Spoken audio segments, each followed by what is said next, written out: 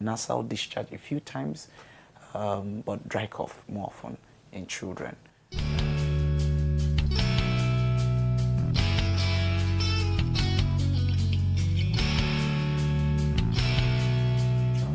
You want to watch out for temperature changes. You want to watch out for, loss of appetite and some catarrh for a long time, what we know as nasal discharge. Then you have to teach and model hygiene. All right, a good hygiene practice, using the hand sanitizer, washing your hand regularly, in fact, should be the stated one. And in cases of no water, you can teach them for hand sanitizers, especially those more than 60% alcohol. And then they don't necessarily have to use the face mask often, but you must teach the intake of good, clean water. And then more importantly is diet. You cannot just give any food now. You have to pay attention to vegetables, greens especially. You have to have a high protein diet and high calorie diet. For example, fat and oil is important for a child to improve their metabolic state, for protein to improve their growth rate, and more importantly, fruits to improve minerals and vitamins. And so you're not doing substitute of fruits, you're doing the real fruits, the vegetables, and things like pear, cashew nut, watermelon, cucumber. Very important for them right now. Pawpaw has been seen to be very effective, especially for vitamins E, and it contains the tocopherols, vitamin E and Co, which is very important for their immunity. So you're focusing on building their immunity, and you're focusing on them having a good diet. So a summary of what parents should do in preventing COVID-19 amongst your children is: 1, teaching and modeling good health or hygiene practices. You don't just teach it, let them watch you and let them be conversant with it. Secondly, you must monitor their health. Don't take anything for granted. Once you notice fever for more than 24 hours, you want to report to the hospital and be sure that that fever is not stepping its bound. The third and very important thing, you want to see that this child is eating appropriately, and appropriately not giving junks. You want to see that they're eating the right high protein diet, a good calorie, which is fat and oil, and lastly, vegetables, of course, fruits and vegetables, so that they can build their immunity. Don't necessarily do fruit substitute. Some people want to do multivitamin. Those are placebos. They're good, but it cannot take the place of the right diet pattern, greens and vegetables.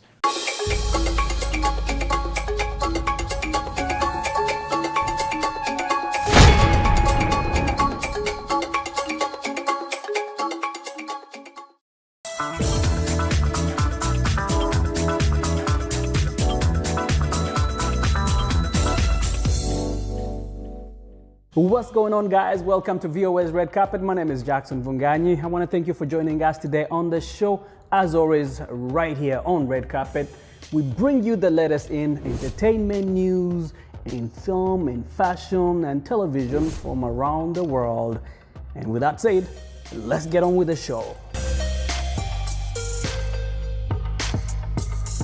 And we begin in Burkina Faso in Ouagadougou, where delays to Africa's biggest film festival that was launched in 1969, that is FESPACO, has brought scores of actors, writers, directors, producers, and film lovers to Ouagadougou every other year. Organizers are postponing festivities that were scheduled to begin later this month because of concerns over the coronavirus. And while Senegalese-American artist Akon moves ahead with creating a $6 billion city in Senegal, his wife, Rosina Neguse, is investing $12 million in Uganda's entertainment industry. As president and CEO of Zana Entertainment, Neguse says she chose Uganda because she was looking for a hub to the Africa Hollywood. America became America not because of agriculture, but because of entertainment industry, Neguse says. If we bring entertainment, whether movie, music award every year, Uganda can become the home of the entertainment industry. Black Panther director Ryan Coogler has a new 5-year deal with Disney TV that includes developing a Wakanda-based series for Disney. With Black Panther, Ryan brought a groundbreaking story and iconic characters to life in a real meaningful and memorable way. In a statement, Disney Executive Chairman Bob Iger said that with Black Panther, Ryan brought a groundbreaking story and iconic characters to life in a real, meaningful, and memorable way, creating a watershed cultural moment. He added that we are thrilled to strengthen our relationship and look forward to telling more great stories with Ryan and his team. To say Wakanda forever, or at least Wakanda for now. And up next, we have a story of Alexander Joe, a Zimbabwean-born veteran photographer in Madagascar who began his career capturing black and white images of people from all walks of life. In this episode of Our Picture Africa series produced by my colleague Betty Ayub, Joe shares the stories behind some of his favorite shots.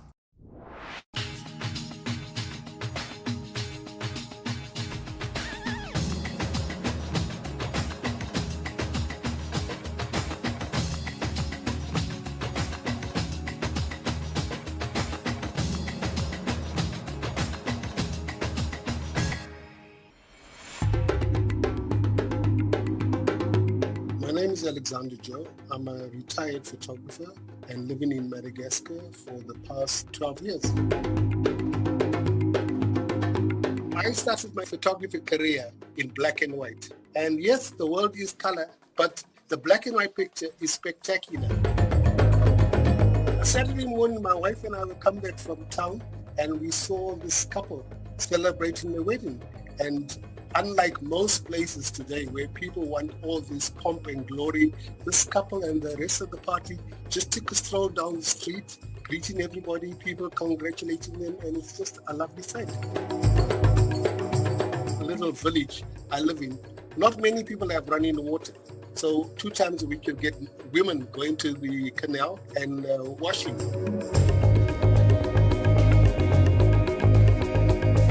A lot of people fish in the canal for personal consumption and sell in the market. In there in particular, you'll get 2 sisters who are fishing. They went fishing early in the morning before going to school. They'd fish for crayfish, take them to the family take them to the market, and the girls would go to school. In my work, I have a soft spot for children and women. One of my pictures I'm very fond of, there's a grandmother who was crayfishing, and all the children behind her are great-grandchildren, and the grandchildren are looking after great-grandchildren watching grandmother fishing. Rice farming is an important thing. In Madagascar, almost every family has its own piece of land where they'll cultivate the rice. So it's a whole family thing. In fact, you'll see there's a child there who's walking, looking backwards on his way to go and help the family do the rice harvest. His friends were playing football a little further back, and I'm sure he was dying to go and play with his friends football, but he had his family duties to go and do, help harvest the rice. There's a group of women walking along the canal. This group of 6 women, their husbands had gone to another province looking for work. So this group worked as a team, as I call them, powerful women. I've always told friends that I was born a little too late in time because I loved the pictures taken from 50s, 60s, and so forth. And then I came to Madagascar, and the pictures I've been longing to take, I found here. So I have a daily life of richness in pictures every day.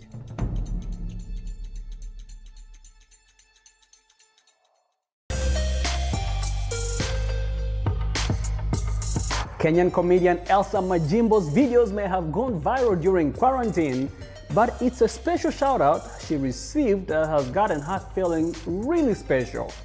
The one and only Rihanna posted a video of Majimbo's on Instagram with the caption, "Me talking to myself in quarantine." The 19-year-old shared her excitement on social media, writing, "The fact that Rihanna has 3 reels and I'm one of them, me watching a video I made for the 30th time, cause it's on Rihanna's TL. And you know that if really shows you love, you have really made it big." And let's get into some film. The year 2021 looks to be the year of women, with dozens of film and TV shows by female directors released every week. Many are already Oscar contenders. BOA's Penelope Pulu has our story. Whisper something in your ear. Promising Young Woman, a dark comedy by director Emerald Fennell, follows 30-year-old Cassie, a once promising medical student, on a mission. Every week, I go to a club. I act like I'm too drunk to stand. And every week, a nice guy comes over to see if I'm okay. You okay? You are so pretty. Pretending she's drunk and helpless, Cassie lures sexual predators and punishes them. It's payback for the death of her best friend, a victim of sexual assault who killed herself in college 10 years ago. 10 years later, and she's still living very much in the center of the trauma of what happened to her, but she's trying to find a way through it. And her way through it is to sort of, one by one, correct injustices. Carey Mulligan says the film exudes a subtle horror. It is not the extremes and the absolute worst violence that is experienced by women, or the worst violations. It's the really subtle stuff that we've just become so used to in our society. The film is receiving buzz for Oscar nominations. Sophie Marziano. Losing Alice by Israeli-American director Sigal Avin is a dark Israeli TV series on the power dynamic between two women. Alice, played by Israeli actress Ayelet Zurer, is a 40-something filmmaker juggling life as an artist, a mother, and a wife. Sophie, a young, intense scriptwriter and actress, is brimming with creativity and unbridled ambition. The two women meet on a train and start a partnership. Alice will direct Sophie's script, an erotic psychological thriller, with Alice's famous husband as the lead actor. Actress Ayelet Zurer says this sexual triangle runs more like an existential story about the price female artists are willing to pay for creativity and success, about the power play between older and younger women, and about women's unapologetic goal to have it all. A woman has to do something awful to save her kids, or something questionable to save her kids or her marriage or something. It has to have a reason, otherwise we can't forgive her. But in this case, what Sigal has done is that she does it for herself, just because she wants to. The series is streaming in over 100 countries. Wow.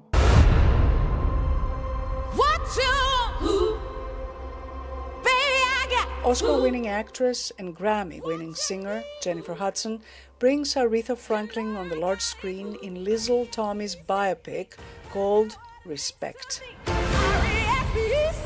The film follows the rise of the Queen of Soul from her childhood as a choir singer to her international superstardom. Penelope Pulu, VOA News, Washington.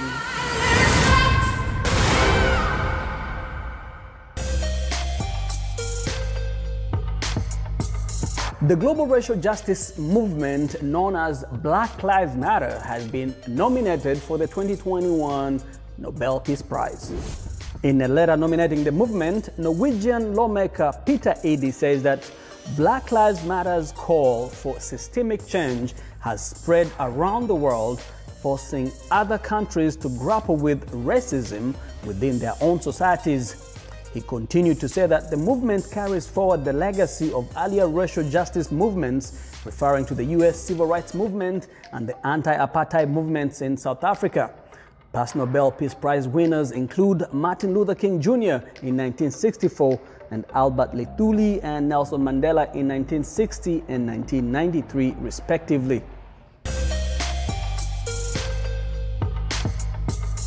Stars and friends and fans continue to pay tribute to the late groundbreaking and award-winning black actor Cicely Tyson, who passed away at the age of 96 after an astonishing career.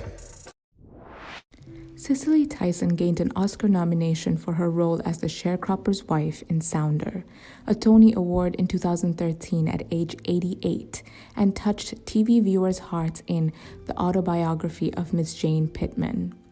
She wasn't the type to stop working even at her age. She told CBS This Morning co-host Gayle King in a recent interview about her desire to direct. King relayed to the Associated Press. That, I've heard many older people say, you know what, I'm just tired. I'm just tired. I'm ready to go. I'm done. I'm just tired. That was not Cicely Tyson. She was talking about her desire to direct. She said, I may have something to share later on. I mean, she said, as long as you're breathing, you still have a chapter to write.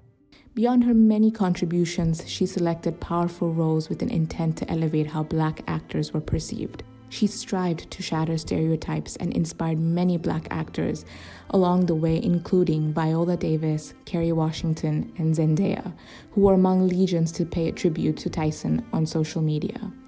She meant to Black women. Back then, there weren't people that looked like Cicely Tyson. There weren't. She talked about the color of her skin and her unusual look, she said she speaks to what is possible. She speaks to what is possible. And she didn't just take her acting for granted. She wanted to show the humanity of Black people, the Black experience, the Black culture. That was very important to her. And she said she wanted to use her platform or her acting for that. So she didn't just take any old role just because it was offered to her. It had to have a meaning to her. She said her skin had to tingle. She had to feel she could inherit the character. I mean, you sit up straighter just talking about Cicely Tyson. That's just what she does. The actor's passing comes just a few days after the release of her memoir, Just As I Am. Rest in peace to a true legend. I think the thing that I would like them to remember is that life is to be lived. It is full of all sorts of plights, okay? And that at no time are you to succumb to that. If you have a dream, if you have a desire, you're the one who can control the end result of it. And with that, we come to the end of our show today. I want to thank you for hanging out with me. My name is Jackson Bunganyi. For more entertainment news, remember to check us out at voanews.com. We are also on all social media platforms, on Facebook, on Instagram, and on YouTube. I'll catch you next time right here. Goodbye, everyone.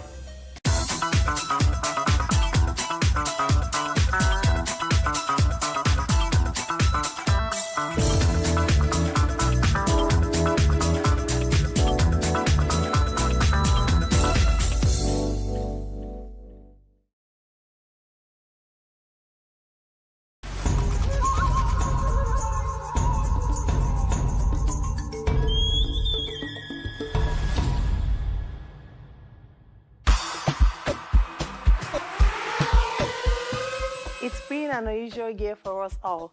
We've been forced to learn to adapt to the changes that COVID-19 has brought upon us. However the cards may have been dealt to us this year, we have remained resilient. The Afrima Fashion Show stems from the Afrima Award Show, which is the biggest African award show in the diaspora. Every year, we have showcased designers and we bring together people from all over the world. This year, the Afrima Runway is graced by the top 3 African designers who have welcomed the challenge of doing a virtual runway show without any physical audience. Don Murphy, Ese Ezanabo, and lastly, Sai Sanko. Let the show begin.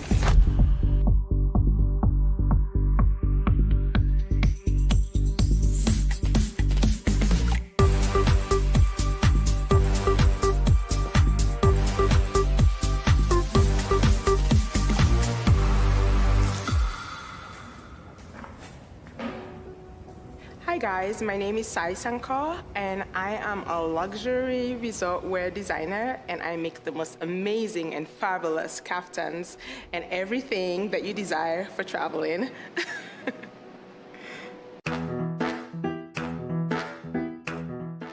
I just really love the way women carried themselves back then, you know, the Marilyn Monroes, you know. It was sexy, but there was still glamour to it, you know, and elegance and sophistication.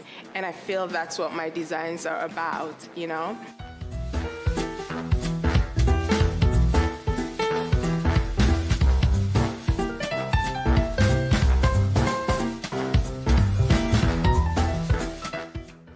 I've also been inspired just by my continent, the continent of Africa. Growing up in Sierra Leone, it's just this beautiful, bustling colors, you know, it's so vibrant, the marketplaces, you know, Christmas, it's just, everything about it is just so energetic and it's so powerful and colorful, and it just makes me really happy. And so no matter what collection I do, it always goes back to that. And so that's why you see all this colorful prints and all these bold colors, you know. I feel women wearing it, it just makes them so extremely happy, you know, and they look absolutely gorgeous in it too.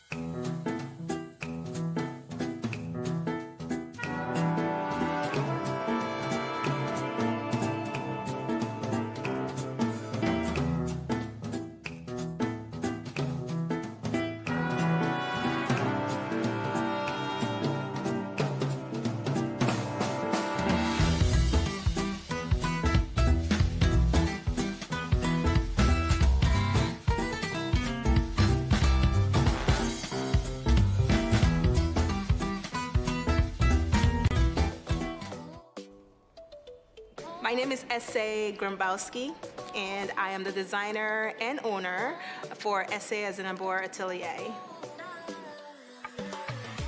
My source of inspiration for my designs, number one, to be honest, comes from God, because I go to sleep literally and dream about my designs.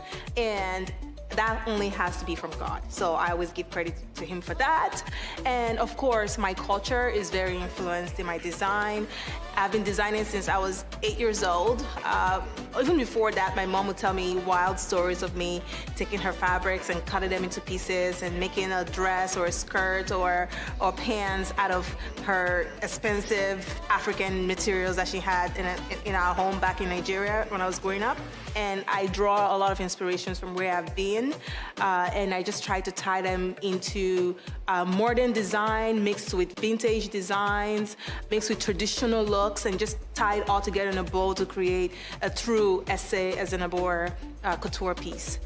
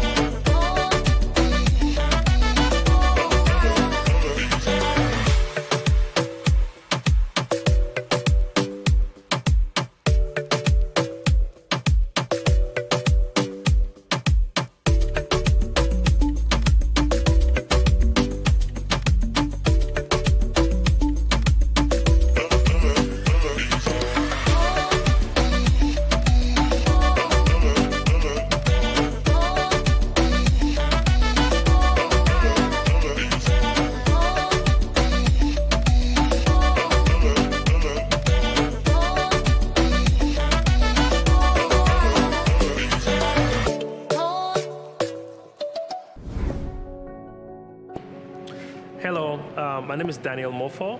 I'm the founder and designer of Don Morphy, a men's luxury custom suit clothing in Dallas, Texas.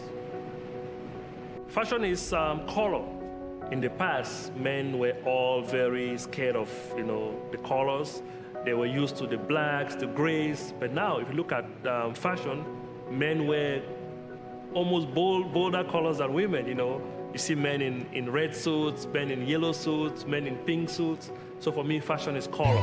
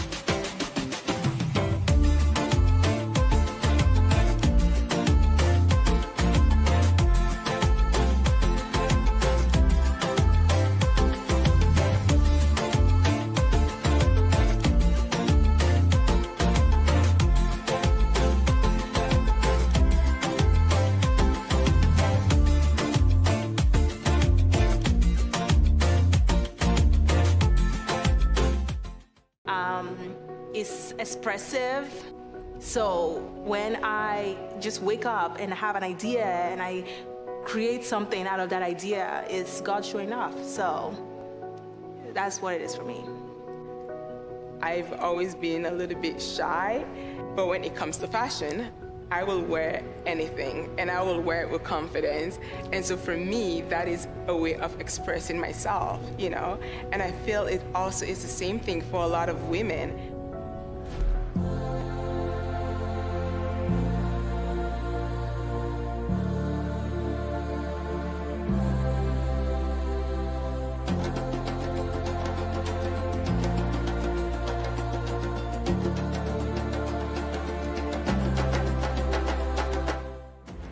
African for me means community. It means living together. If you look at Africans, they're all talking about the different countries in Africa. You know, it's all about our community. So for me, Africa means community. It means living together.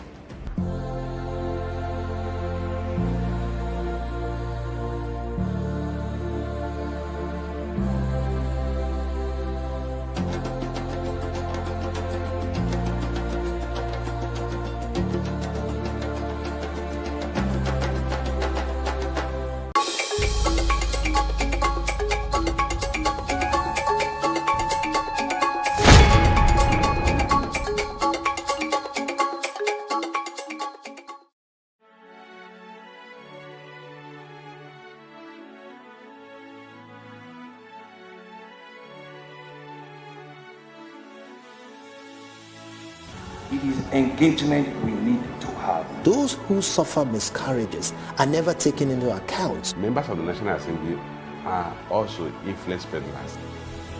You are sitting on Nigerians' money. From the barbing, I pay my rent. On the barbing, I send my children to school. A consultative engagement. No any tangible notification before the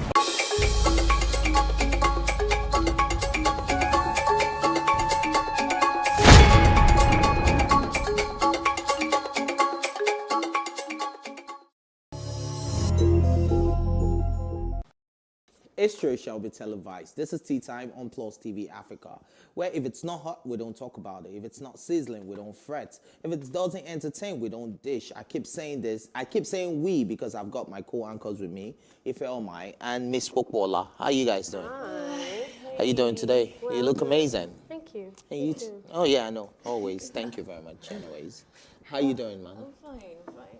You sure? You sure? I'm fine. I'm just tired, but I'm fine. You're tired. Well, what'd you do?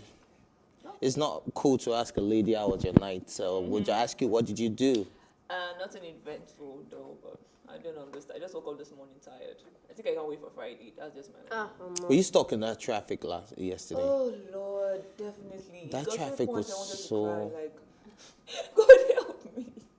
It was terrible. You didn't experience it. No, I mean I did see a little bit, but nothing. But thank God I know the back roads, so I know people that got stuck, but I passed the back roads and I got there. Yes. What time? Around what time? I think I left here about 5 p.m. Oh, okay. I didn't see that traffic. I think I got on like 5:45 or thereautout. And that's bad. Terrible. I get home in like 15, 20 minutes normally. Like, 15, 20, 30 minutes max. So extra 15 minutes is a lot of time. Wow. Oh my goodness. Not like us that we spend 2-3 hours on the road. Okay. But you don't spend that long on the road, so I don't know why you... No, I didn't see that traffic, and I wasn't actually on that road. I went to phase 1. Oh, okay. Right after, because I don't have the keys to my house. Since I've been back from Abuja, I cannot enter my house. So where have you been staying? Different people's houses. So why won't you just... So what are you going to do about your house? I'm trying to... We'll have to break down the door and stuff, so... How long would that take? I don't know. We'll see. It takes one kick. No, I don't have that kind of door. Anyways, so we have a very eventful day, Yes. really packed, and we have to just, pop and make sure that everything pops right on time, right? No, let's do it. So let's do the first story for the day, which is on a well-detailed interview. Ayodeji Ibrahim Balogun, popularly known as Wizkid, has revealed when he would marry and why he doesn't react to controversies around him. Well, to tell a side of the story, they said it's very easy. Only a stupid man will go around trying to prove a point to the world, and even at that, you'll find that you can't please everyone, that you cannot live off of people's opinions. I think once you understand yourself and your true essence, nothing will faze you. People's opinions won't faze you. I'm just more of a private person, and I handle situations in that manner. When asked what his plans are for Valentine, Wizkid said, "It's family, oh. I'll be with my family. Valentine is about showing love, and not just to family, but everyone around. So I'll be busy spreading love and positive vibes to the people, like always." And when he asked about marriage, he said, "You people will have to wait. You shall wait." So yeah. So what's your take on this one? I think it's a strong point. Okay, no, go on. Yeah, I really love what Wizkid said in this interview.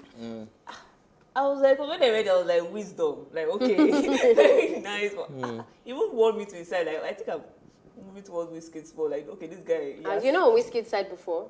You know, I was 100% Davido. So you can't be both? You can't be. You see, you're part of the problem of the entertainment world. Don't talk with fair because you're also part of that problem. No. You always stand Wizkid. I maintain your ground on prefer Wizkid. a Wizkid doesn't mean I don't want the Davido to shine. In fact, Or no, I'm not open. that's some rubbish, please, because you sat on this table many times uttering God knows, uttering rubbish, just so that you can, so that you can paint Wizkid good. I don't compare. You guys always do the comparison when it comes to Davido and Wizkid. No. In fact, I'm that's all you. about good music. I'm all about good vibes. That's a lie. That is a lie. You never picked a side. I prefer Wizkid music. Is it my fault I don't like noisy music? See, I thought you just said now that you like you have many mouths. Don't get me wrong. The fact that Davido has songs that I like doesn't mean I would like all the songs. I don't even like all of Wizkid's songs. What are you talking about, Ife? And it gives me some noisy vibes sometimes, and he has songs that I can't. I love Holy Ground. You've just like jumped on two different bandwagons right now. Did you just say now that you don't need to pick both of them, that you are a fan of both of them? Yeah, I'm a fan of both of them. And you just said now that Davido's music is noise and that you don't like all his songs. I said he has some noisy songs. You know I have a disorder, right? That when the music is noisy, it affects my vision. Do you understand? So I've been advised by the doctor not to listen to songs that would affect my vision. Do you understand? So why are you a fan of somebody that affects your vision? That's why I am choosy about the songs I listen to that are from Davido. Okay. Are you getting it? So are you a fan of both of them or not? Yes, I'm a fan of both of them. Okay. On that note, but what you said. Anyways, but I think it makes a lot of sense though that Wizkid saying family, and it seems really grounded with this family thing. And I think I haven't seen a man that has gone wrong with family. You get, because family is really very important. It's the first unit you ever met in your whole entire life, interacted with, and magic happens from family, especially when they're supportive and when they're there for you. And I like the fact that we're beginning to see beyond the intimate side of Valentine when people ask you, what are you doing for Valentine? Oh, I'm going to be spending it with my boo.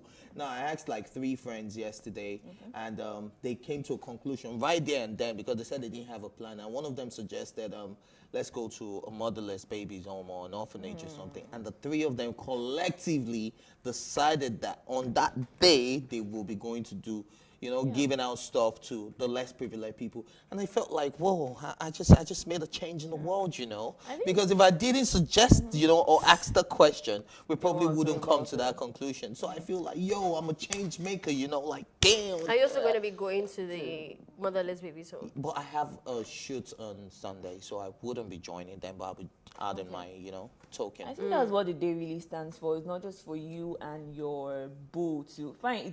It's part of it, but I think the day naturally says spread love in any way you can. It may not actually be with your partner. You can be with people that they don't have anything. Just spread love that day. That day is really about capitalism, in my opinion. Let's not make Valentine's Day something that is not. It's not some grand like epistle of like love and all of that. If you want to make it about that, sure, go ahead. Okay. But it's a capitalist-driven, bring out money and spend your money type of day, in my opinion. And I say that what I was going to say about Wizkid's thing about when he said, you must be a stupid person, it's something I'm going to say in regards to what you guys were saying now. I think just because you choose to make a day, just because you decide to use your day and give it to the homeless or give it to whoever else you want to give it to, there's nothing wrong with that. But then just because other people don't do it that way doesn't mean that yours is better. And I think that's what I want to just bring out of the conversation, is that if you want to spend it with your significant other, I think it's important to actually bring out the time to spread love to the person that you're with. It's not that common to see people who remember every day to love their partners or to love their families and things like that. Some people need a day. Yes, some people need that time to just say, okay, let's halt things up. Like, let's remember what life is really about and spread love to other people. And yeah, I don't think it's a good thing, but some people just need that reminder. Yes. So there's nothing wrong if you decide that that's the day you want to use to either like tell your loved one that you're important or whatever. Like there's nothing wrong with that. Right. But if you want to also do something more significant, like spreading it with your homeless or whatever, that's also nice. In regards to Whiskey, that's the same thing I was gonna say. Like just because you are private, which is good, but I think privacy is smart. It's a smart thing to actually have, especially if you're in the entertainment industry. Do that, but just because I want to respond to somebody who's going about bashing my image or saying something that's not true, and I want to respond to that, doesn't make me stupid, in my opinion. I think that there's just different ways to kill a chicken. So, my opinion. Well said, but different strokes for different folks. All right, so we had to really go on a short break, but today is not your regular show. We have not one but four personalities from different spheres of the entertainment world. Joining us virtually is Funbi Ogumbawo, who was part of history at the Sundance Festival. But we will be going on a short break. Stay with us.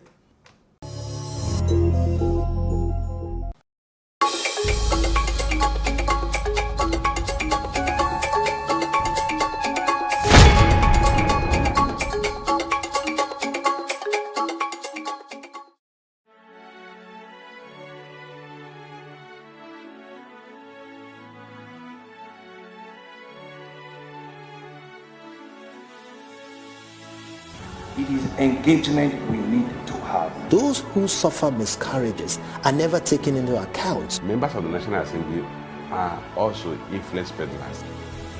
You are sitting on Nigerians' money. From the barbing, I pay my rent. On the barbing, I send my children to school. A consultative engagement. No any tangible notification before they ban us. It's one thing for people to be at your back and the heat of the moment, and another thing for them to still be with you when push comes to shove. I will do everything to take Lagos out of the national grid.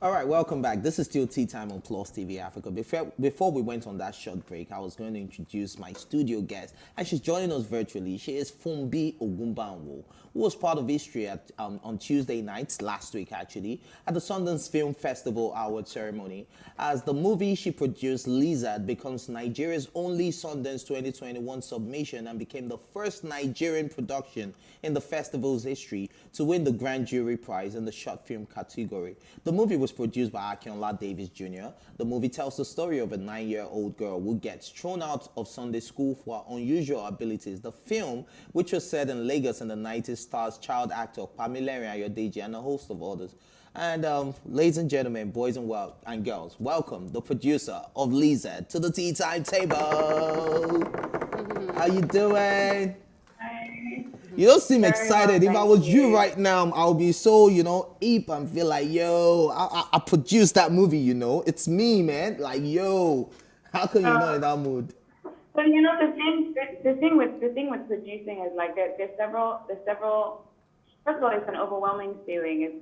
There's so much gratitude that I feel and that the rest of the team feels, and you know, for any film, it takes a village. It takes a team of people to actually like make it happen. And so even being on the producing team as well, like there was a bunch of us. There was Rachel, there was Lucy, there was Nick, there's myself, and I feel like all of us were just so aligned in what we wanted to tell and the story that we wanted to tell. And I just feel so, I think I'm one of those people who just retains the excitement inwardly, you know? Like I just, you know, keep it on the inside. But it's a very humbling feeling, it is. Yeah. I mean, it is definitely humbling in that sense. And that's obviously a testament to your character as well. A lot of people would be bragging on top of their voices and stuff. But I mean, it's 2021 and we're still getting, you know, notions like, you know, the first ever. Like that for me was like, whoa. Like we've been making movies, Nollywood has been in history for a long time. So I wanted to ask you, why do you think that is? Like, what do you think Lizard had that all the other Nigerian movies who have ever tried to like obviously apply for Sundance didn't have that you guys had to then obviously break this record that you guys did?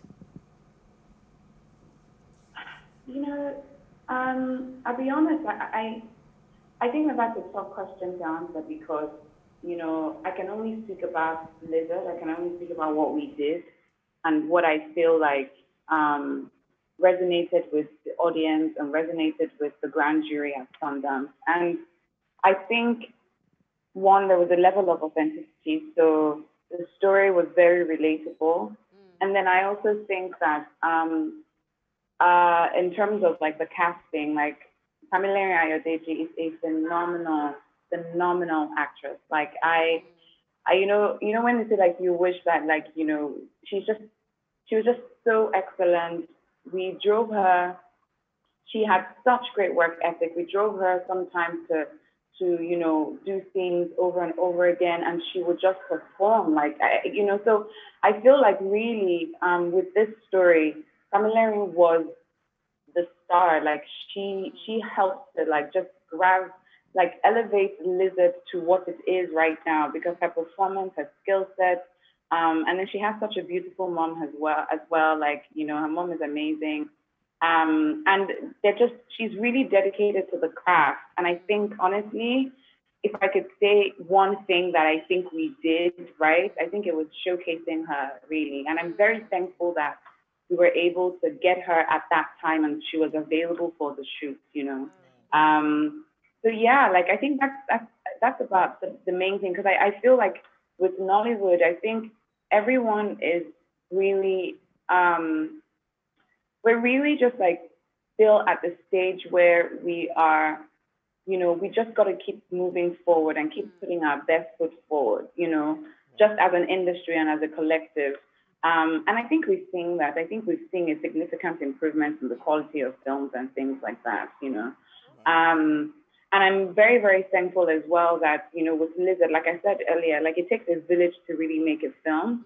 And we were able to get people who are just so fantastic and excellent in what they do.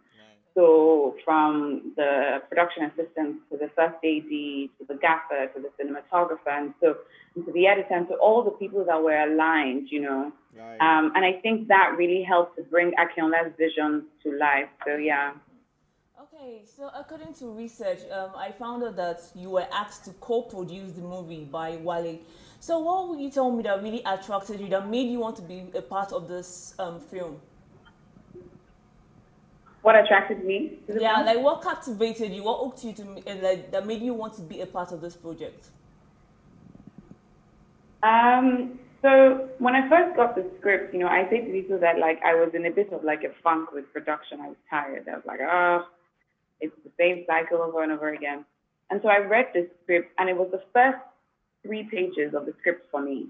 First 3 pages, I was like, okay, I want to do this. And I think that's how you kind of know a good story, you know. Something in you tugs, something on the pages rather tugs at your heart. and you just ultimately want to be a part of it. And that's what it was for me. I read the first 3 pages. It was like about 25 pages thereabouts. I read the first 3 pages and I was like, yes, I definitely want to do this. And it was just, I guess, the brilliance of Aki and Wale and just how they put what was a real life experience, how they captured that and put that on the pages of a script, and everybody resonated with it. And I also think that, you know, it really couldn't have come at a better time for us, because it happened just right before Corona hit. So we were in such luck, you know. And so I think that timing wise, everything, there was just such alignment on the project, really. Yeah. All right, so you had a front row seat in the production of this movie, you know, so you must have seen a lot of things that even if I watch this movie 10 times over, I probably wouldn't get it. So what would you say is the most important lesson for you as, you know, someone who had a front row seat, that the most important message of Lizard that was being passed across there? You know, something that every time you got back home, you could resonate, you could think back and be like, whoa, this movie is so deep. This message is so powerful. What message would you say stands out for you? So I think that there's a myriad of messages. I think that for me, what really stands out, I remember when I watched the first cut, I cried. I was like, ooh. I was bawling, you know. And I think, again, because Aki and Wale wrote it based on their life experiences, what happened to Kamilari in the film, or Juwon, as her character is called, happened to them. And I think it was just that, the authenticity of being a little girl and having a curious mind. And I think in our environment, and most generally anyway, in this type of cultural, religious setup, that's something that you don't often see, you know. So she was curious and she was following this lizard around, and, you know, got to discover a lot of things about the church and all of that in the process, while also going through what was a very traumatic experience. And I think that for me, like, I really just resonated with Juwon, because I'm a curious mind myself. So I'm a trained lawyer, but then left the illegal profession, like a proper 9 to 5, and decided to, you know, pursue what was my passion and what had piqued my interest, which was production, which was something that a lot of people were not doing. And you know, for a long time, I think there's a certain type of courage and endearment that it takes to stand out and just be a little bit different. And that's what I really could identify with in Juwon, in the story. So I feel like for me, what I took away from Lizard, you know, as one of the producers and also as like an audience, you know, watching the film, was just how brave we all are, really, and how a lot of times, you know, we have like a sixth sense. We have an ability to perceive and to understand things beyond our finer, you know, logic, if that makes any sense. Right. And a lot of times, if you follow that, it would lead you to your ultimate path, you know. So yeah, that's what I took away from it. All right, thank you very much. We really have to let you go, but really quickly, what's the plan for Lizard in Nigeria? You know, Sundance is international. What are we doing in the home front? Really quickly. So at the moment, the plan is we still have a number of festivals. It's still going to do a festival circuit, and I think maybe towards the end of the year, we'll start to like look at, you know, what we can do to like bring it here so that people can watch it. Again, it's a short film, so it will most likely sit on like a digital platform or some sort. So yeah, so I think, yes, there's definitely talks about that. We haven't firmed up any plans yet because we still have to do like a number of other festivals. But yes, there's definitely talks about bringing it down here and getting everybody to see it. Alrighty. Thank you so much for your time, Fumbi, and thank you for sipping tea with us on Tea Time. Alrighty, so Thank you so much for having me. a pleasure, ma'am. A pleasure. All right, so Tea Time continues right after this break, but with a special performance. You don't want to miss this.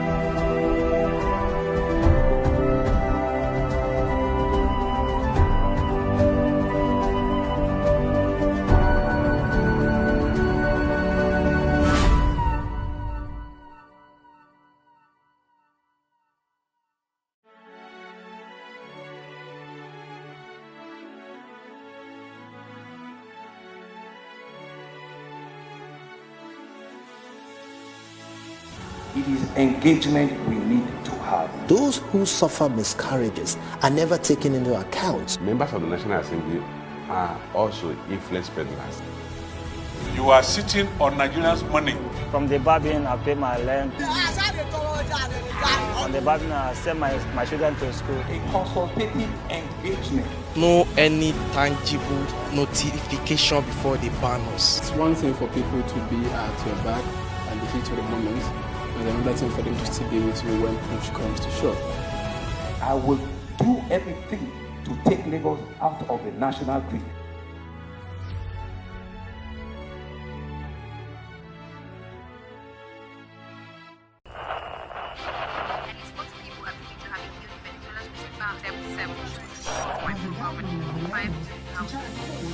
Politics has helped shape the decision of the polity, from conspiracy theories to good old-fashioned comic politics. These are the results of tomorrow's election.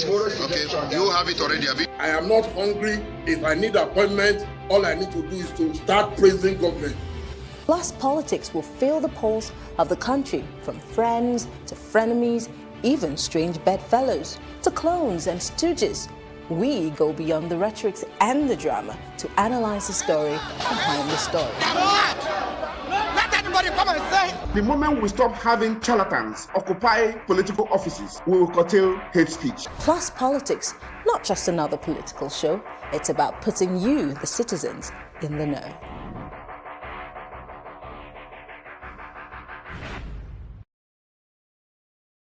Women are ashamed for having CS. I think all of this mentality needs to stop. As long as that child is born while this marriage subsists, yes, the father is the father. Yes. If you have empathy, you will listen to the people say, look, there's a problem with our security. We have a security challenge in Nigeria today, and you need to do something about it. The issue of empathy actually cuts right across, from leadership down to the followership. We have reduced fallen heroes to beggars at the airport. We have reduced our veterans to what it is today. We need to think about this thing. Otherwise, people are not encouraged to want to serve their nation as they should. I must just chip in here that, look, even those in service today are looking at the treatment you are meting out. Correct. To those of us who are veterans out there. And so what next do you expect? Oh boy, prepare for your tomorrow.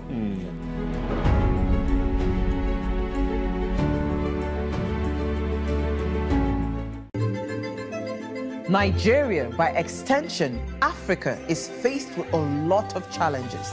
The growing youth population with little engagement, that is a ticking time bomb.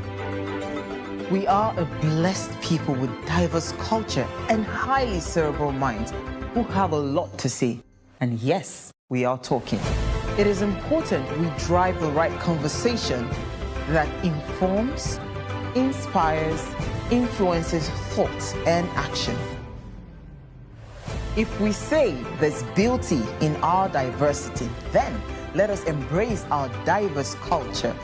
We must continue to courageously be the voice of transformation, as we are the hope for the future. Yesterday's conversations shape today. What are you saying to shape your tomorrow? We know you have a lot to say, and we are here to hear you.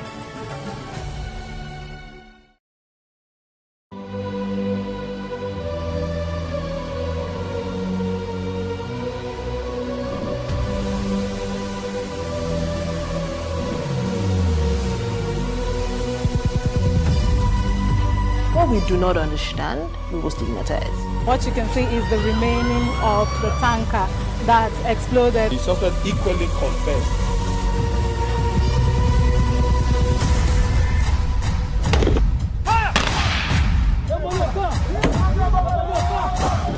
A 500 naira they collect them. If you don't talk, they go beat you. Now 2,500 and they pay.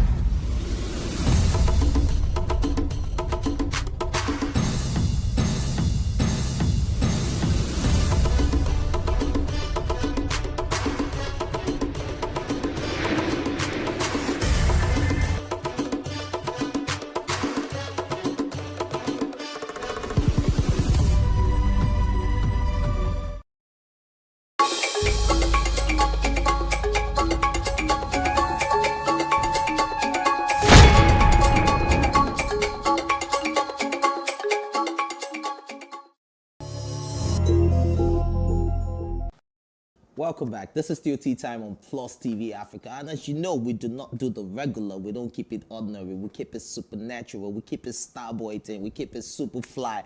And coming to your screen right now is the flyest man I've ever seen in my whole life. The Starboy himself. And we have Starboy Terry in the building to shut it down.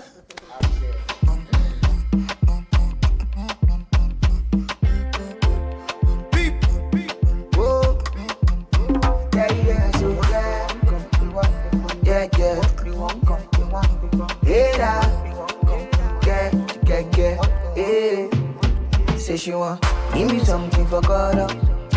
No go beg, no go thorough. What you got is something I desire. Fadi, lama. Say she want give me something for God up. No go beg, no go thorough. What you got is something I desire.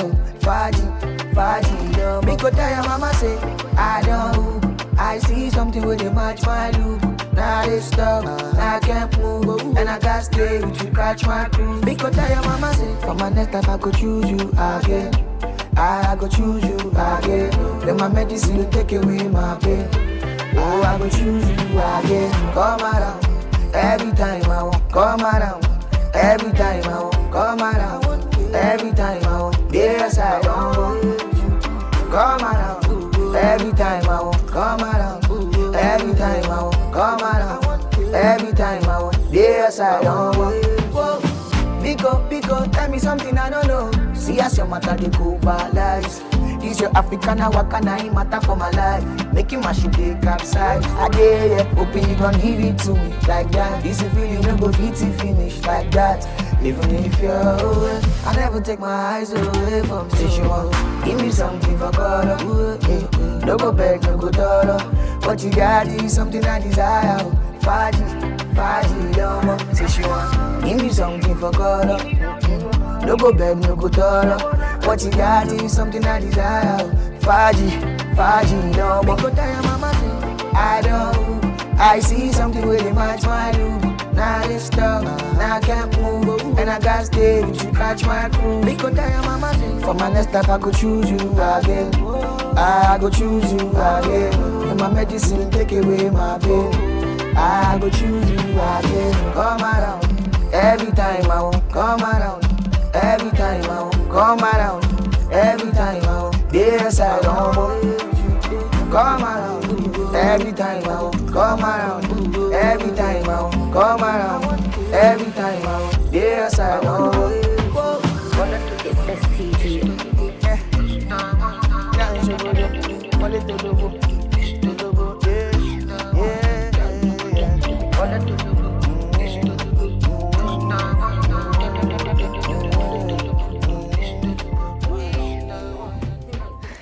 That's That's what's All right. up. That's what's Let's just up. end the show here. I It's time told to you go and guys party. that we don't do the ordinary, man. Welcome to the set, Thank you so much. man. Thank That you. was Oh a my killer gosh, performance. yes, that Well was done. intense. Thank you. You're making me. It's not Friday yet. So I don't think that's allowed. You already have the Friday because I don't want to vibe work on a anymore now. Tuesday. What's going on? No, I can You take see, you I home. want to I just. can take you home. Yeah, let's go party. Let's do it. Can I drive her? No, we don't want you to do that. How you doing, though? How you doing? Right, I'm doing okay. 2020 hasn't been the best of year, but man, you have one of the biggest body of works, Afro series of 2020. Yes, I feel blessed. Yeah, Man. so how did you come about that? Was there an inspiration? I always tell people, like, if you dropped like a project in 2020 and it did well, like, you should really like rate yourself because it was a crazy time. Yeah. Even if you had like plans for marketing, like nothing was certain, you know. You could probably want to drop a song before the pandemic and then you say, okay, we're going to do this and this, we're going to do this and that, we're going to go here today. But then during the pandemic, we couldn't do all of that, but we still made like waves, like major waves. Right. Yeah, so I'm grateful for that. I thank my fans. I think like my supporters, they're the real MVPs, man. But let's talk about that a bit. Like, you know, I feel like your blow up was kind of rapid in comparison to other people, you know? Yeah, it was. In fact, after my first song, I had to take like a year to like look at things and be like, okay, what is going on? What's going on? And be like, okay, so where do we take it from here? Because like I actually came on the biggest song on 2018. Soccer. It was the biggest song of the year. It's still like one of the biggest Afrobeat songs ever. And that was my first song. So like it was just like one ghetto boy coming from somewhere named Ogba, and then it's been on the biggest song. It was huge for me. Like people had been in the industry for so long and nobody's really had like, not everyone has like that massive. So like even the big guys that have been in it for like very long, they really have to adjust to the time when there's a big. So like you have to change your branding, change your style, everything. So I mean, coming in, I was new to everything. I only knew how to make music. Actually, I only knew studio producers. I really didn't know anything about. But I had a big song, or fortunate enough, and then I took my time. So, all right, there's this song. I don't know if you know it. Count your blessings. Yeah, I'm counting my blessings. That song, yes, I do that every time. Right, so, looking back at your journey now, right? You know, because I know your story, how you joined Starboy. You know, your meeting with Mute, and how you had to wait for 2 weeks. The hugest sum of money you've seen in your whole entire life. You know everything. How you waited for another 2 weeks. How you were called to come and record on Soccer, and then you saw Cesar Millia and Spotted, and you're like, well, this other guy is not me and Whiskey. So I also know how Whiskey jumped on one of your projects when you were in the downstairs studio and he was listening from upstairs. Were you at the house? You get, so I know all of these things. So I know it's been a journey. It's been something you've been waiting for. You anticipated this. You actually wanted to say. What would you say if you have to count like 5 massive steps or 5 massive change that has occurred in your life since that first meeting with Whiskey? What would they be? I feel like my whole life has changed. I can't put it down to Just 5. right. Yeah, like I can't put it down. It's just gonna be a big challenge. But my life has changed major. Like everything about my life, even the way I see life, like my perspective about life, and then I'm passing that to like everybody around me, like my siblings, like because like I realized that before I met Wiz, I used to think about life really differently, and it wasn't about anything. It was just information. You know, information is power. So like now that I've been exposed to some certain things. So like I can look around people around me and be like, yo, I feel like you can do this thing this way. I feel like you could talk to this person. I feel like, so yeah, it just has a huge impact on my life. And I'm thinking about it long term, you know, like it's not really about now. I feel like everything that I can get in terms of knowledge, music, when it's like 5 years, 10 years from now, it's going to be applicable in so many ways that can bring like a lot of revenue. So I'm just calm and I'm open to knowing more stuff. I don't even feel like anything every day. Okay, I can tell that you're trying to be humble in that regard. Even when you say you don't want to count your 5 or whatever, but I need some more. Like I need you to spill more details, right? Obviously, you've blown, right? And obviously being plugged into Whiskey. I'm not blown, no. So I'm saying. Very like, yeah. And you know, you're trying, and I like that you're still grounded, and you know, like it's a good thing that you see yourself in that way. That there's so much to learn and stuff. But I want to know from your perspective, right? What is that one thing that you wish you could have right now that would really set it up for you? That you can now say, okay, guys, I have blown.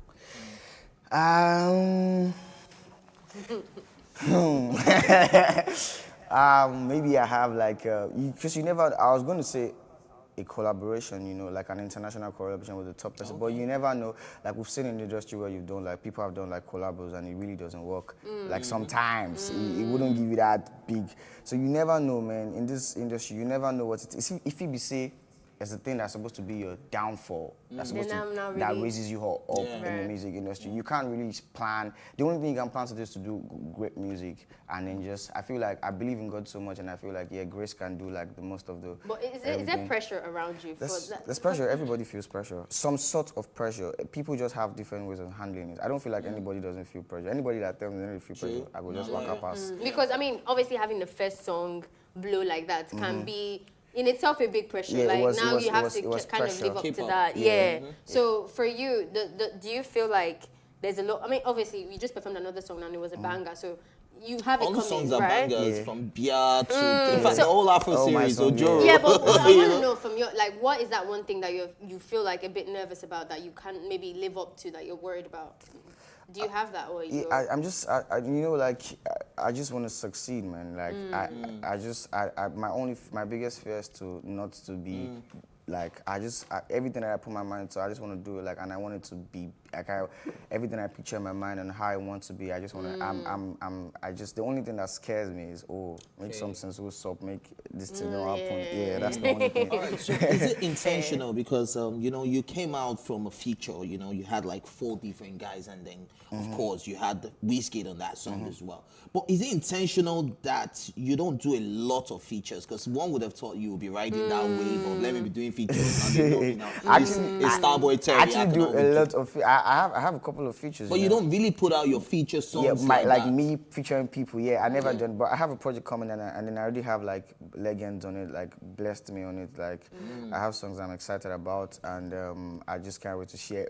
Previously, prior to this time, I had to put out a project, and I felt like it was right to really give all of myself. Like, I didn't want to feature nobody. I had songs with Wizkid. They were like, why don't you have a song with Wizkid yet? No, we have a lot of songs, so it's just like, when is the right time? I'm really about like myself, you know, like looking at how I want to be. So like Afro Series was meant to be like, okay, this is who Terry is. After like so-called, like, this is what I can do, this is what I'm about. That makes sense. You know, when I listen to your songs, I can tell you put a lot of work into it. Like, you're the type of guy that was like, nah, this verse, you change this one. And it takes you like a month to finish a song that you finished in 1 hour. Do you understand? Not every time, though. Yeah, but it just strikes me that way. Now, I'm telling you from a listener, because that's the vibe I get. Like, no, you have to be a perfectionist to make sure that this line follows this line and makes sense in the certain way. Now, what would you say is your challenge during your creative process, you know, when you're working? What is that thing that you just be like, man, if this happens, I can't go on. I'm not going to put out the song. If something happens, probably if I don't like the song, because there are some times that, you know, as an artist, you have like an expectation from yourself. If I don't like the song, doesn't mean that if I put it out, it's not going to bang. You know, that's why, like, as a music artist, you have to have other people around you, like other listening ears, because like, you have to have people say. Yeah, I was going to get to that, because you know, when you say you have to have other listening ears, the fact that you're Starboy Terry, you're going to have a kiss behind people. Exactly. That even if the song doesn't slap like that, you'll say, Starboy Terry. I swear, it's banging. You get. So who are those key people that you need to keep around you? Do you have like yes, I do. And major people that you know never liked? He's like my biggest and he's very critical. That's a brag. Yeah. Can we yeah, say that again? Wizkid is my A&R. Oh wow. Hey, okay. And then, you know, Wizkid is like the most. To me, I don't know if people know that side about him, but he's very critical about music. It's very he doesn't. It takes a lot for Wiz to say this music is great. Like, even when everybody's like, oh, that's the hottest thing right now, he's like, okay, but you get me? Like, so I always have to go through a process where music goes through like 3 people. But I mean, I've been through that, and it's amazing. It's amazing that. It's a great feeling when they say, okay, you can actually drop the song. Like, yeah. So you feel more confident that, okay, this is. Yeah, because these people have said that this is a banger. Right. All right, so we have a game to play with you. It's called The Musical Current Affairs. I hope you're ready. It's not, you can't feel this one. If you feel I'll try. All right, so when did Wizkid release his first studio album? That should be 2010. 2010. Are you sure about that? 9, 2010. Are you can't miss this one. 2010. Is that your final answer? Final answer. We'll tell you if you're correct when we're done with all the answers, right? So name 4 Nigerian artists that their names start with the letter D. D. Dami Crane, D. The Prince, D. Dotsman, D. Can I call an old answer? Yes. Durella. Yeah, great. All right. What's the full meaning of P-Man? P-Man, Publishers Association Nigeria. That M Nawala was Publishers, and I'm very sure it's Publishers Market something. Publishers. Okay. But it's about publishing. It's okay. Let's stop there. What's the president of P-Man? I don't know. Can I call my daddy's name? All right, we'll tell you if you're correct, actually. Michael Jackson died in what year? Wow. 2008. Are you sure about that? Final answer? I guess so. So, translate one of your songs to Yoruba. One of my songs, like an English word. Okay. What line now? Most of my lines are in Yoruba, so what line? Just look for one. When you will stop to Yoruba. Ojo Oloma. Oh my God. This is so bad. Ojo Oloma, stop Lati. Ojo Oloma. Wowzy. Wow. Ojo. You know I'm not Yoruba, so like, okay, so Ojo Oloma, stop Lati ma shako fún mi. Or Lati ma shako sí mi. Are you sure that's the meaning of Bugado? Yes, now Buga's like you're trying to say. All right. That's been amazing. And yes, so the first answer, yes, you're correct about 2010. P-Man is Performing Musicians Association of Nigeria. The president of P-Man is Bombalistic P. Michael Jackson died in the year 2009. We can give him that because he said 2008. It was so close. Swear, it was so close. You tried. He tried a bit. But we were confused about 2009, 2010 of Whiskey's first album. That one's a problem. That one's a problem.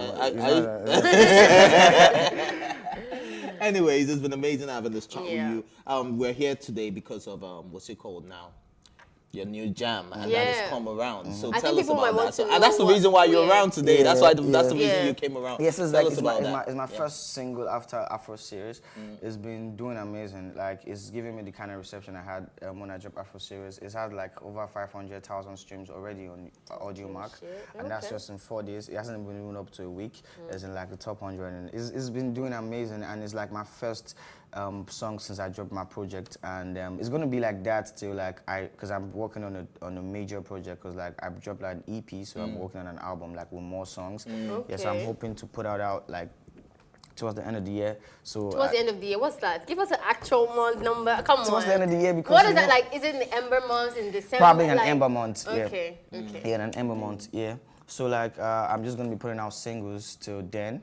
And then my album is going to be completely new songs. So all the songs I'm dropping now, don't worry, when I'm dropping my please tell us about this one though. I mean, it's getting a good reception. Come Around so it was produced by P Prime. It's like it's 19. Is an amazing producer. It's like one of the most amazing producers right now. We've had him on the table. Oh yeah. That's my guy. Yeah. So we just went in the studio. He called me one day that where I was. I told him where I was. We linked up, and it was a rather uncomfortable moment to make music, because there was a lot of people, and they were not they were not necessarily making music.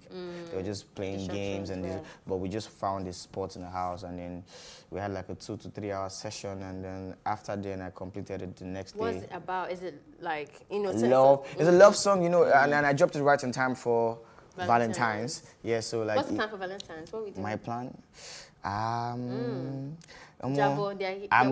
I've tried so much over the years, and this year I'm not trying. I want someone to come and spoil. I'm tired of that's the energy. You're listening, and if you feel like you're capable to spoil, slide in my DM. I'll tell him. Just slide in my DM. Why are you going like that?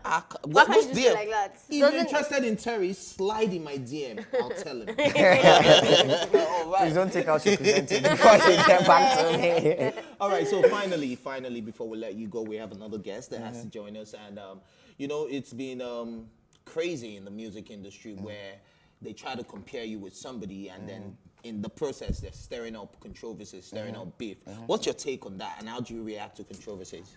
I've never been I've been on the edge of getting into a lot of controversies, but like it just takes you to really, I feel like it takes the person to give the push. Me, I'm never about, I'm always, you can't find me only around making music. You can't get information from people. Always want to be like, oh, you're whiskey today. Oh, I want to know this. I want to know. Nah, I'm not that person. I'm only about my music, and then that's how I stay. When people try to compare, it's still only my music. My music will still save you at the end of the day.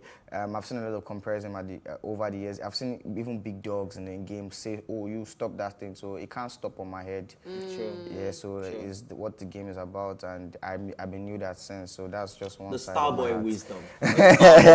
You can't miss it. Anyways, thank you very much for sipping tea with us. Absolutely. Thank you so much Thank for you for having that, me. for an Thank amazing performance. I think, yes, this is a lit show, yeah? If I do say so myself, it's right? actually lit. Yeah, it's actually lit. All right, so thank you very much for joining Yeah, us. definitely. Anti-Time, we'll be right back after the short break. Stay with us.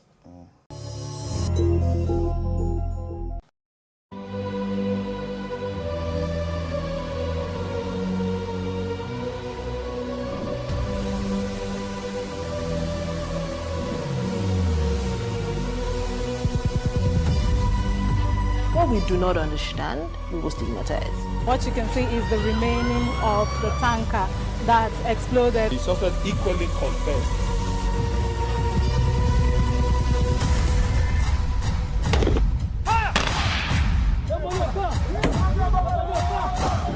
A 500 naira they collect am. If you no talk, dem go beat you. Na 2,500 I dey pay.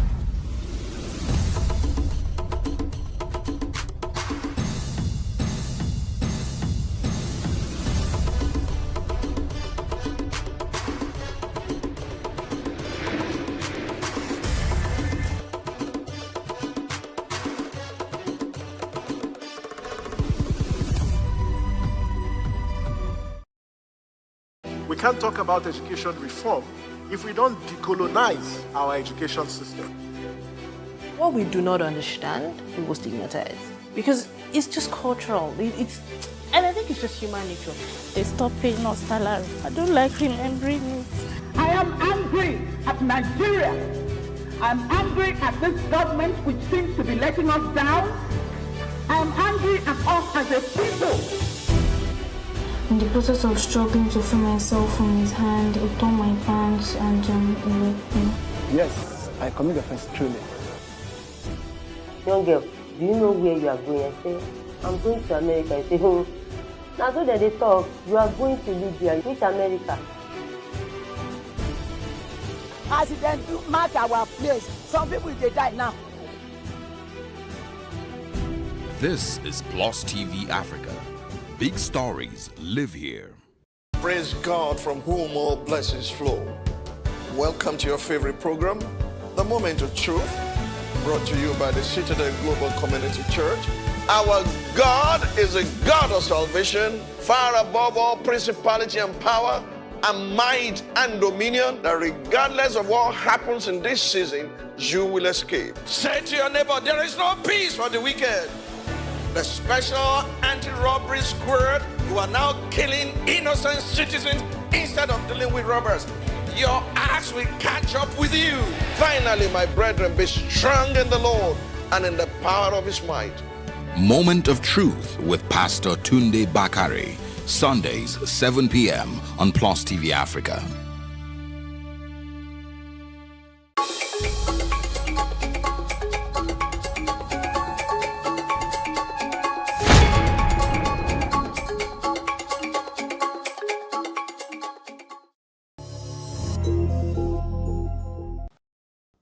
Welcome back. This is still Tea Time on Plus TV Africa, and that was an amazing conversation with Starboy Terry himself. Yes, that was super dope. And yes, you know, the greatness doesn't stop anytime soon. We keep going, even though we have to go at some point today, right? But it won't stop. And talking about greatness, we have another super duper personality with us in the studio. He goes by the name Oluwasegun Affair. Koshemani was born in 1984 on the 26th of August in the city of Lagos. He attended the University of Lagos. In 2014, he became communication strategy consultant for the Presidential Jobs Board under President Goodluck Jonathan. He worked on the software development until New York Code and Design Academy gave him an opportunity to sit in their coding Kickstarter classes, and in 2016-2017, in the year 2016-2017, I mean, the 2020 pandemic allowed Lami, just like many others, to see beyond the ordinary, and now they have now used the very reliable blockchain technology to birth Bots Make Cash, a decentralized finance, cryptocurrency, digital assets, and payments company. It will be recalled that the Central Bank of Nigeria announced a sweeping ban on cryptocurrency purchase and trading in the country. The crypto ban was announced in the now deleted circular dated February 5th, 2021. The circular, which bears the insignia of the CBN and signatures of two of its top officials, orders regulated financial institutions to identify people and organizations trading in crypto and close their accounts immediately. And they say it threatens severe regulatory actions of financial institutions that refuse to cooperate. And ladies and gentlemen, to discuss this and talk about more is Lami himself. Good morning, my brother. How you doing? Good morning, my people. You have such a wonderful way of hyping your... He actually does. It's crazy. It's not me, man. It's just who you are. You just don't believe in you. Again, you hyping, more hyping. It's just who you are, because I didn't read all of this because I came up with them. It's just you. It's all you, bro. It's a compliment. I'll say thank you. Yes, you're welcome. Anyway, obviously there's a lot of people that were moved by what the CBN announced. And I think there were two categories: the people who knew exactly what that meant and people who had no idea. So people were just saying, what's Bitcoin and why are we making noise? I know it's paining some people, so I also shout. Most people didn't actually have an idea. But that's why we have someone like you. So if you can just do like a quick summary of what that means actually. Like, why did the CBN block the Bitcoin? I know it's talking Bitcoin, cryptocurrency world, and what does that mean for the average Nigerian that is concerned with that? I'm going to be very lenient because, on this side, I am directly affected. Yes. So I'm not going to be emotional. No. But I'll try to be very nice. Let's start from the definition of Bitcoin. Bitcoin is a virtual currency. It can be used for peer-to-peer transaction or just say payments sitting on blockchain. Blockchain can be used for several things, on other traded ledger. Right. Bitcoin is currently the 6th most accepted currency in the world. The market capitalization of Bitcoin is at $700 and something billion US. Put together all Nigerian banks. I'm sure you may not be able to get that. Bitcoin is less than 13. Create their own cryptocurrency and start to accept payments. The Ukraine is looking at how they can start to accept tax payments with Bitcoin. Right. I'm aware that Iran, of course, they have trade issues with USA, so they really relied on Bitcoin for trades. The government of Iran have invested to amass about 45,000 mining technology machines for Bitcoin. Okay, so what does that mean for Nigeria? And that's an holistic information I just gave. And what that means is we are shutting the door on major revenue that's supposed to be increasing GDP for us in this country. Right. When, as CBN, what you should rather have done is you accept Naira, you accept pounds, you accept dollar. Technology is always ahead of regulation. So this is a new innovation. Just like internet came to pipeload the hustle of TV, like TV did to radio, like radio did to print. Okay, this is digital money. Is central bank digital money really digital currency? No. The true digital currency, it is crypto. And Bitcoin is at the top of the food chain. Come around the guys doing Bitcoin. Just like we support the banks. We're ready to support you. Can you explain the nitty-gritty to us?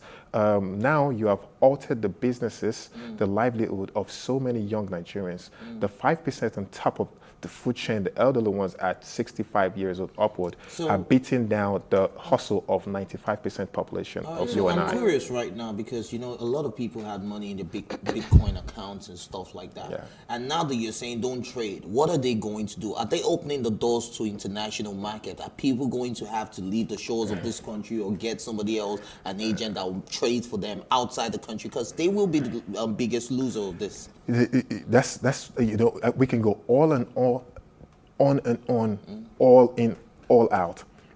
For us at Bot Me Cash, usually because we have integrated with one of the licensed banks providers that have now been yanked off because of their virtual account numbers, it was easy for anybody to sign up to Bot Me Cash and buy Bitcoin for the first time with Naira. But guess what now? What you have done is I will have to jet out to Kenya, Botswana, or partner with an international company and say, oh, so I come expressway, then it's time to buy. So I think a lot of people still don't buy from know Bot Me Cash. About it. So I think we're going to bring you back, to elaborate more on this. But thank you very much for shedding light on this, It's okay. disturbing news we've had since Friday. But it's still a few of us are affected. But it's still interesting, right? Yes, and absolutely. I think what I really got from your interview was when you said that regulation is not bigger than innovation. They can't stop technology. Bitcoin. I mean, the trades are still continuing. I mean, people are doing transactions on our platform today. I'm sure by now we would have traded over $50,000 worth of Bitcoin. There you go. So yes, now you know where to Naira they miss. Now you know where to tune to. But thank you very much for watching. You can join the conversation on social media with the hashtag #TeaTime or tweet at us at Plus TV Africa. Remember, you can catch up on our previous episodes, including this one and all our exclusive contents by subscribing to our YouTube channel at Plus TV Africa. You can also watch Tea Time on Alto TV and in London, of course, on Ben Television. A big thank you goes out to my co-anchors, Ifeoluwa Omai and Eniola Popola, and of course our guest Fumbi Ogumbawo and Lami, and of course Starboy Terry and the entire production team. Thank you for watching Plus TV Africa's Tea Time. My name is Ife Oshunkeye.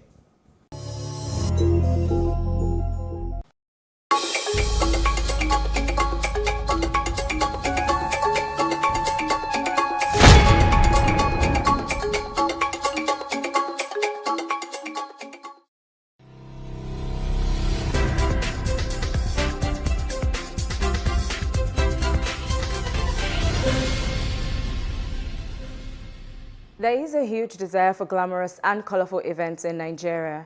With the help of creative minds through their events planning and management companies, these desires finally become reality.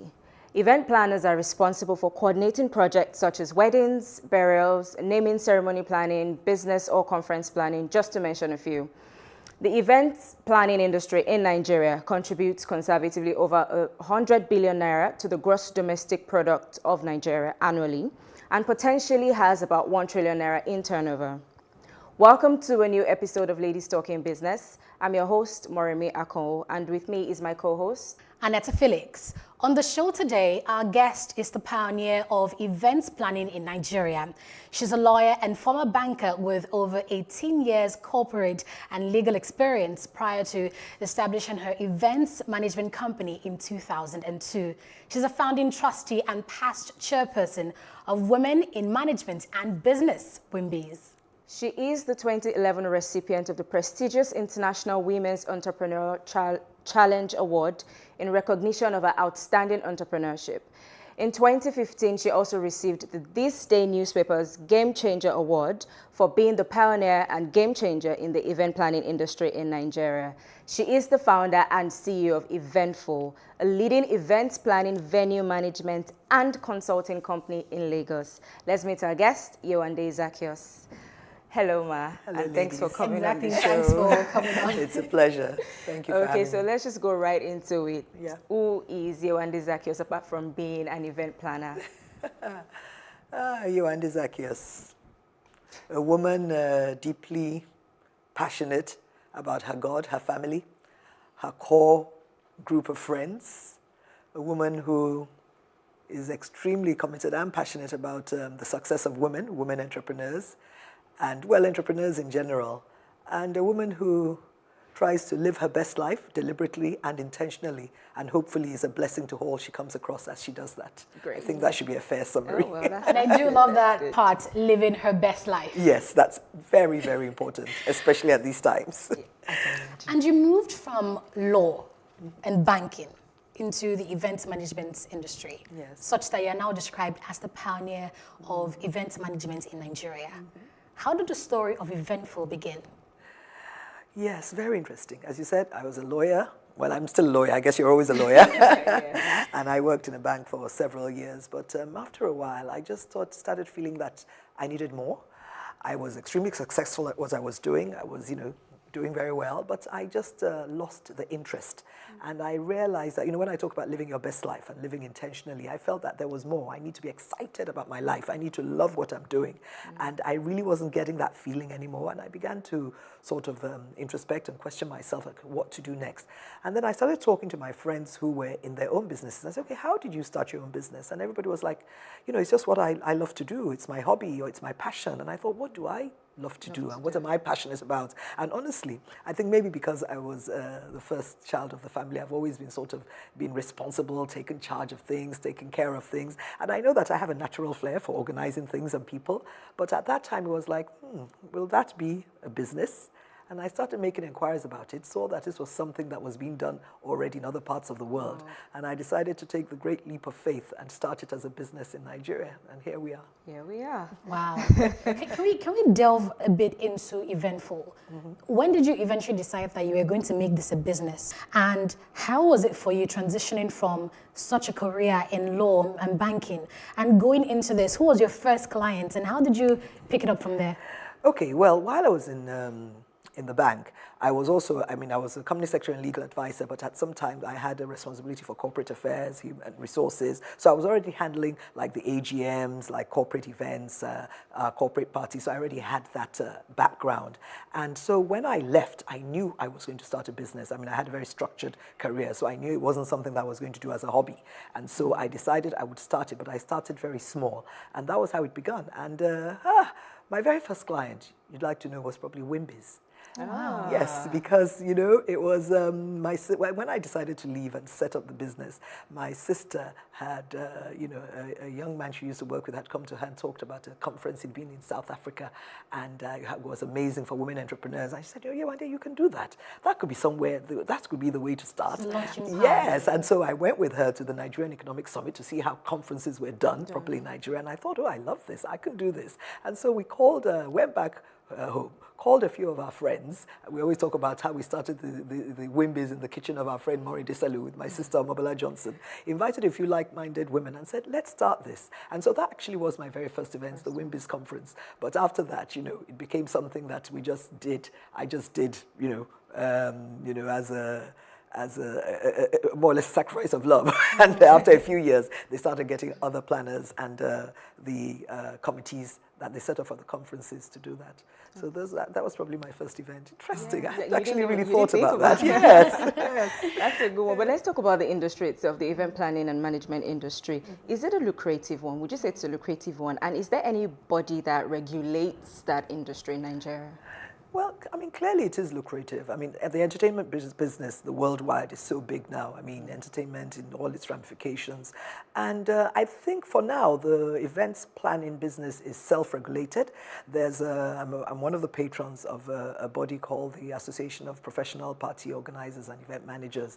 And what they do is to try and sort of lay down the regulations, how we should behave, what we should do, training. They have annual conferences. And they were very instrumental at this time of the COVID in terms of getting people together to see what do we do, to coming up with what all the COVID protocols would be for our business. So it's self-regulation. It's not, you don't have to be a member and it's not the law. But I believe what they want to try and do is to get to a stage where they become a council and they are effectively, a legal regulatory body. But for now. It's been over 15 years now. 18 years now. Yeah, Look, how time flies. Started in 2002. Yes, you started Eventful. And what changes would you say you've noticed over the years when you started in 2002? Yes. How parties were done in Nigeria, and now how time has flown, and how Nigerians just love to go all out and celebrate. What major changes would you say has marked the entertainment and event planning industry in Nigeria? Well, for my company, Eventful, we're more of corporate event planners, though we do socials. But what I think is interesting over the past 18 years, first of all, for those of us that started out about that time, we literally made it up as we went along because we didn't have any any protocol. So we sort of just did what we needed to do using our gut instincts. And I mean, for me, because I was already a professional, creativity. of course, creativity. And because I came from a very structured background of law and banking, I was able to sort of add value in that regard. But what, of course, has the greatest change is the number of event planners and then the many ancillary businesses that have come out of it, you know, and then the growth just in all those businesses, whether it's the technical, the decor, the catering, the logistics, you know, it's just such a huge industry right now, and of course has people from all levels. But as you know, event planning has actually probably no entry barrier. It's not like medicine or law where you actually have to go to school and get a certificate. So anybody can pick up their handbag and say they want to become an event planner. But of course, it's the time that will tell who, who is who and who the professionals are and who the ones who are not. And you mentioned corporate events. So do you get as much corporate events these days? Well, I mean, obviously, especially since COVID. This past 8 months have been terrible for all of us in the events business. I mean, the first few months of lockdown, I mean, there was absolutely nothing happening. And as you know, we don't only do events; we also run venues. So that affected us terribly because all our venues were, were shut down for the time. So so it's been quite tricky. But I mean, after a while, I mean, as everybody says, we need to pivot. We began to do the virtual events.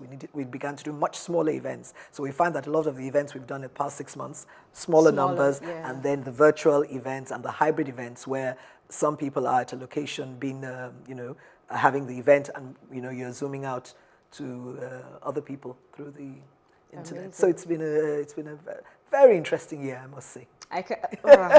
Personally, I think so as well. Yes. Okay, so we'll get to hear much of your experience in this industry right after the break. Okay. We will take a short break now and be back for more event planning and management conversation with our guest after the break.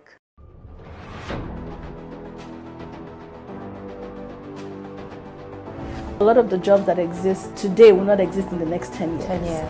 When I see people today shouting, we're not too young to run, we are ready to run. Ready to run to where? The people of excellence are, to a certain extent, being held ransom by idiots and bandits. Once you are in government, you believe everything you do is right. And once you are in opposition, everything the government does is wrong. And so it's time for us to take over power.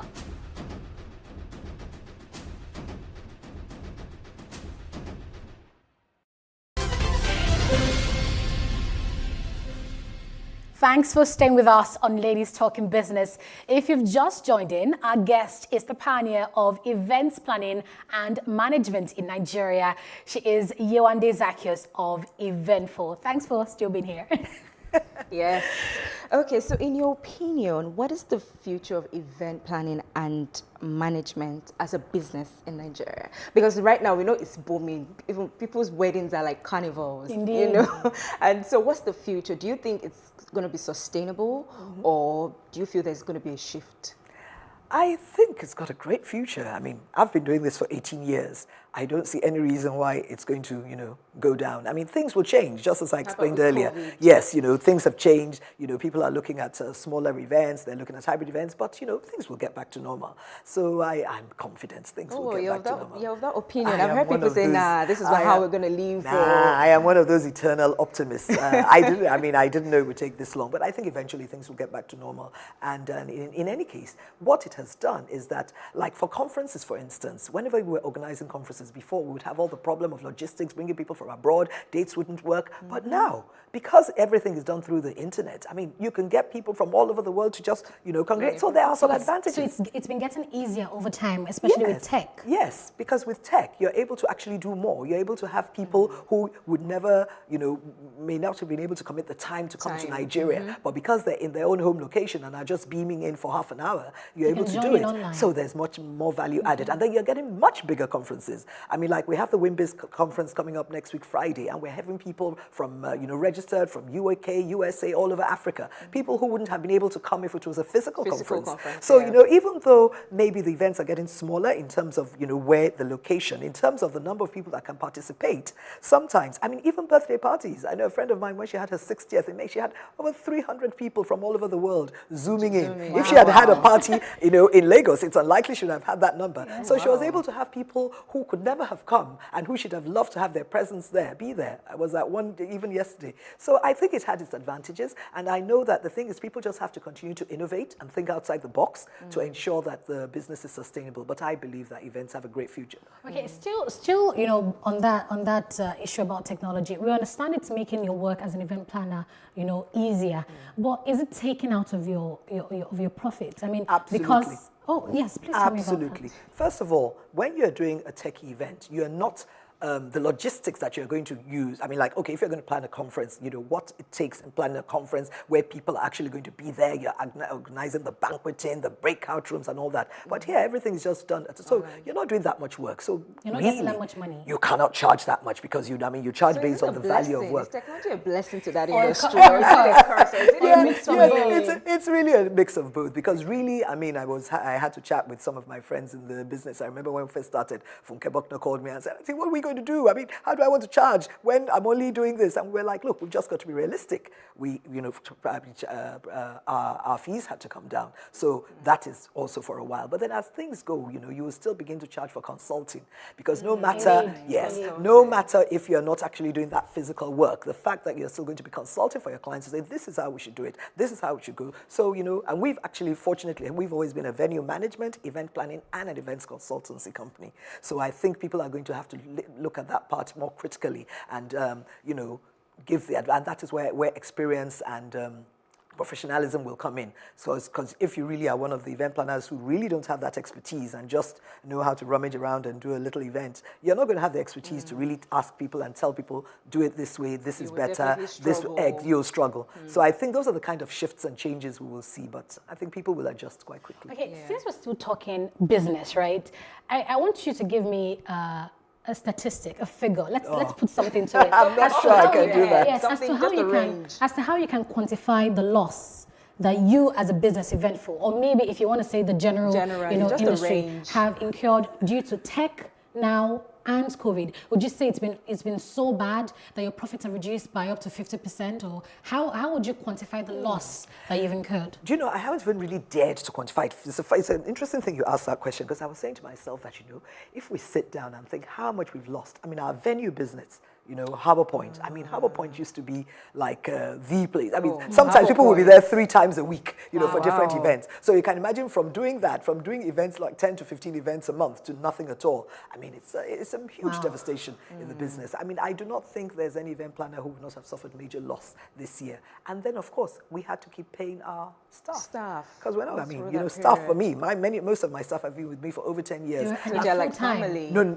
yeah, they're all full. Yes, I mean, I have 35 full-time staff. So there's no way I'm going to just throw them away because there's COVID. So of course we took all of us, from myself right to the cleaner, all had to take a pay cut for the time. But at least we were paying. So virtually what everybody has had to do is that all your retained earnings you've used to sustain the business for this year. But then we also use the time to do different things. You know, we use the time to hone our processes, so many things, I mean, to revamp our website, to create, you know, so many things that because we're so busy, normally we don't have time to do.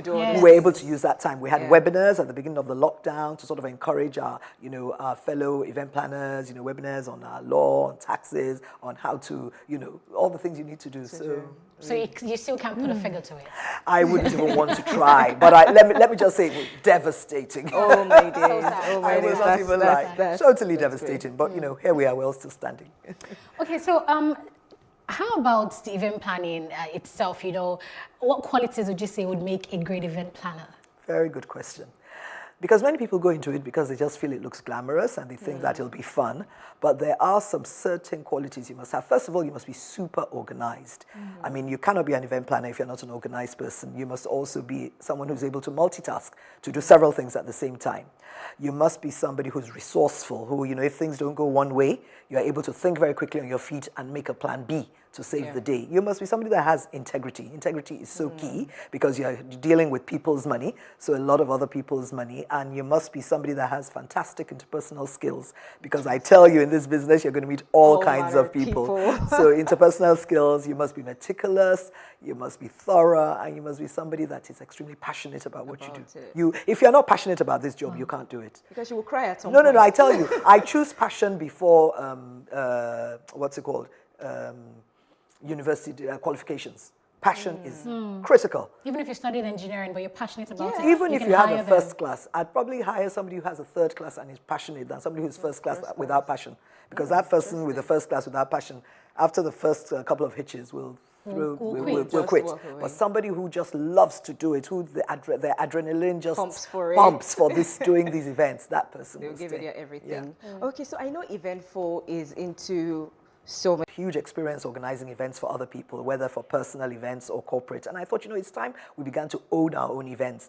And I felt that a great thing to do would be an event that has to do with all our events, a kind of fair to do with everything we do, whether it's corporate or personal. We always deal with food and drink. So we started off with our food and drink fair called Fiesta of Flavors in 2015.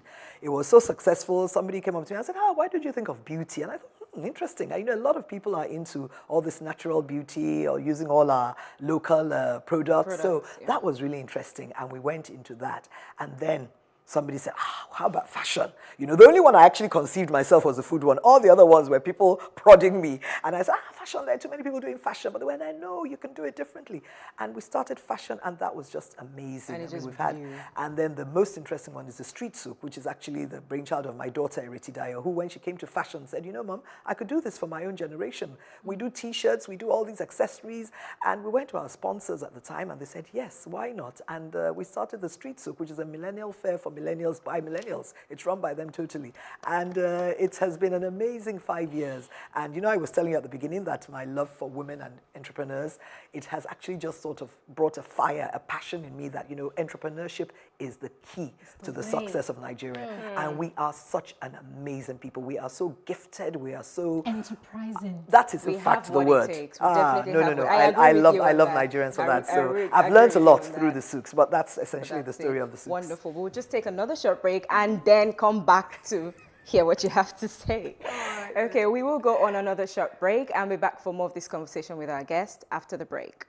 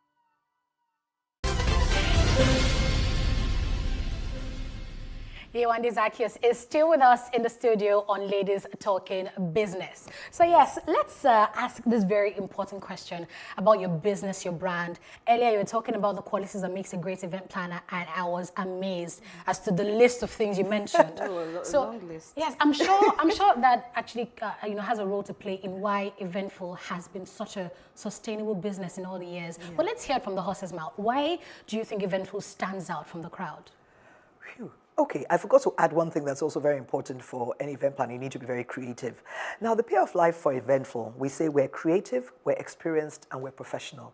And I think that those are the three things that make us stand out. I mean, first of all, I think I don't know of any other event planning business that is the combined years of experience of the CEO and the main, the key managers is probably over 70 years. So we've got that experience in-house. Wow. We've got the advantage of being, first to start in so many ways. And, I think that is an advantage.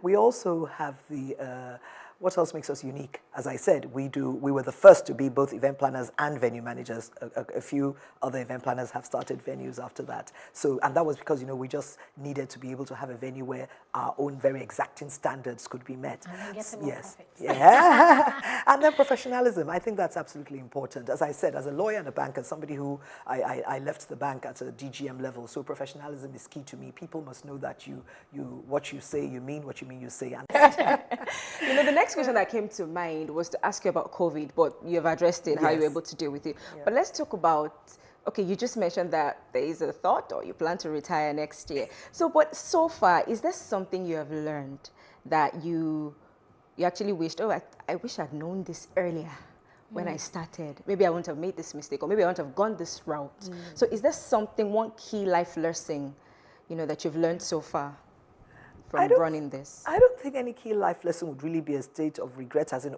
I wish I hadn't done this. I think the key life lesson I learned is that, when you want something and you want it hard enough and you work hard enough for it, and of course with putting God first in all things, that you really can do all things. Because sometimes I'm like, can it go this far? I knew what I wanted at the beginning. And there are always dream killers. There were many people who said, how can you? DGM for the bank. I mean, you went to Cambridge. You now want to start doing events. But when you have a dream, don't let anybody, knock your dream down. Just make sure that you go after your dream with your passion, your integrity, your focus, your determination, and you'll make it all the way. So I think that's one lesson I've learned, that no matter how ridiculous, no matter how big, no matter how impossible it seems at that time because nobody's done it before or nobody's done it that way before, never say never. You just go and do it. So, but in terms of something I wish, before I used to say, I wish I'd started earlier, but I don't think so, because I think the years of experience I had in law and banking have also contributed to the success of the event. So no regrets, but a lot of lessons. Amazing, no regrets. But a lot of lessons. Yes. Yeah, so, and to make sure millennials, people who want to take after you, can confidently also say no regrets, what advice would you give them? If they want to come into the event planning business? Yes, please. The first thing I'd ask anybody who wants to come in is, do you really want to be an event planner? Ask yourself that question. Or is it me too? My best friend is one and she seems to be making pots of money, or she seems to be always in these glamorous events. That's very, very important. You need to be sure. Are you passionate about it? Is it something you will do even if you weren't paid to do it? Sometimes my staff have to restrain me because I'm ready to just do it without, or discounting and all that. But you must be committed, you must be focused, and you must be tenacious, and you mustn't let anybody kill your dream. So while you may have to start small, dream big, but also make sure you have a niche. Decide what is going to be different about me, so you're not just yet another event planner.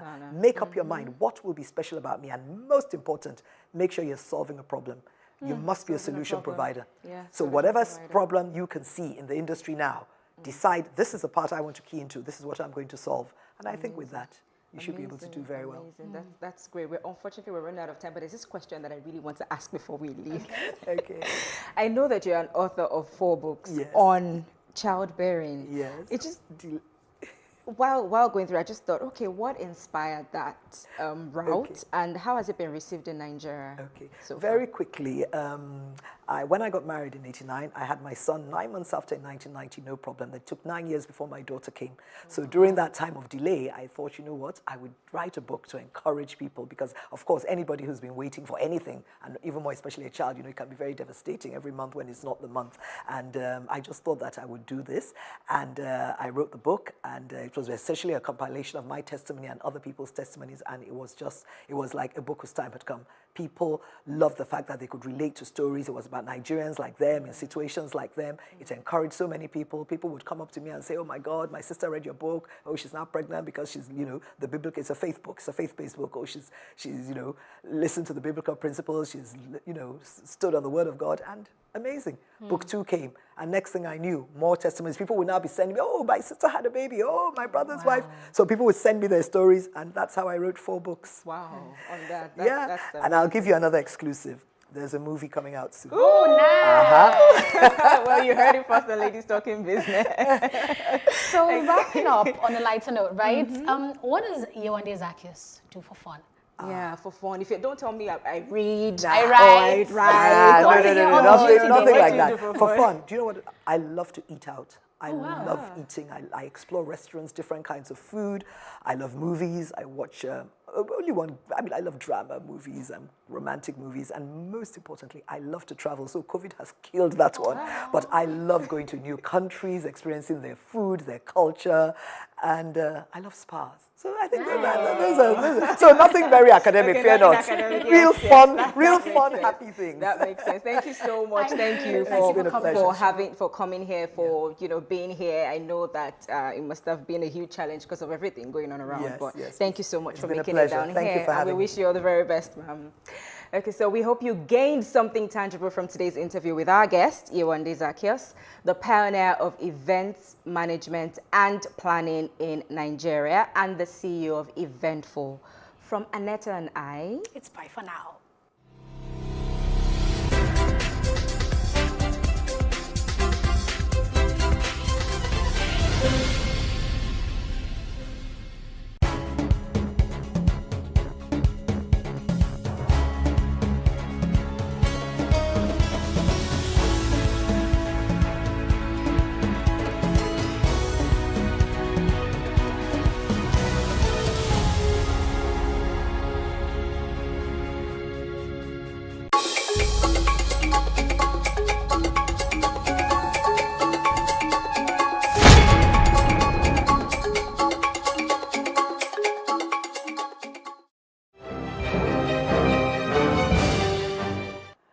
Thanks for joining us on Plus News. I am Annetta Felix. The Federal High Court sitting in Lagos has fixed April 13th for the hearing of an application seeking the final forfeiture of the sum of $5.8 million and another 2.4 billion naira said to have been illegally acquired by former First Lady Dame Patience Jonathan. Justice Chika Obiozo fixed the date on Monday after lawyers involved in the matter appeared before him. The Economic and Financial Crimes Commission, EFCC, first filed the suit seeking the forfeiture of the sums to the federal government in 2017. The EFCC claims that the $5 million was not Mrs. Jonathan's legitimate earnings, as she was a public servant and a salary earner. The Federal High Court in Abuja has ordered the rearraignment of former Abia State Governor Senator Orji Uzor Kalu in an alleged 7.1 billion naira money laundering charges to be put on hold pending the resolution of the legality of the retrial charges brought against him by the Economic and Financial Crimes Commission, EFCC. Justice Iyang Eho, in a ruling on an ex-parte application, also granted leave to the senator representing Abia North to challenge the legality of the retrial in the same charges. The judge admitted that Senator Kalu, who is the Senate's chief whip, had placed sufficient materials of value before the court to enable him to secure permission for judicial review of his retrial in charges in which he had been tried, convicted, and spent some months at Kuje Prison in Abuja. Justice Eko, who announced that the order of the court shall operate as a stay of proceedings, also granted Senator Kalu permission to apply for an order of perpetual injunction against the federal government through the EFCC to prohibit his retrial so as not to be made to suffer double jeopardy. The Independent National Electoral Commission, INEC, has kick-started preparations for the 2023 general elections. The chairman of INEC, Professor Mahmood Yakubu, while inaugurating INEC's Strategic Plan Committee in Abuja, says the committee will help the commission review its general elections plan between 2022 and 2023. Yakubu says the committee will help form a work plan for the upcoming general elections. We are reviewing the plan again to cover the period 2022 to 2026. This plan will form the basis, as I said, for the formulation of the election project plan for the 2023 general election. It will also help us to track the off-season governorship elections taking place between this year 2021 and 2023. The Commission now deliberately,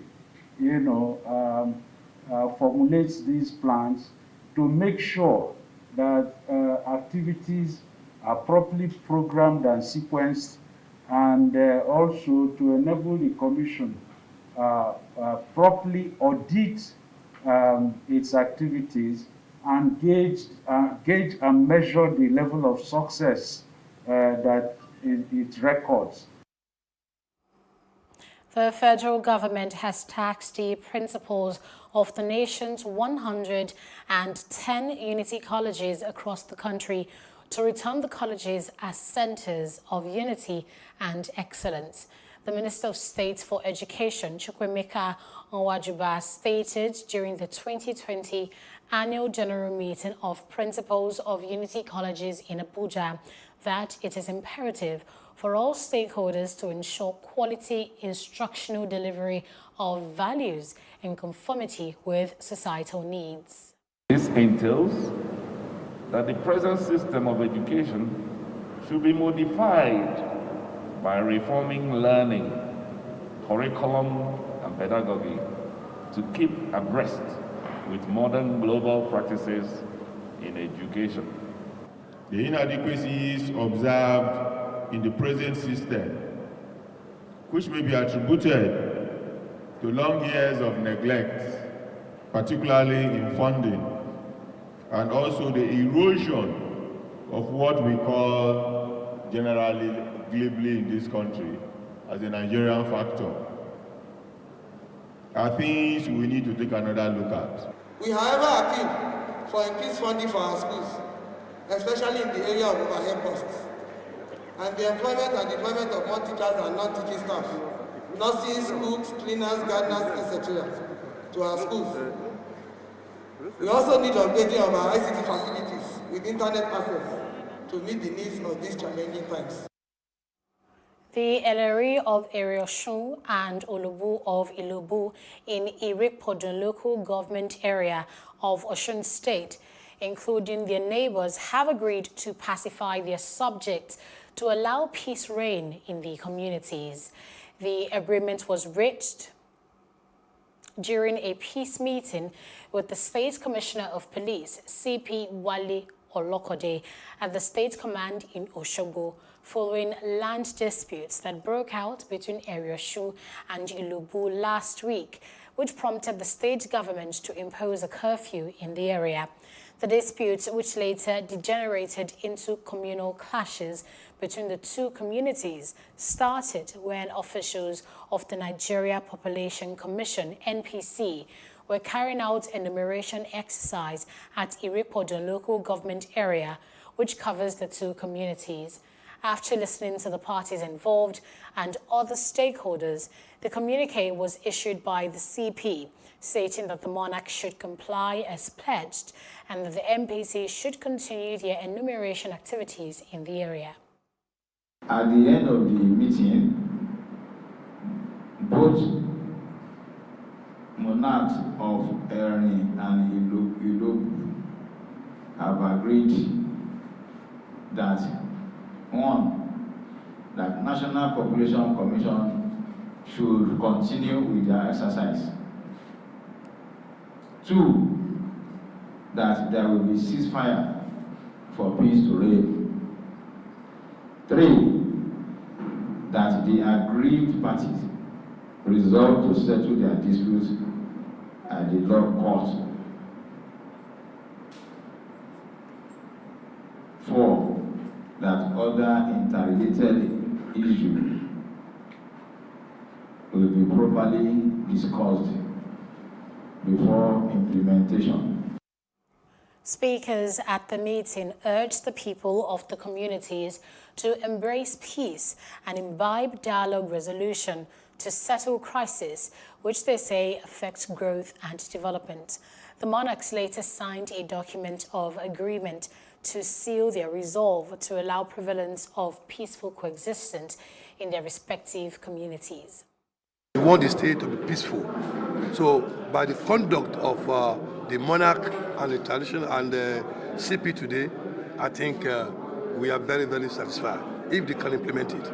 If the monarch go back to their various local government, they should have at least informed the CP that the place is guaranteed now for us to come back. I think the three monarchs endorsed the 18-man panel outcome, endorsed the 6-man panel outcome, and they said they've agreed on that boundary. So, and since then, there is no chaos until present situation. And that is why the government put this thing to Gazette. And they use that Gazette to give the, to create the LCDA and administrative centers. Like I mentioned to them, is that they should talk to their subjects to imbibe this to war and avoid senseless killings, senseless loss of properties. Plateau State's Governor Simon Lalong has inaugurated a 36-man inter-religious council to help foster peaceful coexistence in the state. He further directed the council to support the peace-building agency in finding a lasting solution to renewed herder-farmers clashes in some parts of the state, such as Bassa, where there were reports that people have been killed in attacks and reprisals. Lalong charged them to promote the culture of interfaith dialogue as a viable mechanism for peaceful coexistence, understanding and religious tolerance in Plateau State. He urged them to work with different faith communities and other organizations that operate across faith lines to expand respect for religious pluralism and freedom of religion or belief in Plateau State. Following the rowdy session over the weekend, where the judicial panel members disagreed over the Lekki Tollgate reopening, motorists and legal practitioners say the decision was hasty. They also argued that the forensic investigation is yet to be concluded. Jacinta Obiuku visits the toll gates to follow up on the ruling.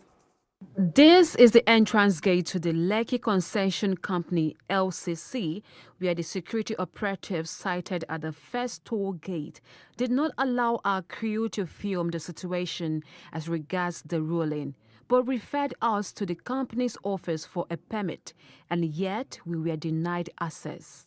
But we were able to take some shots indicating that the Lekki Concession Company is yet to resume. Here is a take of some motorists reacting on the likely implications to traffic should the LCC repossess the plaza. The opening of the toll gate now is not necessary because for the past years it has been causing a lot of traffic over there. For them to open the Lekki to get back because the money we are spending there, we don't know where the money is going. Make an investigation for the people that lost their life first. We also spoke to a legal practitioner who did not agree with the judicial panel ruling. They don't have to be in a hurry. Why are they in a hurry? They should wait and let the panel come out with its findings. So I am not in support of this ruling by the panel that they release that rest to them. Anything can crop up tomorrow that will necessitate them going back to that rest. On our breakfast show is another legal practitioner, Liberos Oshoma, who stressed on the implication of the ruling. People were alleged to have died in the process. And so, no matter how you want to look at it, government should be sensitive to all these issues. Business and then debt, and which is the reason for the panel. The majority had delivered a ruling. The minority wants to deliver a dissenting ruling. Allow them have their say. It's as if, look, it's all about this toll gate. It's all about the money we want to make from this place. It's all about the investment. You need to find a way to balance it and not make it so obvious to the people. Now, with what had happened, a lot of people will also further lose confidence, in the panel to get justice. As indicated by the provisions of the panel's Rules 2020, Rules 6, 1 and 2, every member of the panel has a legal duty to provide written contributions to any report to be issued in response to any application or matter brought before the panel. Whether the rule will stand in the coming days or another superior would have to solve the puzzle are all parts of the conjecture. Jacinta Obiuku reporting for Plus TV Africa.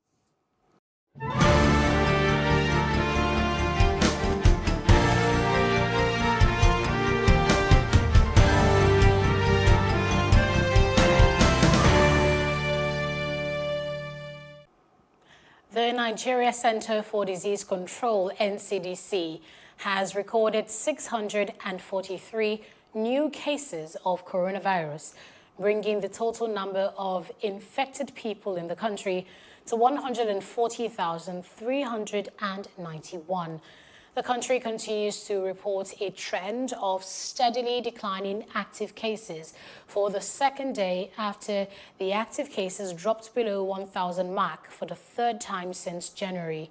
The first lowest daily count was on January 2nd, 2021, when 576 people were confirmed positive with the virus, and the second lowest this year was February 7th, when the NCDC registered 506 infections. According to reports, the country has so far tested 1.398 million people since the first confirmed case of COVID-19 on February 27th, 2020. Mrs. Zinat El-Zakzaky, wife of Sheikh Ibrahim El-Zakzaky, leader of the Islamic movement in Nigeria, IMN, who's in the custody of the Nigerian Correctional Service, has tested negative for COVID-19. The Acting Controller General, Mr. John Rabure, disclosed this in a statement in Abuja on Monday. Zinat was said to have contracted the virus while in custody in Abuja, prompting a call for her evacuation to an NCDC isolation center in the state. According to Rabure, although the order was later reversed, the Correctional Service insisted on conducting COVID-19 tests. He said this was in collaboration with the state government, her personal physician, and the NCDC in the state.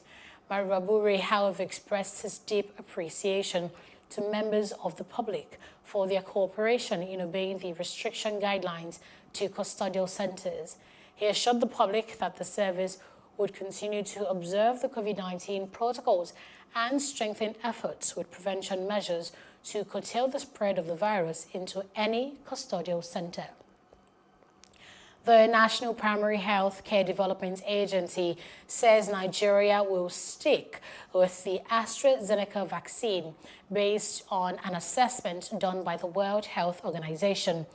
The Executive Director, Faisal Shuaibu, said this at the Presidential Task Force briefing on COVID-19 in Abuja on Monday. He added that Nigeria was no longer expecting the 100,000 doses of the Pfizer-BioNTech vaccine through the COVAX facility, but had been allocated about 16 million doses of the AstraZeneca vaccine. He said that authorities were searching the test samples for the South African strain and subjecting samples from travelers returning from the UK and South Africa to further genomic sequencing. The National Agency for Food and Drugs Administration and Control, NAFDAC, is presently studying the Russian Sputnik V and India's COVAX vaccines against COVID-19. Minister of Health, Dr. Osage Ehanire, said this at the Presidential Task Force on COVID-19 national briefing on Monday in Abuja.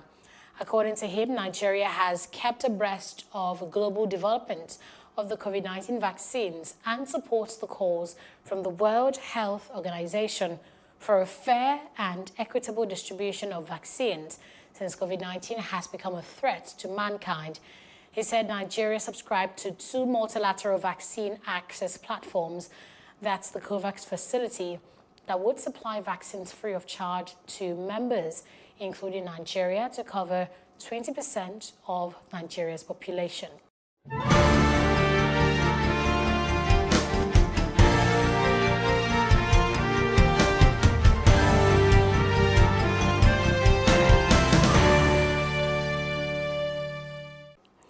In other parts of Africa, Zimbabwean President Emmerson Mnangagwa has appointed Frederick Shava as the new Minister of Foreign Affairs and International Trade. This follows the death of Sibusiso Moyo, who passed on due to COVID-19 related complications last month. Before his new appointment, Shava was Zimbabwe's ambassador to the United Nations. He also served as Zimbabwe's ambassador to China from the year 2007 and 2014. Sudan's Prime Minister has appointed veteran Darfur rebel group leader and Islamist Jibril Ibrahim as finance minister in a cabinet overhaul he announced in a press conference on Monday. The reshuffle comes as Hamdok struggles to push through reforms and secure foreign financing, seen as crucial to easing a deep economic crisis and bolstering Sudan's transition to democracy. Hamdok appointed following a military-civilian power-sharing deal after the overthrow of Omar al-Bashir had led to a cabinet of technocrats which had an uneasy relationship with the military. Caretaker ministers have been in charge at 7 ministries, including the Finance Ministry, since July. The new expanded cabinet comes following a peace deal signed in October with some rebel groups. It was aimed at ending conflict in Darfur and southern Sudan, awarded the groups posts in transitional institutions, and reset the clock on a 39-month transition on elections.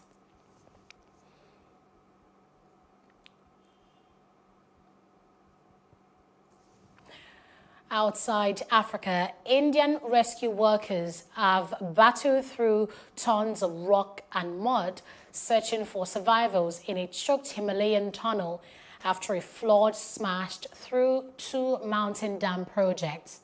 2 days after the incident, more than 170 people are still missing. A wall of water and debris tore down a valley in the northern state of Uttarakhand, destroying bridges and roads, hitting 2 hydroelectric power plants, and killing dozens of people. The disaster has been blamed on rapidly melting glaciers in the Himalayan region caused by global warming, as well as building activity for dams and dredging riverbeds for sand. New Zealand's Prime Minister Jacinda Ardern said on Tuesday that the government will suspend all high-level political and military contact with Myanmar. New Zealand will also impose a travel ban on Myanmar's military leaders and ensure its aid program to the country will not include projects that are delivered with or benefit the military government. Foreign Minister of the country said this in a statement, adding that New Zealand does not recognize the legitimacy of the military-led government and called on the military to immediately release all detained political rulers and restore civilian rule. The program to Myanmar should not include projects that are delivered with or benefit the military government. We've also agreed to implement a travel ban to be formalised in the coming week on Myanmar's military leaders. In addition, we've joined with other countries calling for a special session at the United Nations Human Rights Council on Myanmar to raise concerns regarding the military coup and the impact on human rights. And I can assure you that New Zealand will continue to monitor closely the situation in Myanmar as it continues to unfold. And now to business stories. The federal government has stated that arrangements are ongoing to replace the bank verification numbers BVN with the national identity numbers NIN. The Minister of Communications and Digital Economy, Dr. Issa Pantami, stated this to newsmen shortly after a tour of telecoms operators and NIN licenses in Abuja, where he said President Muhammadu Buhari had been briefed on the ongoing NIN registrations. Pantami said the president was happy with the conduct of exercise so far. He added that he also briefed the National Economic Sustainability Committee, headed by Vice President Yemi Osinbajo, on the need to replace BVN with NIN. Pantami argued that while the BVN was only for account holders with various banks, the national identity numbers are for all Nigerians, irrespective of their status. The International Monetary Fund has said that it expects Nigeria's recovery from the impact of coronavirus to be weak and gradual under current policies. In its report on Monday, the IMF also notes that real GDP growth in 2021 was expected to turn positive at 1.5%. It noted that Nigeria entered the COVID-19 crisis with falling per capita income, high inflation, and government challenges. The IMF also stated that the country's real gross domestic product is expected to recover to its pre-pandemic level only in the year 2022. The landing cost of premium motor spirit, also known as petrol, imported into the country has risen by 13.34% in 1 month to about 180 naira per litre on the back of the increase in global oil prices. The petrol pricing templates of the Petroleum Product Pricing Regulatory Agency, PPPRA, shows that the landing cost of petrol rose to $179.3767 naira per litre last Friday, and that's from 158.53 naira per litre on January 7th. The expected open market price of the product increasing to 202.67 naira per litre from 181.53 naira per litre. The rise in price of crude oil pushed the cost of petrol to $543.25 per metric ton last Friday from $480.25 per metric ton on January 7th.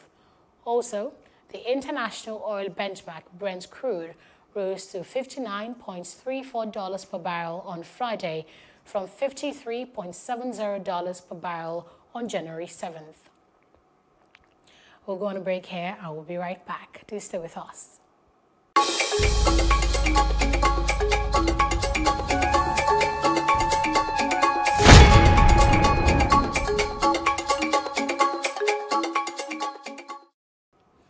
And in entertainment, the co-founder of the Supremes, Mary Wilson, has died at the age of 76.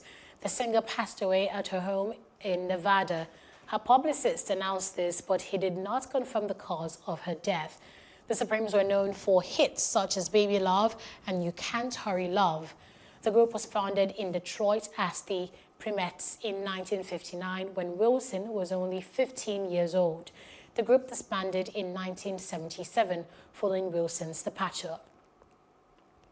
In sports news, the 20th edition of the National Sports Festival has again been postponed to April 2021. The festival was scheduled to hold from February 14th to 28th in Benin City, the Edo State capital, before it was postponed. The decision was taken at the end of the National Council of Sports meeting held on Zoom on Monday. Edo State Governor Godwin Obaseki complained that the state lacked sufficient funds to host the sports festival due to the effect of COVID-19 on the finances of the state. The sports festival, which was initially billed for March 22nd to April 2nd, 2020, has been continuously postponed due to the coronavirus pandemic. Rafael Nadal defied his gloomy injury prognosis to crush Laszlo Djere 6-3, 6-4, 6-1 and reached the second round of the Australian Open on Tuesday, February 9th. After closing out a tight second set, the second seed raced to the finish line before Djere conceded the match with a double fault. Nadal will meet the winner of two qualifiers, American Michael Moore or Serb Victor Troicki, for a place in the third round. Meanwhile, American teenager Coco Gauff also knocked out Jill Teichmann 6-3, 6-2 to glide into the second round of the Australian Open. That's the news updates. For more stories, please follow us at Plus TV Africa on Facebook, Twitter and Instagram. And please do subscribe to our YouTube channel at Plus TV Africa. We'll be back later with more stories. I am Annetta Felix. Thanks for watching.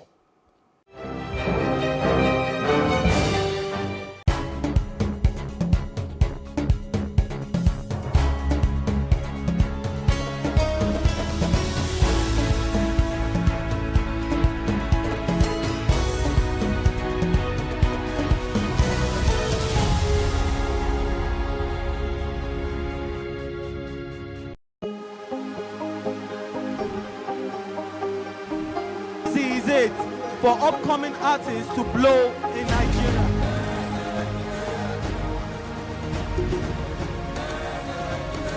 Welcome to Plus Trending.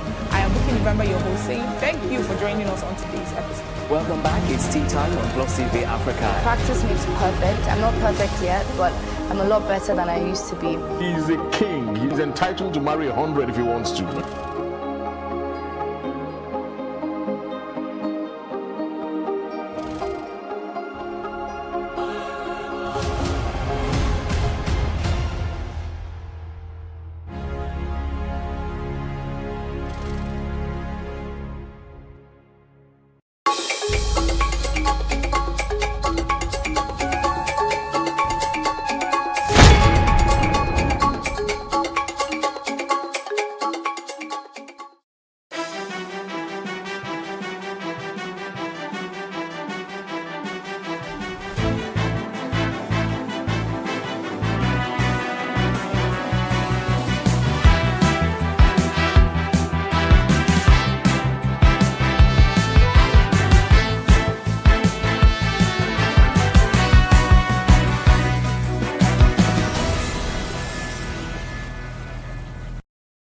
Hello and welcome to What Are You Saying?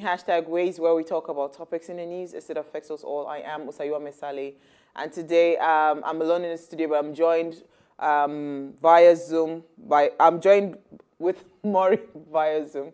Maury, how are you doing? Fine, thank you. Thank you for the agbalumo the other day. It was yummy.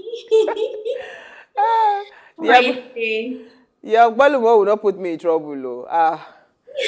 We almost ran late to the studio. Yeah, no, it was good. I got in time, you know. It's just that too many people are asking for it. But the truth is, I'm not so we sell wholesale. So I just picked a few to just share with to some people that needed it. And I can't be transporting different locations. So apologies for the people that did not get their value. How are you, Maury? I'm fine, thank you. I'm okay. How are you? I'm good. I had so much fun yesterday. I went to the beach. I entered Lagos water for the very first time. Not bad. I'll be doing it more often. 5 years, I think. Oh no, like 3 years, but still has been enough time. You know, the fear of mommy water does not allow us enter Lagos water. Even when I go, I don't used to enter. Just looking from afar. Hi, water. Hi, nice to meet you. Thank you. No, but I entered and I think I had a lot of fun yesterday. I did. All right, so today we have an interesting conversation because we've lost a lot of time. So here's what we found as today's quote. The future of money is digital currency. That's from Bill Gates. As you all know, the cryptocurrency ban by the CBN, you know, has been all over social media and everything. So we talked about it on Friday. And we thought to bring in the experts today to talk about it. So the beneficial rise in economic activities, great opportunities for poorly banked countries, low transaction costs, increased transparency of transactions are some of the impacts we found about cryptocurrencies and that they can have on any economy. So Adedeji Owuni is here to discuss some of the benefits of cryptocurrency on the Nigerian economy, but we'll take a break first for what's in the news.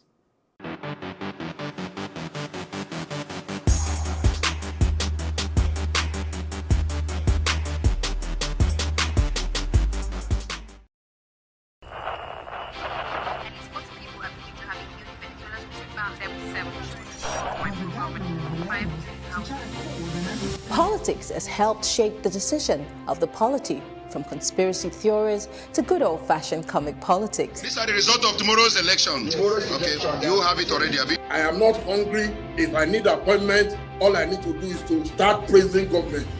Plus, politics will fill the polls of the country, from friends to frenemies, even strange bedfellows, to clones and stooges. We go beyond the rhetorics and the drama to analyze the story behind the story. Let anybody come and say. The moment we stop having charlatans occupy political offices, we will curtail hate speech. Plus Politics, not just another political show. It's about putting you, the citizens, in the know.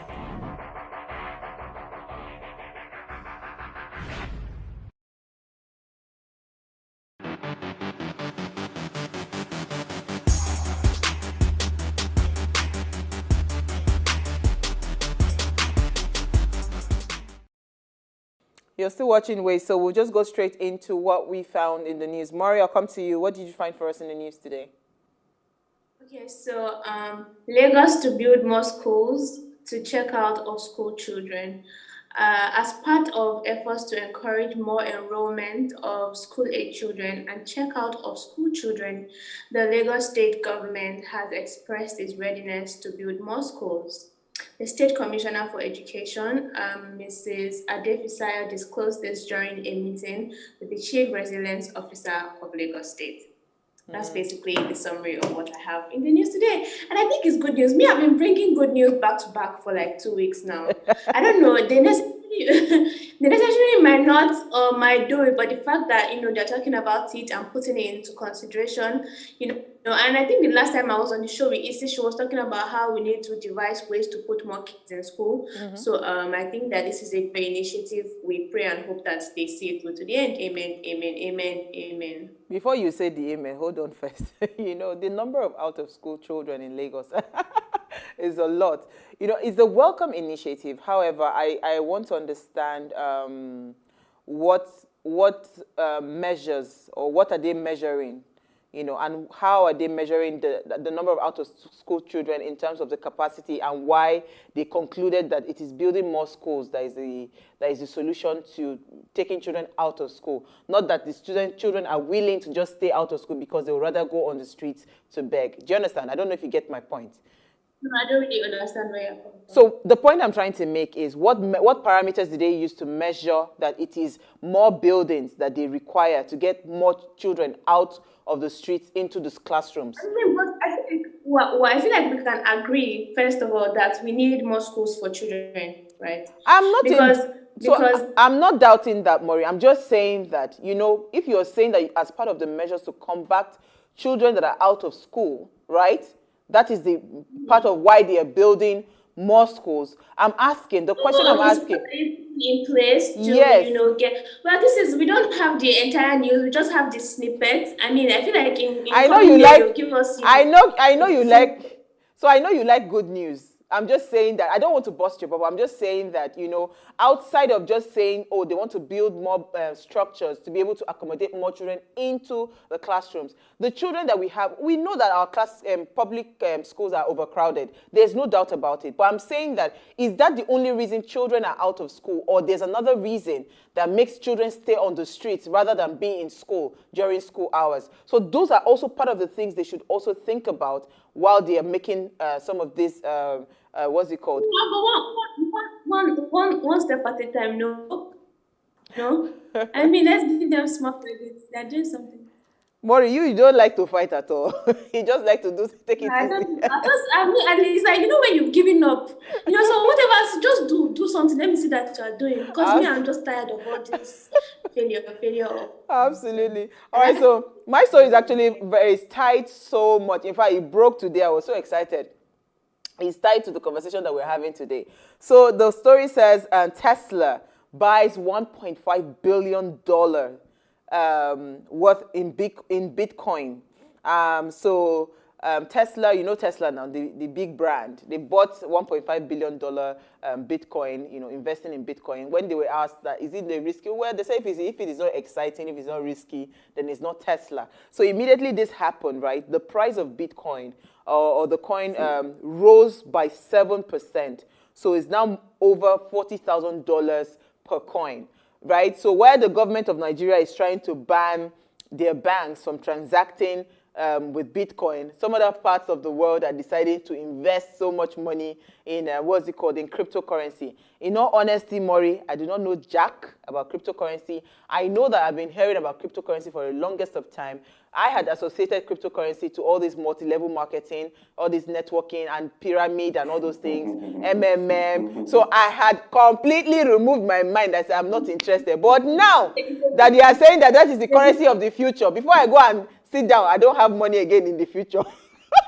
Let me start to learn. We have an expert that will help us. Absolutely. Talking about risk, you see that the owner of Tesla, if I'm right, that's Elon Musk, right? Yes, Elon Musk, yes. It is not, I'm very sorry, but it's not normal like us. His middle name is Risk. Like, he likes to do wild things. Yes. So we cannot wait his level of reasoning, I mean, with the normal average person. It takes huge, massive Oh, risks. yes, he does. He lives for But you see, the truth is that whether we like it or not, digital currency is the future. So how do we navigate ourselves to make sure that we are playing in that future? That should be the question, instead of all this banning left, right, and center. But we will bring in the experts when we come back from the break. Please stay with us. We'll be right back.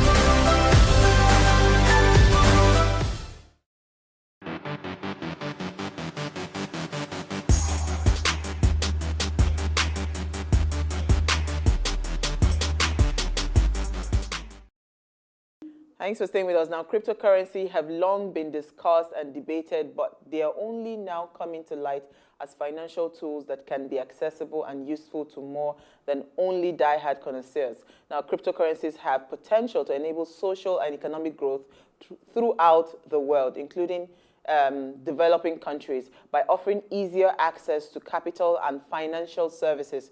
Cryptocurrencies have a highly utilitarian, yet also disrupting quality that has slowly but steadily started to interfere with the way the traditional financial system works. Now, little wonder why the CBN has banned, CBN ban rather was announced. So that's our conversation for today. But let us hear what you have to say. Remember, you can join this conversation. Tweet at us at WayShowAfrica1 with the hashtag WayShow, or send us an SMS or WhatsApp to 081-803-84663. So, Maury, so because both of us, we are, let me not assume you are like me that don't know jack. Before I bring in Adedeji, what do you even know at all about cryptocurrency?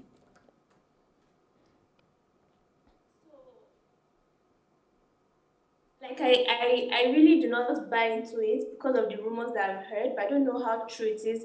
I kind of heard that it's an illegal way, to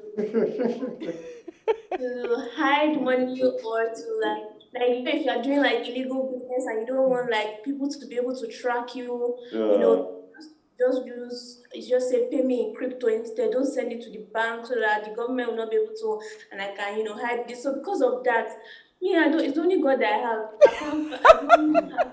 So at least anything that is trouble, I don't wish to man inside. But that's just the general idea that I have of. Okay, so I like what you've said, because the press release that CBN released response to the regulatory directive on cryptocurrency, it says many countries, central bank, international financial institutions, and distinguished investigators and economists have warned against the use of cryptocurrency. That's part of what is in the body of the press release that they sent. Now, they said there's with cryptocurrencies, you can find loss of investment, money laundering, terrorism financing, illicit funds flow, criminal activities. And they also said in that letter that China, had banned the use of cryptocurrency. And they also mentioned the billionaire Warren Buffett, saying that it's a rat poison squad and gambling. It's a gambling device and it's a mirage. So they are trying to see how, banning this cryptocurrency using within their banks is a way of protecting the financial system. That's, if you read the body of that press release that CBN released 7th of, that's yesterday, 7th of February. So those were the things that I picked out from there. I would love to hear from our guests. So let me bring in Adedeji Owonibi. He's a forensic investigation practitioner and certified blockchain/cryptocurrency forensic investigator with more than 15 years of experience across few banks within the Nigerian financial sector, and educator in corporate workplace setting. Now, Deji is uniquely qualified and involved in forensics analysis of financial infrastructures, cryptocurrency crimes, and designing plans that work for government, regulators, and law enforcement agencies. And you've been hearing his laughter in the background as he's joined us via Zoom live in Abuja. Thank you so much, Adedeji, for joining us.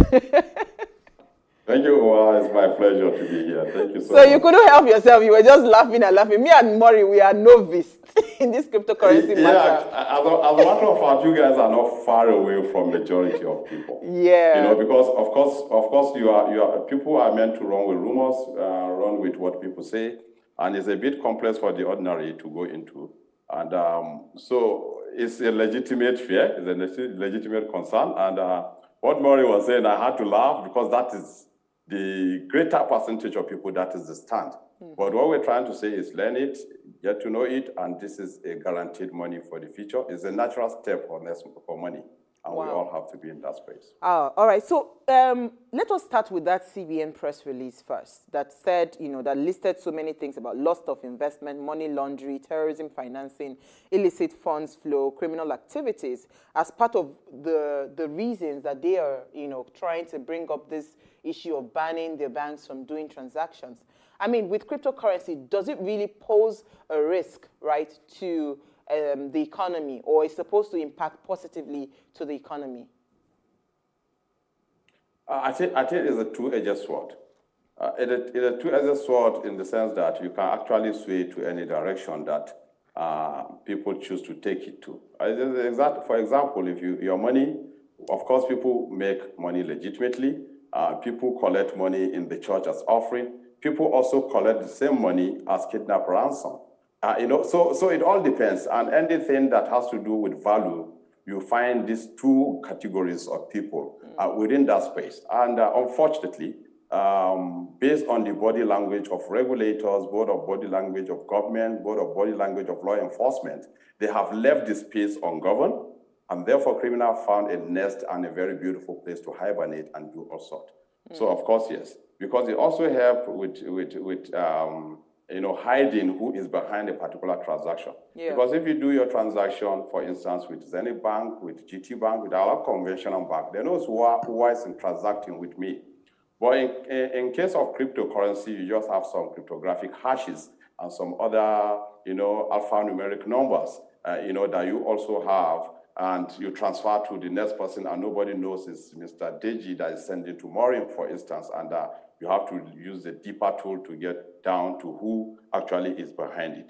But it's not a very difficult thing. It's a problem that has been solved. Like you did mention earlier, I'm a cryptocurrency forensic investigator, so we can actually tag faces and entities particular cryptographic, characters that are used to represent transfers and all that. So I think, yeah, CBN fear is legitimate, but of course there are tools to help, curtail those fears and help them also allay the whole fear that they are having within the whole team. But I think it's an avenue they haven't properly explored, and probably that is why they felt okay. And this is not new to central bank, like they quoted in their memo. China banned it in 2017, but that doesn't stop anything because China currently are, if not the highest holders of this, maybe second or third. They're all buying it up every day, So it's not to ban it, but I believe the China government will realize, and I think they have done a very fast one to do their own, to mimic that cryptocurrency in coming out with what called central bank digital currency. So they have now digital yuan renminbi to make sure that things are done and also facilitate those faster transaction and cheap transaction like most of the people that use cryptocurrency want to push forward as the argument why that is being used. All right, Maury, do you want to come in here? Okay, so I know that if you were saying that you are able to put a face, or put a name to the people who, deal in cryptocurrency, doesn't that like defeat the whole entire purpose of using cryptocurrency instead of normal bank transactions? Also, because with everything there's good and the bad. Would you say that the good of dealing in crypto outweighs the bad, or what's your take on it in that? Yes, my take here, I would say the good is actually far, far, far, far, far more than the bad. Like take for instance now, a lot of cases in Nigeria, kidnap and all that, and I can only pinpoint as a professional in this field that I've been able to just be involved in investigating just one cryptocurrency ransom payment in Nigeria. So meaning people are still paying with normal naira. In massively, people are paying tens of thousands in different Nigerian banks as it stands today, and people are not actually utilizing the cryptocurrency yet. But it's happening around the globe, and I did mention most of the forums that I have to go. I say, look, as regulators, we have to quickly step into this space before the bad actors take position. Because if they are the first movers, we only do catch up. And government, regulators, law enforcement, we always do catch up. The criminals will take their first move, they will perfect their art before they begin to see, oh, we shouldn't leave them, we should jump in and actually make sure, that we investigate the whole thing. So, but yes, there are negative things, but to answer your question in a straightforward way, the positive are seriously outweigh the negative things that are put out there in the media. Okay, so Adedeji, let me come back to a layman's question. What is the difference between cryptocurrency, dealing with cryptocurrency, and Forex? Is there a similarity or they're completely different?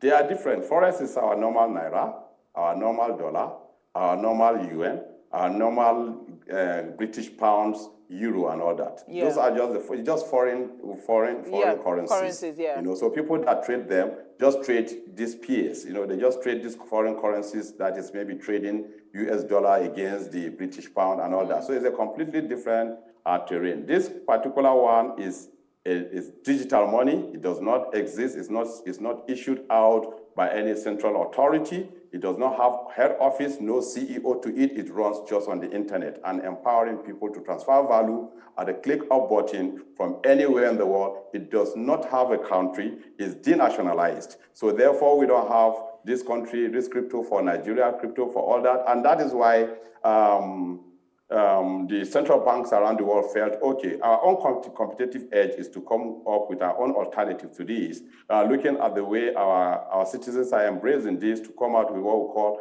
the central bank digital currency, meaning every country goes in onto the blockchain, issue this whole currency and allow it to function as on legal tender backed by the authorities of individual country to make sure it competes with this money running on the blockchain. But of course, we are not there yet. Nigeria is not one of the countries that is even thinking about the CBDC yet. I'm not sure of that. But of course, that is the next big thing for every central bank to do instead of banning it. Well, Adedeji, this is what you just said now. Is that not where the risk is completely? Because this is a completely decentralized, trading, where it is done freely across borders. There's no barrier, there's nothing. Is that not where the risk lies? Where, somebody can just defraud me from anywhere. Is that not why the central bank is trying to find a way to put a stop to it, to ban it? Because as easy as it is for me to trade, it's also easy for me to be defrauded as well. Or are there regulatory bodies that governs the use of cryptocurrency around the world? No. Okay, Maureen, want to say something? No. I was just trying to say no. Like, according to what you said, I don't think there's a body that governs it. It's just something that's in the air. Yeah, it's self-governed, and we just jump into it, and we get the value from individual currency. Take Bitcoin, for example. It's created by an anonymous person that nobody knows who he is. We just know it's Satoshi Nakamoto. And he started this idea that, okay, governments have control over money, and they choose to enrich who they think they want to enrich. And whoever Satoshi Nakamoto is, maybe it's an individual, maybe they are a group of people, maybe they are individual government, we don't know. A male or female, we don't know. But this particular person, belongs to a group called what we call cyberpunk. The people that believe they should be liberalized, there should not be restriction, and on you transferring money from one end to another. And he started this cryptocurrency code development with some of his friends. They just exchange via email, I'm doing ABC, test this and see if it works and all that. And around 2009, they perfected to make sure that we can actually send it. As at that time, he has an idea that we just want to create a peer-to-peer electronic money that is beyond the control of any central government. And that is the whole thing from the beginning of it. And as it is today, even central bank, they said they can tell you we cannot ban Bitcoin. But we can stop our bank from interacting with such people that trade with it, but they cannot buy. It's self-running for the past 10 years. It has been self-running, no server down, no hacker can hack it. And so it's a super technology that people began to look at other things they can use to actually apply that technology in different sectors. So today, after that first mimicking of making money to run on the internet, people began to also use it for other economic activities like that is having impact in Nigeria. Yeah, so that was where I was coming to. So can you run us through? Because we hear that Bitcoin and cryptocurrencies, they've been in, people have been trading since 2009, right? So what has been the impact, in the Nigerian economy? How has Bitcoin, helped to boost the economy? Like if you ask this question, for instance, in the Nigerian blockchain and cryptocurrency ecosystem, a lot of young people. Let me give you one single example. I was a beneficiary. Sometime in October last year, because I use cryptocurrency, I just woke up in the morning and one particular cryptocurrency say, "Oh, people that are using my cryptocurrency, I'm dashing everybody 500 uni." They call them Uniswap. And as at that time, Uniswap was around $3. I remember selling it and cashing out around 600,000-700,000 naira just in the morning from nowhere. And every Nigerian young man that is interacting with that got that. As a matter of fact, yesterday I was interacting with a friend and he said, "I didn't sell mine." And as at yesterday, it has shoot up to over $10,000 worth. That's the free thing. That is what the federal government is not giving you palliative as a young man, but they are getting it. A lot of people are trading legitimately, making money, making living, marrying, building houses, buying cars, and because no restriction to entering to do those things. So it's boosting the economy because those are people that will have been terrorists, there will have been robbers within the country, but it's actually having thousands, if not millions of them doing legitimate trade. But of course, there are others also that believe, and that is not what they want to use it for. They want to go ahead and actually commit crime with it, defraud people, scam people, get, a lot of things. And we see that every day. Like you did mention, I'm involved with cryptocurrency investigations. And we get, even as of today, even this afternoon, we got some banks, I think a mini bank calling us to say, "Oh, we've been defrauded with millions of naira and we saw it went into crypto, you help us track it." We're getting that every time, every time. Can I quickly comment? Yeah, go ahead, Maury. In a case of theft or fraud, somebody dupes you via under the guise of crypto, what is the first step to take? Is there any remedy that can be done, or if your money goes, your money has gone? Well, like with anything, I would say protect your money, because if you go, story follows, right? So story follows. But again, that is where the challenge lies, right? That is where we have the challenge. Because, for instance, if you take our firm, we are the only, if not, the only cryptocurrency forensic investigating firm within African sub-region. So, and these things can happen in every country. It can be South Africa, it can be in Kenya, it's borderless. So here, but in Nigeria, we have been assisting people that lost money. We've been able to help them actually recover with the help of law enforcement. The challenge is this. Our law enforcement officers should be the front point, like to answer your question directly. You report to the police when somebody steals your money. But in this case now, when you report to the police have no idea how this money runs. So you're left, helpless. How about EFCC? So that is why most of the people just come to us and say, okay, this is what has happened to me. Can you help us investigate? We investigate, and most of the time we investigate, we track it to a particular place, and we give it out to law enforcement. They have no idea how to go further. So that is why it's not banning it, it's learning it, and also take a step forward to see how they can curtail these bad actors. Because if a thief knows there's no police in the town, you can imagine the lawlessness that will be happening there. So it's the same thing. Everybody believes that the police cannot check, the law enforcement do not have capacity to investigate, they don't know how this money runs.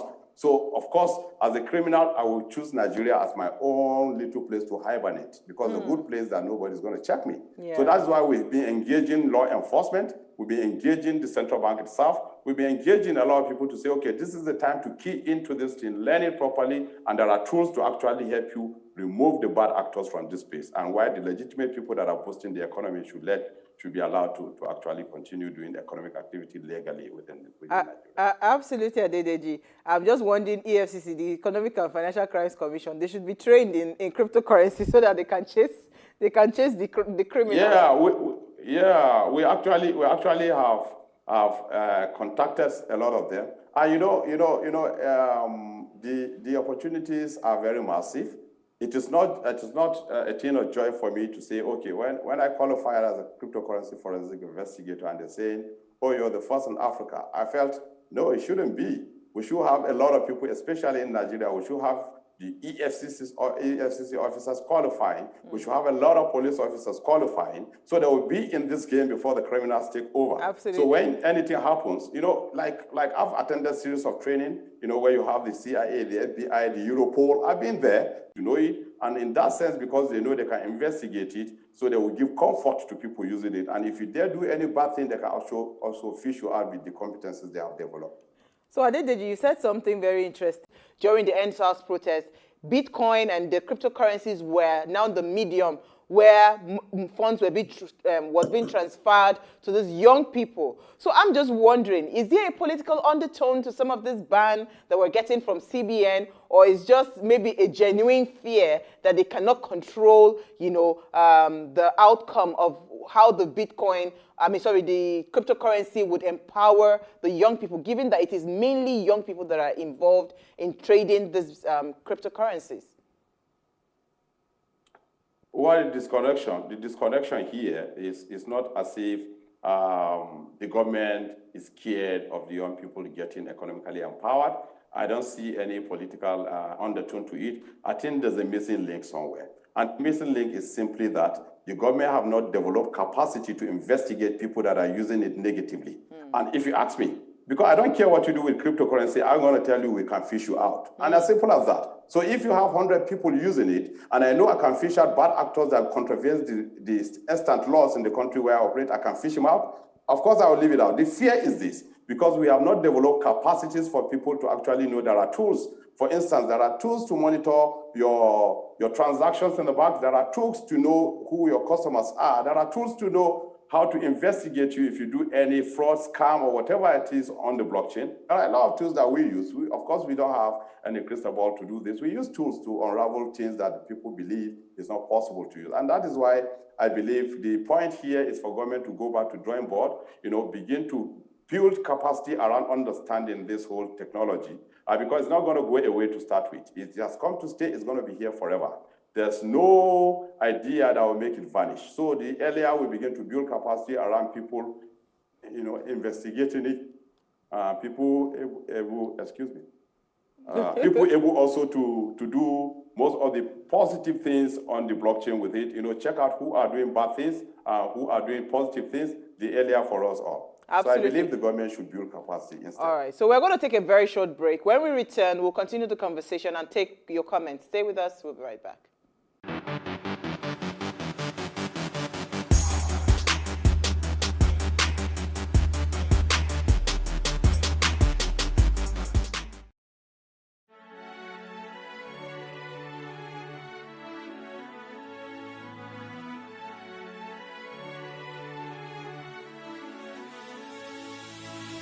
It is engagement we need to have. Those who suffer miscarriages are never taken into account. Members of the National Assembly are also influence peddlers. You are sitting on Nigerians' money. From the Babin, I pay my rent. On the Babin, I send my children to school. A consultative engagement. No any tangible notification before they ban us. It's one thing for people to be at your back and the heat of the moment, and another thing for them to still be with you when push comes to shove. I will do everything to take Lagos out of the national grid.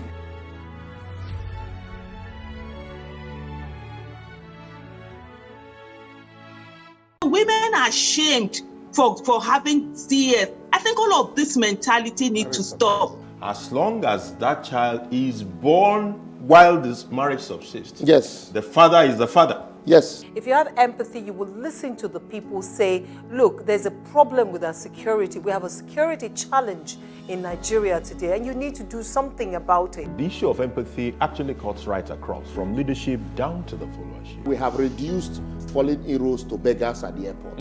We have reduced our veterans to what it is today. We need to think about these things. Otherwise, people are not encouraged to want to serve their nation as they should. I must just chip in here that, look, even those in service today are looking at the treatment you are meting out. Correct. To those of us who are veterans out there. And so what next do you expect? Oh boy, prepare for your tomorrow.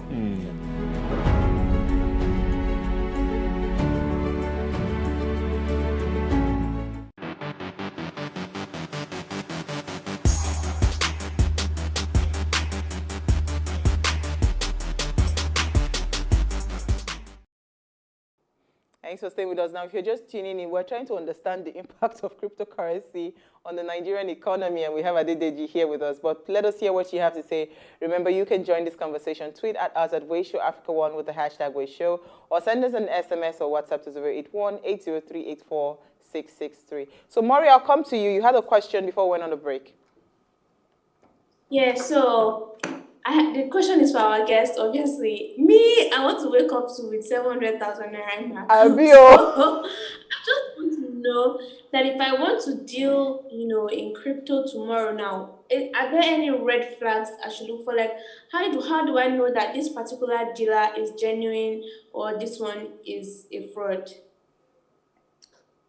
Like I used to tell a lot of people, I think the reason why people flock into it and lose money is because they are not educated on how this whole thing works. Okay. And somebody just tell you, I was speaking with someone the other day and they said, oh, somebody promised me 300% on a particular coin and I want to go into it. Obviously, you should know that that is scam, because which other thing is this doing within the economy with that money if they change it to give you back that kind of return? So, of course, you can benefit. As a matter of fact, the benefit myself, and I know within the community they have got it, just with interacting and understanding blockchain is enormous. This is just one. As a matter of fact, some few weeks ago, I just woke up again and I found another coin called 1 inch, and they just gave me $740 or thereabout. Why? Bounty for just interacting with our blockchain. And they give young people like that every time. Okay, Adedeji, can I become your... That, Adedeji, can I become your PA? Let me help you to manage your finances. No, this is what we call the liberalization of money. You can actually have that just for knowing and interacting with it, and people get it. People, nobody asks me for account number, for instance. They know your wallet. They know from anywhere in the world. I don't know the founders of Uni, for instance, the Uniswap exchange. I don't know the founders of 1 inch, for instance. But the general thing is that we are dashing everybody that have interacted with this. You can convert your money. And so that is what our young people are getting. They are trading. So at least they know they can make $100, $200 per day, as a matter of fact. They are not ready to take up any job. They are not ready to dust their CV, go look for work. That is the economy they operate in. And leaving them also operate like that is dangerous. And that is why, of course, the fear of central bank is legitimate to some extent. What I told you why it's not actually very, very clear for them to have done what they have done. Yeah, what they should have done is develop capacities to actually investigate these infractions and bring whoever they catch within this terrain to book. So giving a blanket ban to that, we also render some legitimate people, because of course I don't do fraud with it. I help people to even unmask frauds that happen. But again, I'm part of that blacklist because I can't interact with my bank to buy what I want to buy because it has been banned. So in that sense, now you blacklist the whole industry with very strong professionals that are doing stuff, and they know us around the globe that this is what we do. So I think that has to be reconsidered. We also help them to unmask these criminals within the I think we are very creative. We'll find a way to bypass CBN for this thing at some point. But I wanted to ask you. No. Is it possible? The young people have bypassed it. They have already bypassed it. But for me, I'm for the regulator that we need to check it. Yeah. Like I belong to the committee of the young people. I've done series of presentations to the central bank. Within the time they made this presentation, I've met with them at least twice on this issue. We've been there. Even this morning, I have meeting with a couple of people from there because we are saying, okay, there are tools you can actually use to check this in, and let's go ahead because it's positive. You can see, you just mentioned Tesla, that today when we are banning, as a matter of fact, the day we ban, that same day, the US OCC licensed some other bank to custody crypto. That same day, and that same day, the Bank of England came up with regulation on people that want to interact with it, on how the rules that they have to play with. That same day we are banning. So it just shows that the world is taking a trajectory and we must follow. You can't afford to be opposite of the market if you are trading, for instance. You have to follow where the crowd goes.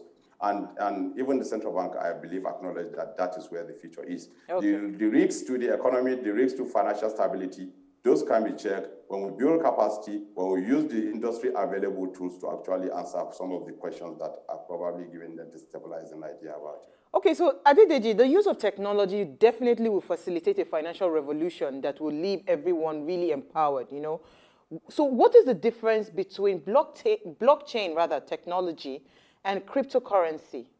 What's the difference, if you want to break it down for a common man? Yes, their similarity, as a matter of fact, is like you trying to define what is email and what is internet. So email here, in my analogy, is the cryptocurrency that runs on the internet, like the email runs. When you have internet connectivity, you can send email. So if you have the blockchain, you can actually send this money. But remember, I told you that the blockchain itself, having experimented this whole thing, and we discovered that, okay, you can actually do money on it. You can do the internet money can run on it. People began to experiment with it in different sectors. So for instance, in media that you have today, the issue of piracy, is happening. The issue of copyright is happening. So I discovered that, okay, there's a technology called blockchain where your copyright, at the moment you own it forever until you transfer it legitimately. And nobody can actually copy what you don't want them to copy. So companies like Uja and a lot of things came out and said, okay, Ujo, for instance, came out and said, this is what we are doing on the blockchain. Our company, I have a sister company where I also serve as Chief Operating Officer. We're into a blockchain-focused company where solutions in Nigeria that we see. And we discovered that there are problems within our country that need solutions that blockchain is the solution and answer to. Take, for instance, as a company, we are solving two problems. You remember recently palliative this, palliative that, who lock up palliative, who didn't lock up palliative, money is meant for this, and it didn't go through them. And we discovered, okay, on blockchain there's transparency, on blockchain there's openness, and therefore we can come as a company and say, okay, if you are sending money to vulnerable community elsewhere in Zamfara, Sokoto, or anywhere, or maybe somebody in somewhere in Lagos, or it can be Kenya, wherever it is, that you're sending to, whoever did, we are using the blockchain to also make sure we track that money until it gets to the beneficiary. And if the beneficiary spends that money, So that's the kind of transparency that we bring. And the second solution we have in our company, for instance, we're using blockchain to solve the credential problem. Of course, in the media, they will say Mr. A have credential, Mr. B didn't go to this school, the credential he has is fake, or he didn't graduate from Unilag, he didn't graduate from Ibadan, he's that. So we say, okay, there's a technology that is either you went to that school or not, because it is indelible, you cannot change it, it is forever there. So it means it's either you went to University A or you didn't go there. We're using blockchain to solve that. So a lot of problems within the economy, it has the potential to boost our economy and also make us stabilize properly. And a lot of young companies are doing that. So when you give an envelope, directive on all, you kill these startups, that are positively working to transform our state and what is happening within our country. Yeah. Maury, you have some comments with you, then I'll come to... Oh, okay. So this is Angela, and she says, crypto is here to stay and most likely for the future. Regulators need to quickly provide innovation for digital currencies. And then the second comment I have is from Roland, and he says, I stand with CBN on this. Better halt and find a better way to regulate it. Okay. Okay, so I want to take on that Roland sounds like a hater because he's not dealing with He's not hater. No, but I want to harp on what Roland said, because I realized that when I was doing my little research on cryptocurrencies, and I realized that there's a low cost of transaction. Deji, if I'm correct, there's a low cost of transactions, and and these cryptocurrencies, because they don't require brick and mortar style of transaction, it has brought the cost of transaction very, very low. There's no need for employees. There's no need for wages, utility bills. You don't need to pay rent. So this has really brought down the low cost of transaction, and I think maybe that's why a CBN, for instance, will be looking at it that if people now see that this cryptocurrency is cheaper for them, they will just completely move away from the regular banking, and maybe that's why they're trying to protect the institutions, the bank institutions. Is that correct, or I'm just maybe imagining things? No, absolutely, you're right. It has reduced the cost of doing business to a barest minimum. I transact with same cryptocurrency I told you, and I get, as a matter of fact, when I do investigation, I just returned from Europe and I did investigation from there. It is clumsy for you to send me money from Nigeria, from anywhere I do investigation. You just simply send me USDT, a stable coin, and I collect the cryptocurrency at a click. So I know it, I know the potential, I know the importance. The central bank knows, everybody knows. The new concern is that people are using the whole thing at times to maybe launder money or terror financing, like what we're battling in Nigeria. And I say that is a legitimate concern. And because it is a legitimate concern, CBN have to develop capacity to check who is using it for money laundering, who is using it for terror financing, who is scamming people with it. And the law enforcement have to be able to know who is scamming people with it. The EFCC have to know who is scamming people, who is defrauding people for them to investigate. Our police have to be there. The SEC have to know who is using it to defraud people in the name of investment. All these parastatals, everybody have to come together and as a collaboration to make sure that they develop capacity to actually regulate what they can regulate. But of course, there are aspects of the whole blockchain that is meant not to be regulated. But the whole globe, everywhere, different countries, everybody is coming together to see how do we at least regulate this so that bad actors do not hijack this. And I'm involved with some of the regulation. Take, for instance, the Financial Action Task Force is the body that is meant to regulate people not committing money laundering or terror financing around the globe. Yeah. Nigeria is a signatory to that. Nigeria is a member to that. And they came out and said, hey, yes, we know you guys are doing cryptocurrency transaction, but as far as you go to an exchange and you transfer money, that exchange have a responsibility to make the next exchange know the person sending the money, the value is sending, and for the destination and probably even the source of fund where it's sending that money from. That is why it's obtainable in the normal conventional bank. So we have to come together and say, okay, what do we do to make sure that exchanges, we call them Visual Asset Service Providers, VASP, that how do they now respect and comply with this Financial Action Tax Fund deadline last year or thereabout. So we came together as a think tank around the globe, around 130 of us, and we began to work to come out with a standard to make sure that when you're interacting with an exchange, the next exchange will also have information about how you are transferring, who you are transferring to, and some of these details. But this is new money. We don't have these infrastructures.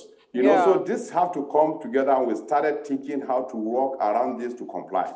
And we did it around, like I said, around 130 of us around the globe, and we came up with a standard called Inter-Messaging Standard, IVMS 101, to make sure that if you are a cryptocurrency business, for instance, you are a visual asset service provider, you have to integrate with that solution and use that standard to say anybody coming to you, this is the standard they have to be. So it's a laying block. We are just laying the block for actual people to begin to see how it can be regulated, how it can be checked. This is new, and we cannot say ban it. We have to begin to build it as we go, because we have to understand what people are doing. Absolutely. As a matter of fact, before you can now regulate properly. Okay, so that is why everywhere around the globe, they are not waiting. People are trying to see how they can regulate it, and that is the standard so far. Okay, so I have a comment from Biodun. It says, peer-to-peer cannot be stopped, most remote workers are paid via crypto. That's from Biodun. Then Ade has sent in a message from the UK. It says, good evening, ladies.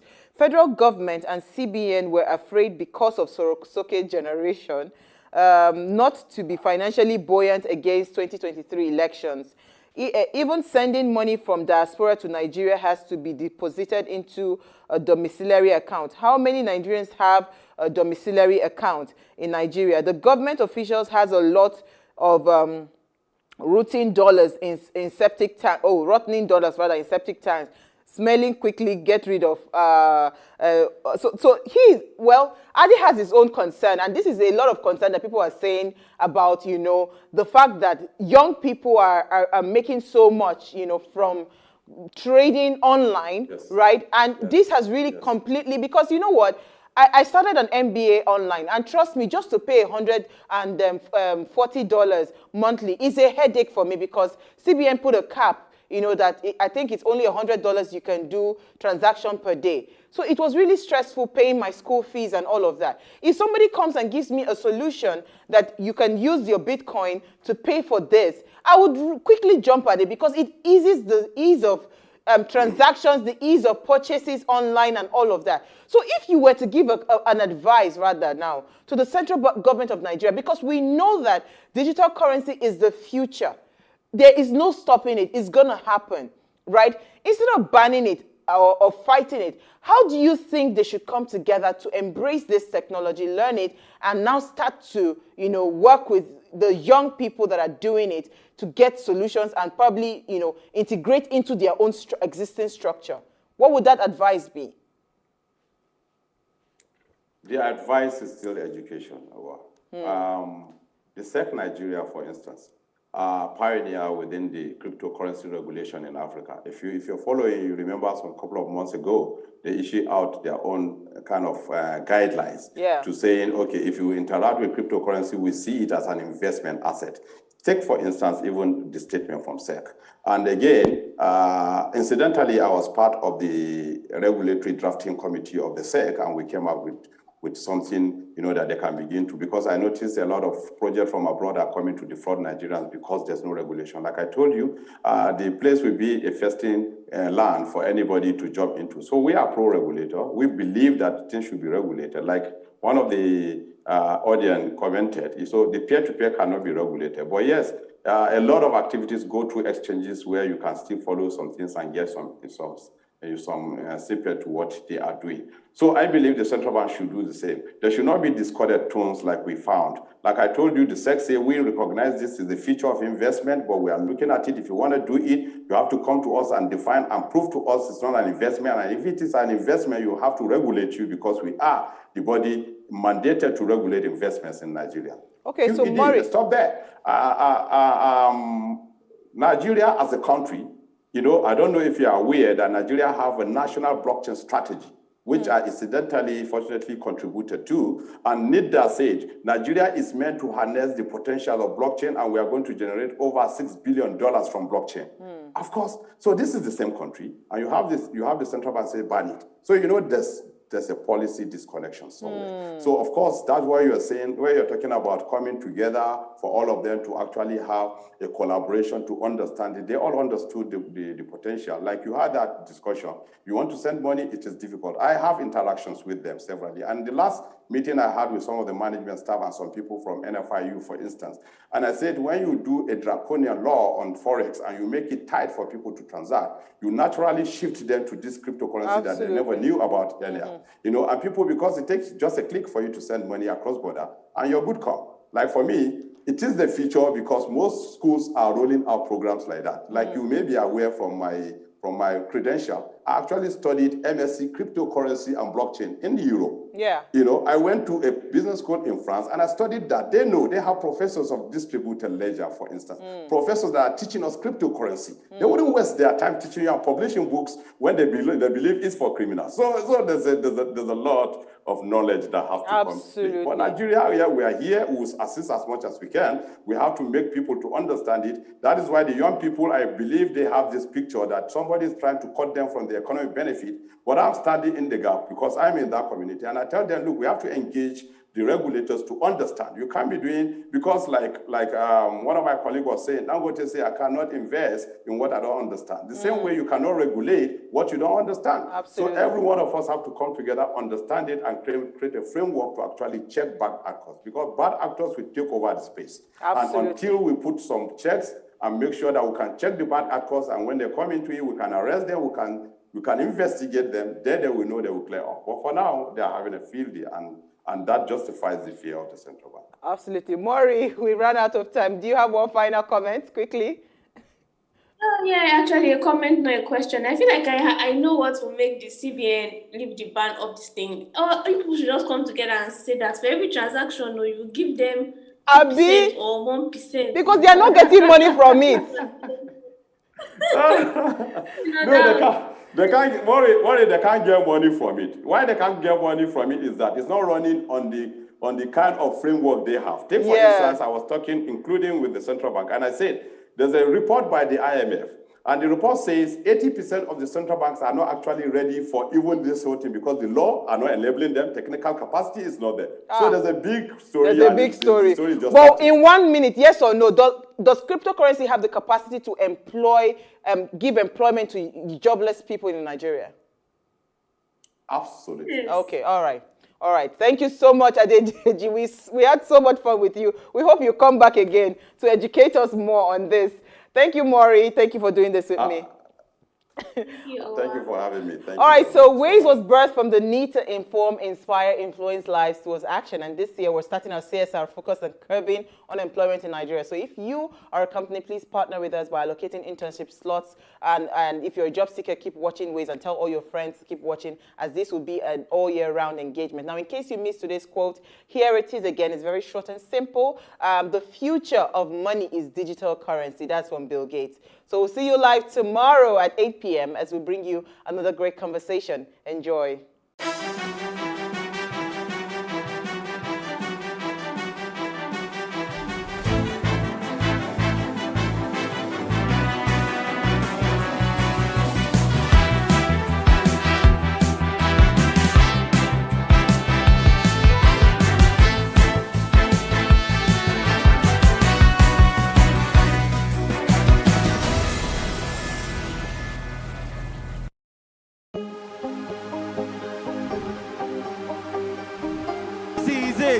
For upcoming artists to blow in Nigeria.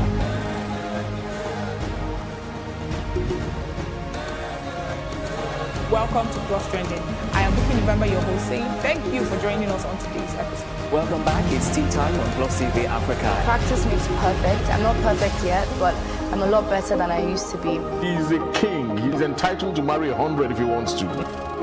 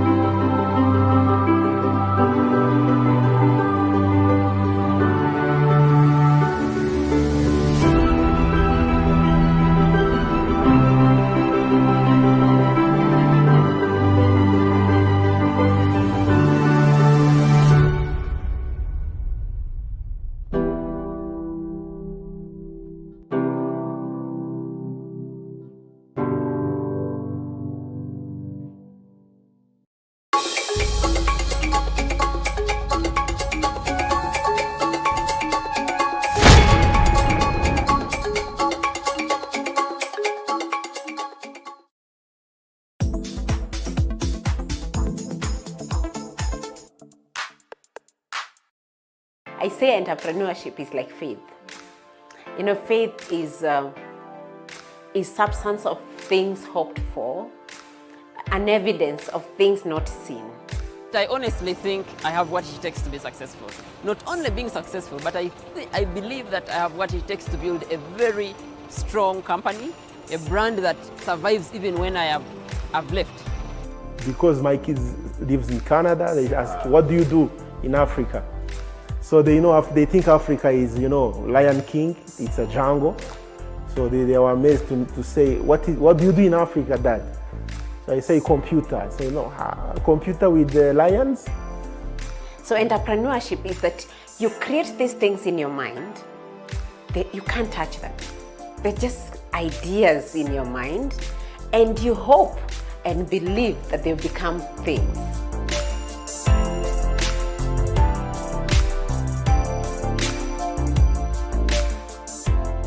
Startup, for me, I understand, it's where you want to start up a business.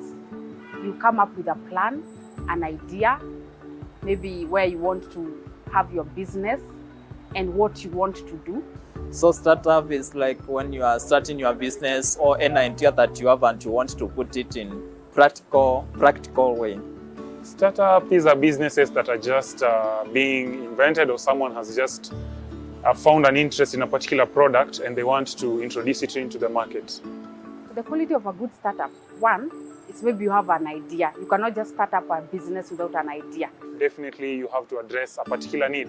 You have identified your market and you've seen a niche, so you have to bring into your startup to fill that gap. The startup phase is when you have dreamt of an idea to be able to solve a certain solution in the community. You bootstrap the process, and then you get to the point where you have a viable product or viable service that you're showing to people. Could be the first 3 to 4 years of your work, right, where people don't know you yet. But once you're making an impact in the lives of people, you're solving a specific problem. That, for me, it's just the beginning, it's a startup, right? And then, of course, you go to the point where you've done this for several years. You're seemingly successful, and therefore people are asking for your service, or you're bringing in new products. Yeah, I'm good. 3, 2, 1, go.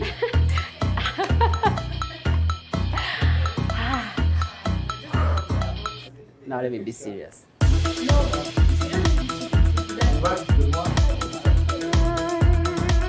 My name is Ronald Hakiza, and I am a co-founder at yugabus.com. I am 27 years of age, of course making 28 very soon, and I come from Kisoro. I'm single, I'm not yet married. I work at Yugabus, and Yugabus is an online bus ticketing company. So we offer travelers or anyone who is traveling by bus a web and mobile application to book any bus to travel anywhere across East Africa. My name is Eunice Mainamburu, the CEO and founder of BSmart Insurance. BSmart is an online integrated insurance platform that enables customers to choose the right insurance for themselves. This is through comparing from multiple insurance companies. My name is Kimenyi Mabre, and I'm CEO of Algorithm. And we produce software, and which called Ishiga software.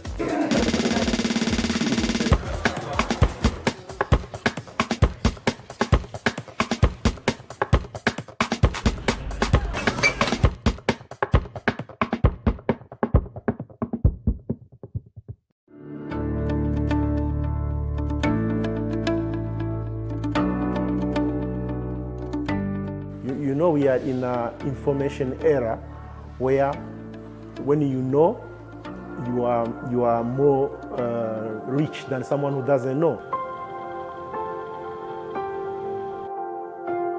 We produce software, and which called Ishiga software. Ishiga was created 10 years ago. Starting in Canada, I was working in a night shop where they was using a software. Then I was impressed how they do their reports easily, how my bosses, my managers can see everything without even being there. The problem pharmacists was facing before we came in is the administrative work, let's call it like that. In a pharmacy, they have to manage insurances prices. We have like 18 insurances. Everyone is dropping his prices. They have drugs. Drugs, they expire. They are not like other goods. And when it expired, you can't give to someone. Every pharmacy was isolated, every warehouses. So there was no way these people can see their data in one master data. So we created Ishiga Live, which was taking all this data.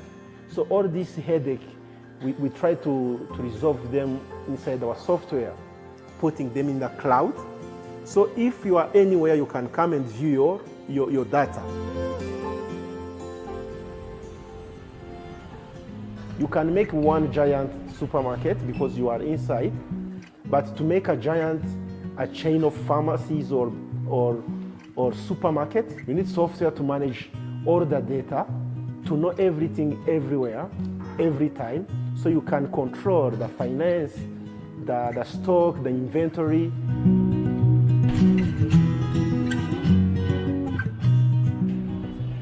So we are working with hotels and bars. So waiters use this tablet, and they can order in front of you. They can order your goods, what you want. Then it goes directly in the kitchen. Then they can start preparing it, or drinks.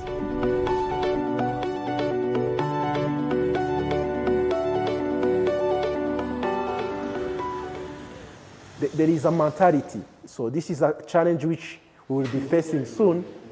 It's the mentality of African business or governments, where they don't trust like African solutions, especially in software.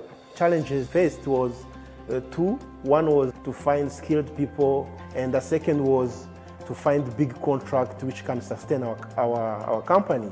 We trained 20 to 40 students from undergraduate. We give them the way how to code in industry. So from there we take 5 top. So this fixed the problem of skills. Sleep when you have to sleep.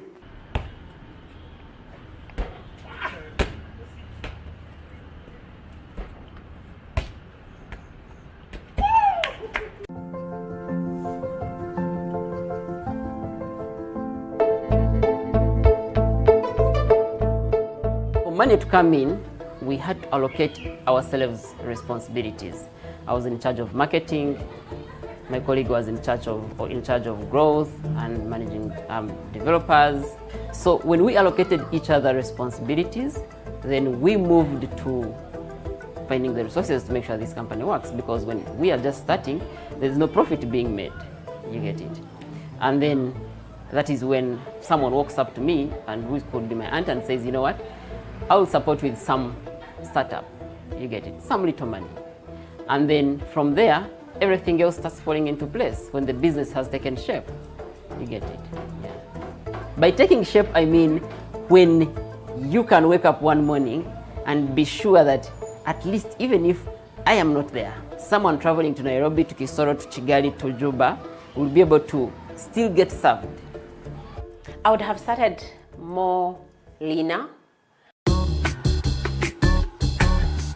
Lean startup means is that you are looking at your processes, right?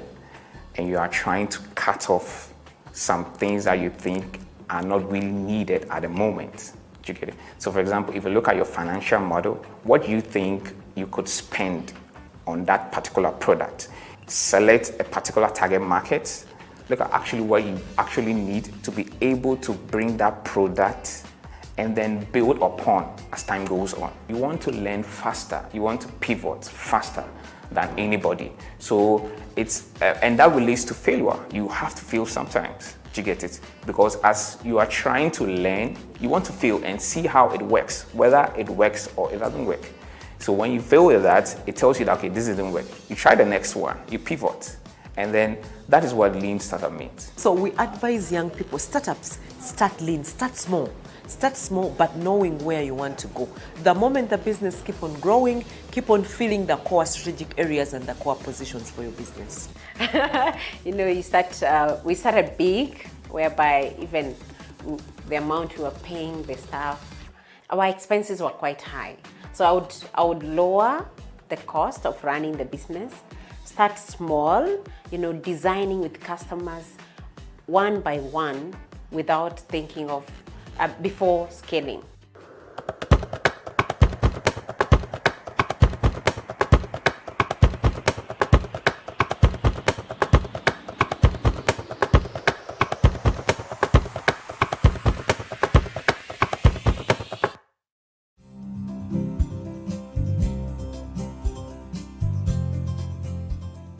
When I got into insurance, I discovered there's a lot of friction between the information through a policy document.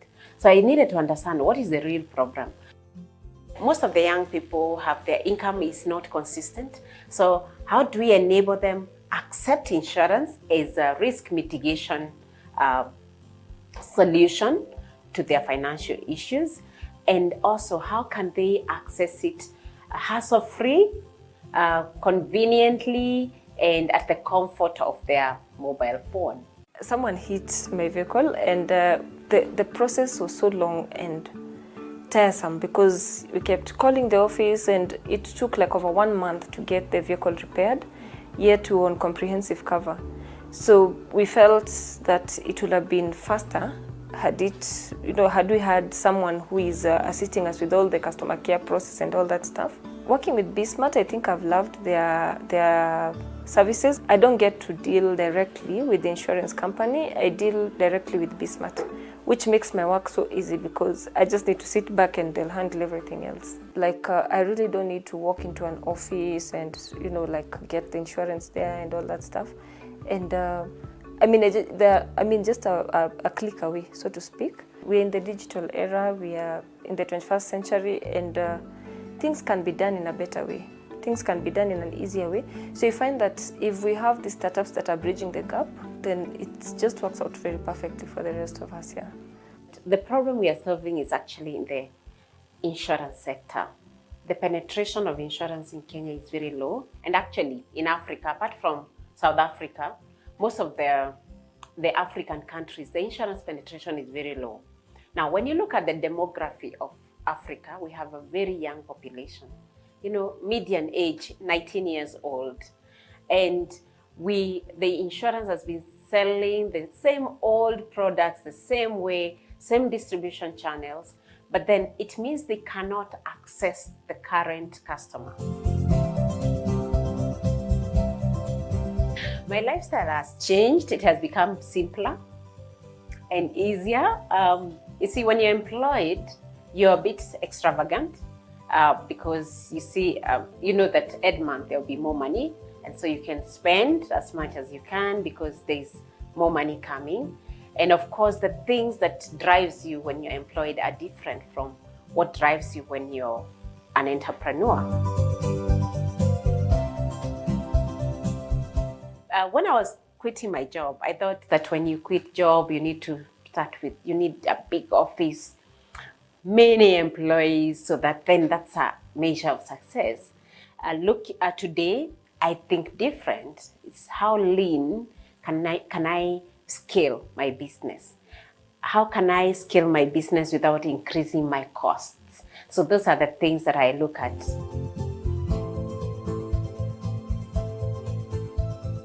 And one of my biggest challenges was the funding.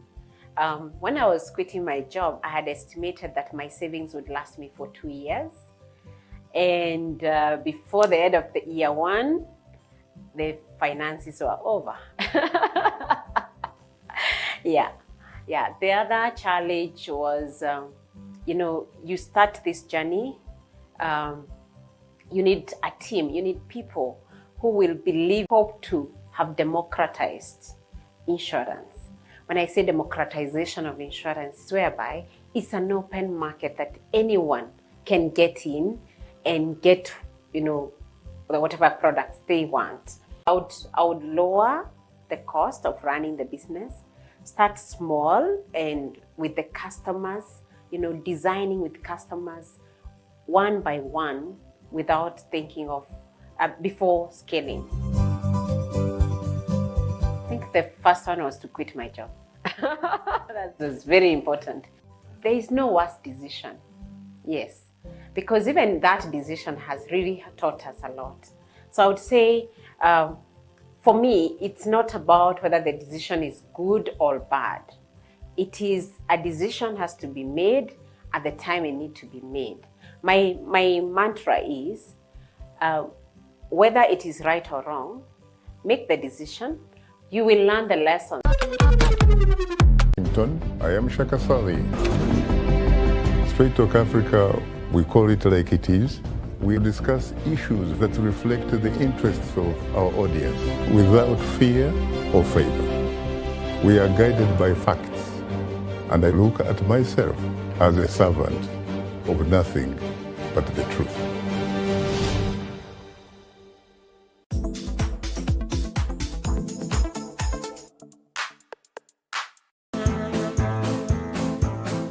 I was supposed to travel to Kisau for burial, and I spent the day very busy.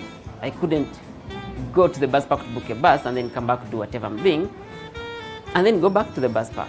So in the evening when I'm going to travel and I really want to book a bus, I find that they are full. So while I'm there, a gentleman walks up to me and says, hey, if you really want to travel, then I have a ticket for you. I want you to travel, but I'm not traveling, so if you can add 10,000 shillings, I can give you this ticket. I'm like, okay, I'll add the 10,000 and get the ticket. And then I get onto the bus. Now when time for inspection comes, like when you're in a bus, they always inspect to see if you have a ticket.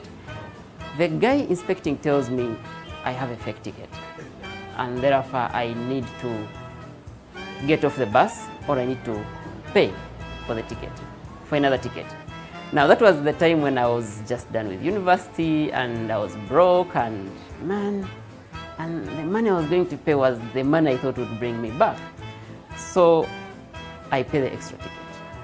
Now, when I come back to Kampala, I come back determined to find this guy because I thought this guy is in the bus park and I knew I could find him. And the problem that Ugabus is addressing is the inconvenience that passengers have to go through in being able to book bus tickets. The whole inconvenience of you lining up at bus stations. The whole inconvenience of you having to go through the crazy traffic jam to be able to reach the bus station. The whole challenge of you having to move from bus to bus, trying to find out which bus has space and which one does not have space. The whole challenge of you having to ask yourself how much do they charge, which buses go to this particular destination. Each single day, see people asking.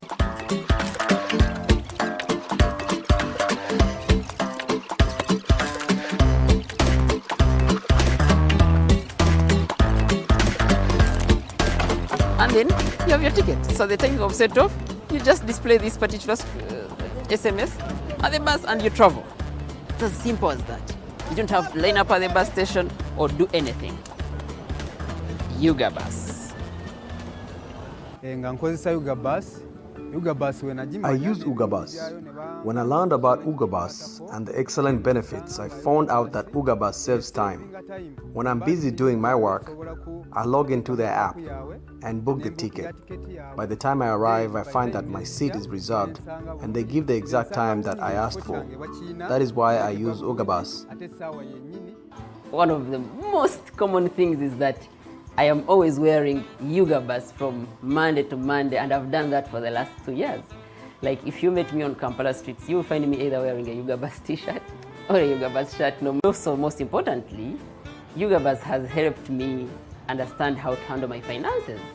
Like, I mean, if you can carefully mobilize resources for the company, and then also be able to allocate resources in the way they are supposed to be allocated, but also most importantly, make sure that those resources don't go to waste. You realize that those lessons later on come from the company to my own personal life, and I'm a better human being. The advice to someone who wants to be an entrepreneur, who wants to start something, is first to find that thing. You have to find it, you have to like it, and you have to find negative people to try to break you down. You have to go in a shaking environment. We call it piscine, like it's a pool. You go in a pool, when you arrive on the other side means you are good. So that's the first thing. You have to see something you believe in and which you can be shaked. For someone who wants to become an entrepreneur, I think the best advice for them is to start. They just can't wait to have everything. You can't wait to have the right team, you can't wait to have the money, you can't wait to have the right idea. You just start. Eventually the idea modifies itself, the customers modify themselves, and even the right team comes on board when the problem you are solving is actually in existence. It's important to have some experience when it comes to running a business. And I always say, volunteer. If you can't find a job, volunteer to work with somebody who you admire and learn how to run a business. The second thing is to be ready to work, because nothing is magic here. Everyone who arrives somewhere is working day and night. You sleep when you have to sleep, not when you need or someone is telling you. You sleep when it's the time to sleep. At that time, you really work hard because you are not alone.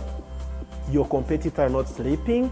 They have more resources. So have the passion, have that thing you want you like, then go for it. Go for it.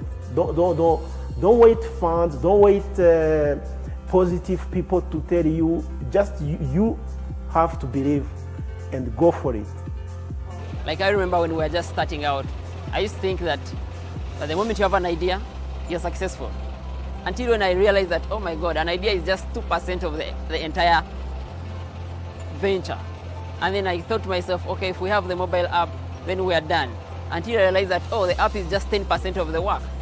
Then I used to think that, you know what, if you build a very great product, customers will respond. No, instead you find the customer, address their problem, and then they come on board eventually. When the idea comes, please test it. And how do you test an idea? Test with your customers. Don't just build apps for the sake of building an app. An app, an application or technology is supposed to solve problems. It's not supposed to be the business. So you need to identify the problems that you're solving and then build technology to solve that problem. We don't have too many occasions to give our story. We are in machines every time.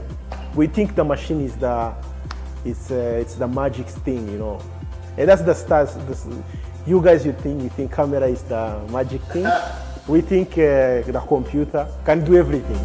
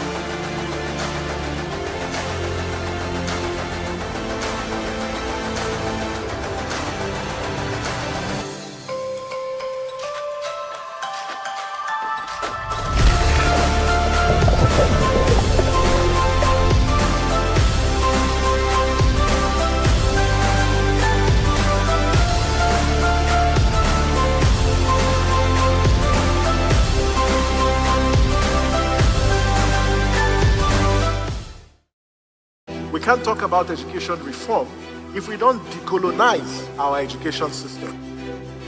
What we do not understand, we will stigmatize. Because it's just cultural. And I think it's just human nature. They stop paying us salary. I don't like remembering it. I am angry at Nigeria. I'm angry at this government which seems to be letting us down. I am angry at us as a people. In the process of struggling to free myself from his hand, he tore my pants and he raped me. Yes, I commit the offense truly. Young girl, do you know where you are going? I say, I'm going to America. I say, oh, now so that they talk, you are going to Libya. Which America? As it then do mark our place, some people they die now. This is Plus TV Africa. Big stories live here.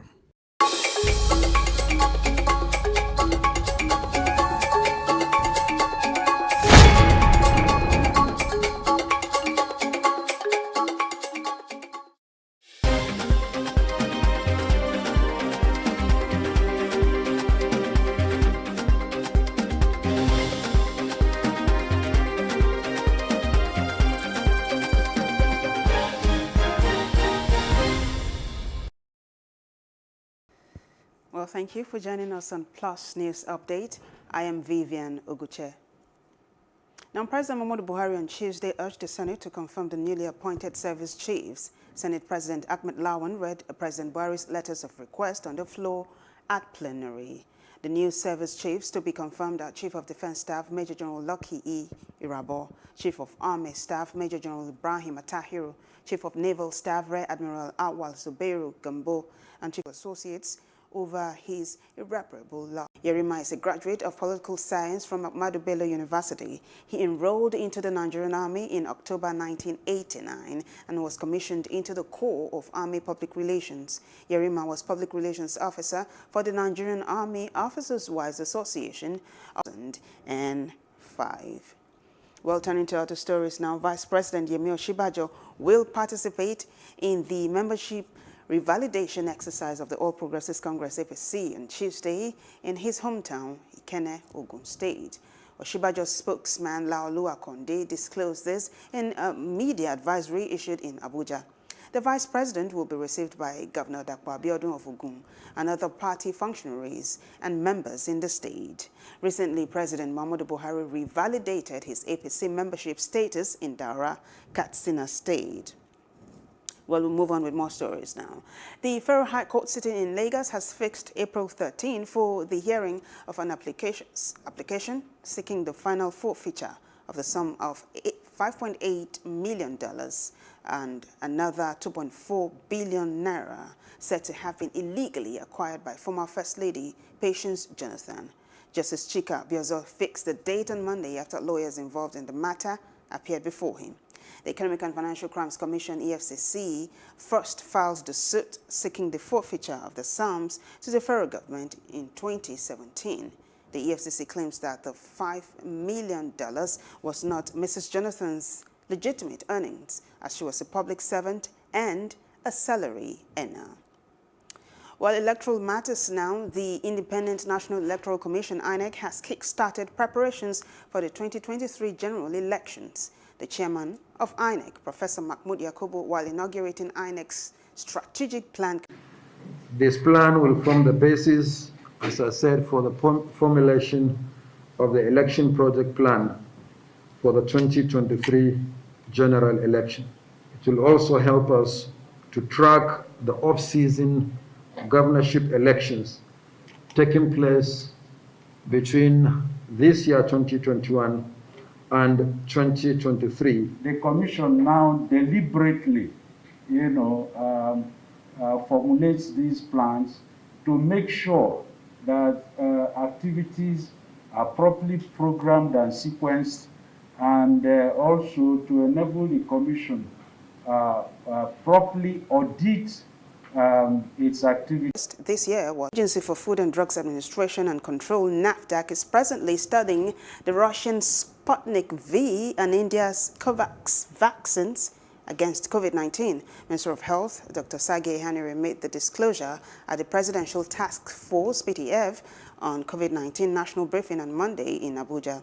According to him, Nigeria has kept abreast of global development of the COVID-19 vaccines and supports the call from the World Health Organization, WHO, for a fair and equitable distribution of vaccines since COVID-19 has become a threat to mankind. He said Nigeria subscribed to 2 multilateral vaccine access platforms, the first being the COVAX facility that will supply vaccines free of charge to members, including Nigeria, to cover 20% of the population. And in other parts of Africa now, Zimbabwean President Emerson Mnangagwa has appointed Frederick Shava as the new Minister of Foreign Affairs and International Trade. This follows the death of Sibusiso Moyo, who passed on due to COVID-19 related complications last month. Before his new appointment, Shava was Zimbabwe's ambassador to the United Nations. He also served as Zimbabwe's ambassador to China from 2007 to 2014. And outside Africa now, Indian rescue workers are battled through tons of rock and mud, searching for survivors in a choked Himalayan tunnel after a flood smashed through 2 mountain dam projects. 2 days after the incident, more than 170 people are still missing. A wall of water and debris tore down a valley in the northern state of Uttarakhand, destroying bridges and roads, hitting 2 hydroelectric power plants and killing dozens. The disaster has been blamed on rapidly melting glaciers in the Himalayan region caused by global warming, as well as building activity for dams and dredging riverbeds for sand. Well, in business news, the International Monetary Fund has said that it expects Nigeria's recovery from the impact of COVID-19 to be weak and gradual under current policies. In its report on Monday, the IMF also noted that real GDP growth in 2021 was expected to turn positive at 1.5%. It noted that Nigeria entered the COVID-19 crisis with a falling per capita income, high inflation, and governance challenges. The IMF also stated that the country's real gross domestic product is expected to recover to its pre-pandemic level only in 2022. Entertainment news now. The co-founder of the Supremes, Mary Wilson, has died at the age of 76. The singer passed away at her home in Henderson, Nevada. Her publicist, Jay Schwartz, announced this, but he did not confirm the cause of her death. The Supremes were known for hits such as Baby Love and You Can't Hurry Love. The group was founded when Wilson was just 15 years old. The group also disbanded in 1977 following Wilson and Michael Moore or Seb Victor Troche for a place in the third round. American teenager Coco Gauff also knocked out Jill Teichmann 6'3", 6'2", to glide into the second round of the Australian Open. I was able to win in a straight set, so it's a positive start for me. Always difficult. Play tennis after a while, playing a competition match after a while. We're good start and happy. I don't know. My back is not perfect, as I said a couple of days ago. Every day that I am able to go through, probably there are more chances to get better. that's the thing now. So there is always a chance to improve, and that's why I'm here playing and fighting to try to get better and then give myself a chance. Like, it would be hard to say, like, was that the best preparation for me? No. But, try to sit here and find an excuse because of quarantine, and this is just something that, as I said, it is what it is. Yeah, it was a very tough match, and after 21 days in quarantine and 1 month without playing, I fought until the last minute, but it wasn't enough. I think my level wasn't on my best. I'm a little sad or disappointed on that, but I have to save the situation, and it goes how it goes. And it's a wrap for us this hour. For more news updates, please follow us at Plus TV Africa on Facebook, Twitter, and Instagram.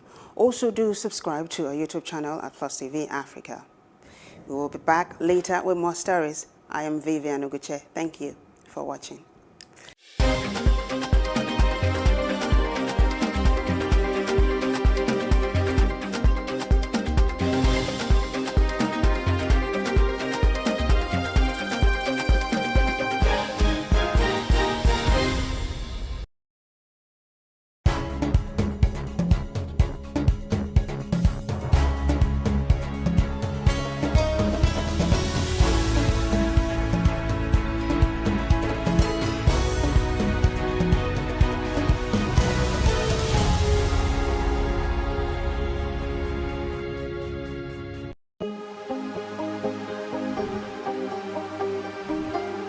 It for upcoming artists to blow in Nigeria.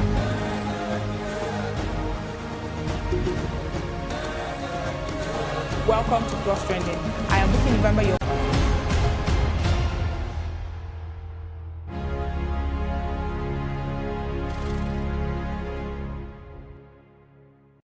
Fame, glamour, success, money, and all forms of flamboyance are what you associate with celebrities. But with the recent pockets of reports of Nigerian celebrities revealing their battles with depression, it calls for concern of a thin line between fame and depression, between appearance and reality, and many rhetorical questions. It is the desire of most artists to have an international deal and get international recognition. The quest for this fame and self-accomplishment continue with a lot of the big names now relocating outside the country. Nothing seems unchanged as racism is another social menace still confronting them. This leads to depression at the expense of love for their craft. A close observation shows that social media has continuously been a contributory factor. The regular interface with imaginary audience creates a lot of tension and illusions by many of these artists. Recently, many of our favorite stars such as Ari Song, Wajay, Dija, and a host of others have been vocal about their battles with depression.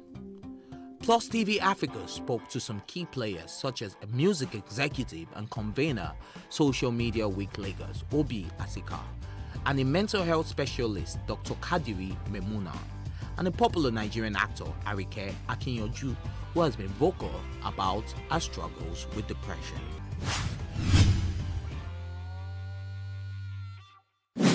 I think it is. Yes, especially in this part of the world that we belong to, Nigeria, fame here, I think is a major cause of depression. Because human beings are unique, and because human beings are, we all have our personal journey. They are what we call vulnerability risk factors.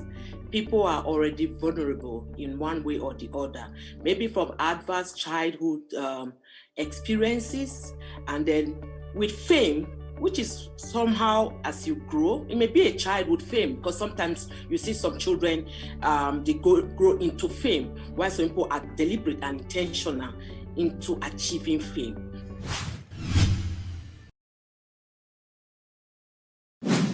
Famous people have to keep up with, entertaining us. Famous people have to keep up with a particular personnel. Famous people have to keep up with, with all the challenges, even if they are going through a lot. We do not want to see them down. We are following them for the things that we want to get from them. They are inspiring people, they're influencing people, they're empowering people, they're doing a whole lot. So whatever they may be going through, the society, we don't want to see that part of them, even if they know they may be going through that is it. So they have to just keep on being, that person we want to see. We should not be calling talents celebrities. Yes, they have become celebrities, but they became celebrities because of their talents, because of what they do. They are not just celebrities because they exist. So everybody, from my experience in life, all creative people have challenges in terms of putting together their process. And every time, it's like anywhere in the world, if you don't hear of your favorite actor for 5 years, it's one of two things. It's just A, they're not working, and B, they're not at this point in time getting offers. So what I would say is that a lot of people, if you work in the entertainment industries, if you work in those spaces, you will know that it is a high stress, high anxiety business. So therefore, the people who are working in these businesses are constantly seeking for affirmation and for support to see them through what they're doing. So in that regard, if you're in the public eye and you're constantly having to keep up appearances, it can become very, very difficult, especially if things are not going as well as they used to go in the past. There was a time in my life I passed through depression, but I think it's not because of my career. It's because naturally I'm not the type that, things people say get to. Fine, I feel concerned when they say things or they expect me to live in a certain way and I'm not living that life. I feel concerned and I feel like, but it doesn't really get to me. So if I ever had depression, it wasn't basically on my career level.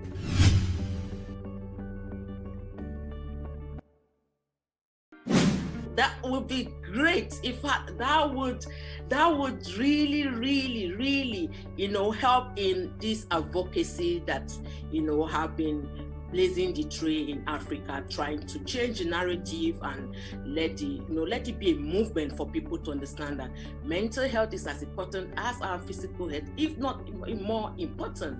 And for the fact that it's intrinsically linked to our physical health, we have to guard, protect, and prioritize our mental health at every given point in time. So if we start seeing the media and entertainment industry putting our mental health as part of their package, it may not necessarily be a department because that's a tall order, but ensuring that from inception, when they are setting up that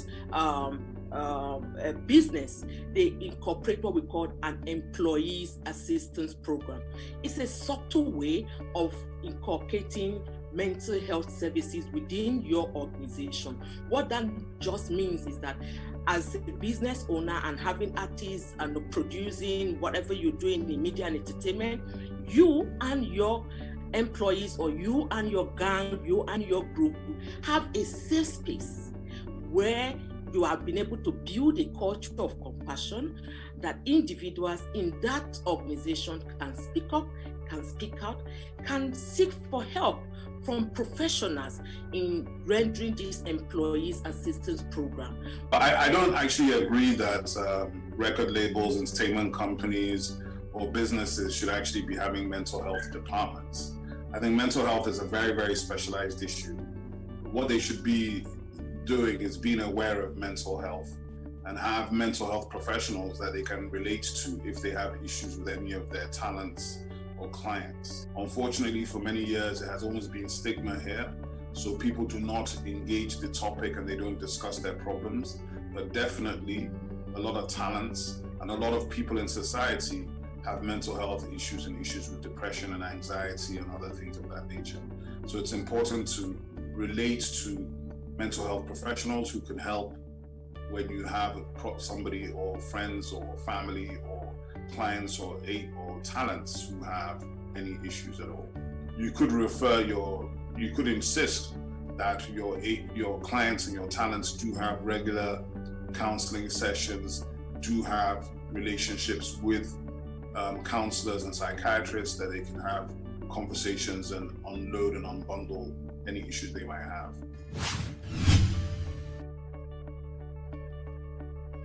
The best thing anybody can do is to stay engaged with the talent. So the talent, and that means that understand and know your talent very well. Understand what makes them tick, what makes them click, when they are happy, to be happy, or to be in a stable state of mind and frame of mind to enable them to produce their best work. And that normally is, if you're doing that, that means that talent has a strong manager. Strong management is key. And that doesn't necessarily come from the label. That could come from the artist side, but the artist manager, the person that really interfaces every day with the artist. A lot of times the label is literally just there to provide distribution, retail, marketing, and finance. One dominant recommendation is for this artist to live in their realities and not all about impressing fans who change loyalty at slightest disappointment by their so-called quasi-demigods, whose foibles are as real as any man on the street. The story of Michael Jackson, who died in 2009, and later Whitney Houston in 2012, are few of these sad reminders that despite fame and pageantry, one's mental health must not be ignored. Reporting for Plus TV Africa, Ife Oshunkeye.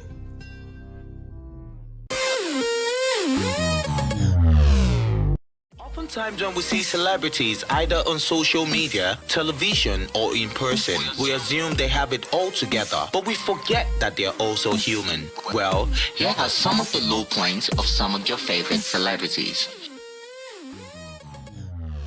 Photography for me was more a means of expression than at the beginning, than a source of income, Luckily for me, my fine art career had picked up, so I was making a living as a painter while developing the passion for photography. So that gave me the opportunity, to stand my ground and beat out a path, towards the mastery of my craft, and then become, the Kelechi Amadiobi that you people know today is all about insisting that my work had to be excellent. You see, I always tell people, do not chase success. You attract success by developing yourself. So when you apply yourself, you learn new ways, you improve your learning, you practice what you've learned. Once you improve yourself, then you add more value to the world, and then the world has no choice than to add financial value. It took me 2 years to set up my house. I have to support my son. I have to do some things for my siblings, my younger ones. So it took me 2 years. I was making money by then. I was saving money, going to locations, but I was using a Nokia phone. I don't get carried away with anything.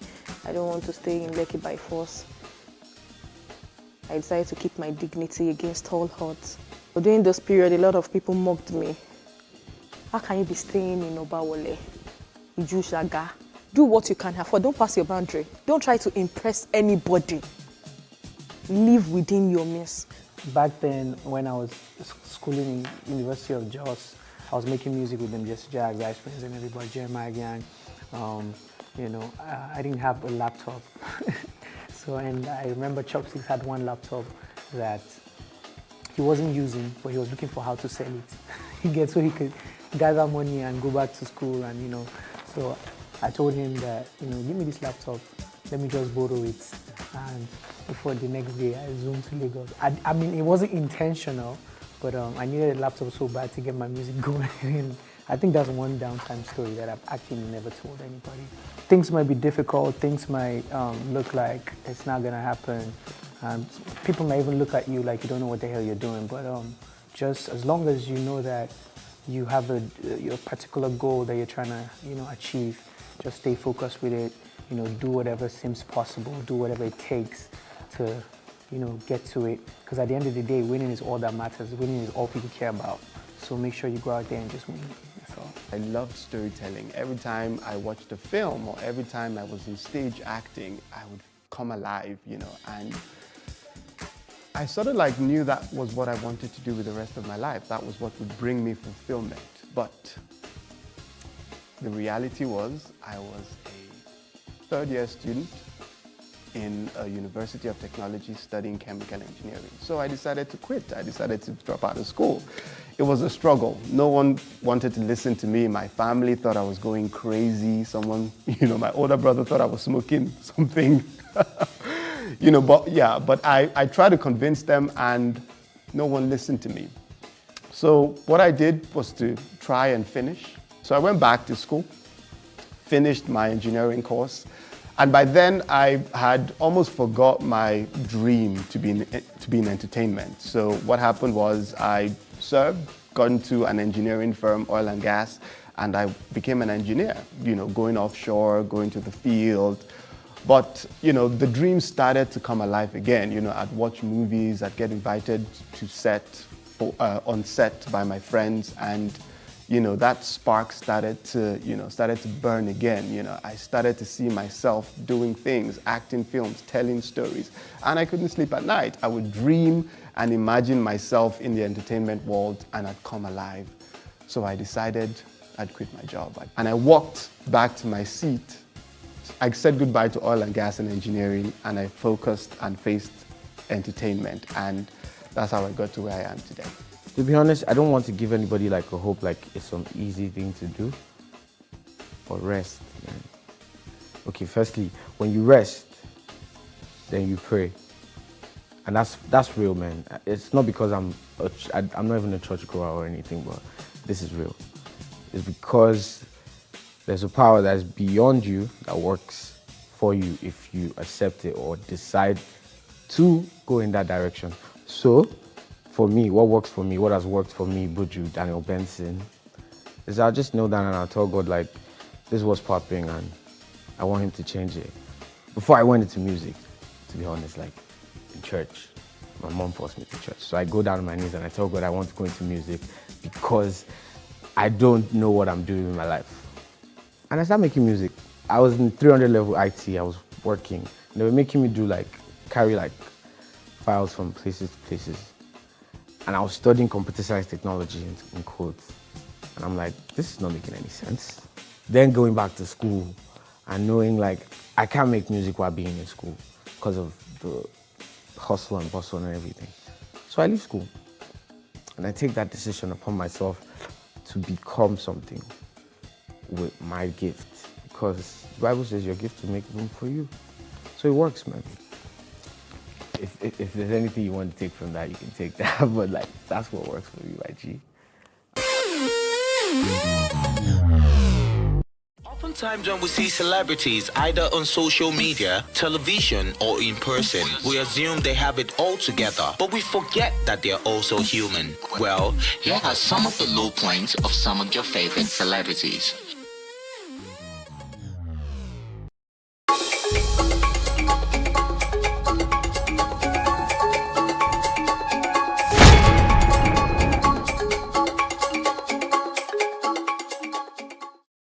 Sports betting has been around for a long time, even if data of the first bet seems untraceable.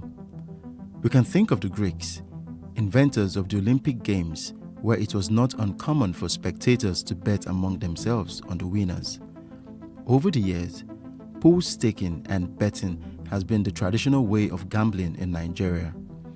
Recently, the emergence of sports betting has increased due to the various betting websites that have become famous.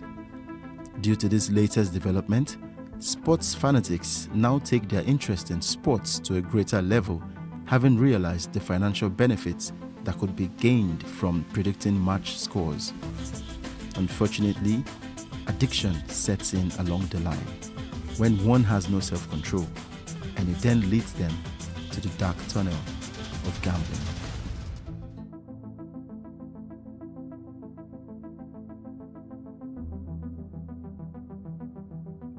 This is Sam, a 35-year-old man who has been through the ups and downs in the virtual world of sports.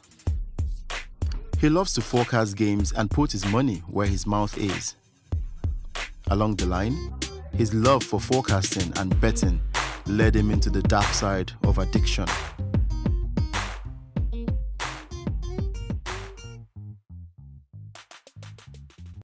It all started 2015. Okay, I finished service 2013. So between that time, I was job hunting, and I've been a fan of sports growing up right from childhood. But I have a neighbor that walked up to me that he won 140,000 with 100 naira. So as at that time, I knew little about sport betting, but I don't know how it works. So I had to sit him down. I was like, how did you come about this? What did you play? How did it work out? So he held the coupon in his hand. I made the ticket. So he showed me saying, I picked this team, I picked this team, I picked that team. So I was like, oh, I saw some other things there. So what does this one mean? What does two means? So he was the one that put me through the fundamental parts of the sport betting. Like, okay, if you picked one means the home team to win. If you pick two, that means the away team to win. If you pick GG, that means both teams to score. So I took my time to understand that. He only put me through how it works, how you stake. So I had to do further research myself. So I took my time to walk into the shop. So my first few weeks there, I didn't play. All I do was just to make friends, observe how things work. So I was there, I see people placing bets. So I started asking questions. I even asked the cashiers that, okay, if I pick this. But I remember vividly then, there were limited market options then, unlike now that we have vast majority of market options. Like I said, I don't have what I'm doing, so my income is so limited. All I do is when I started playing, I use my pocket money to place bets. So then to stake, the minimum stake is 100 naira, so I can still feel like, hey, The money I would use to buy recharge cards and call friends, why can't I use it to place bets? So that's how it all started. And then it was fun. Some places I would have just one game that would make it a lost bet. I'll plot the game, I'll be like, oh, I'm so close. And that will be like, you can't go further, you can try more.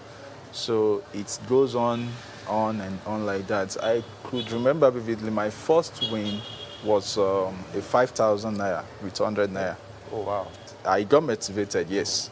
So the 5,000 then was like a gold, like, wow, this is cool business. With 100 naira, the multiple interests that comes or that is accrued to it, I was like, wow, this is good business. So I started going deep.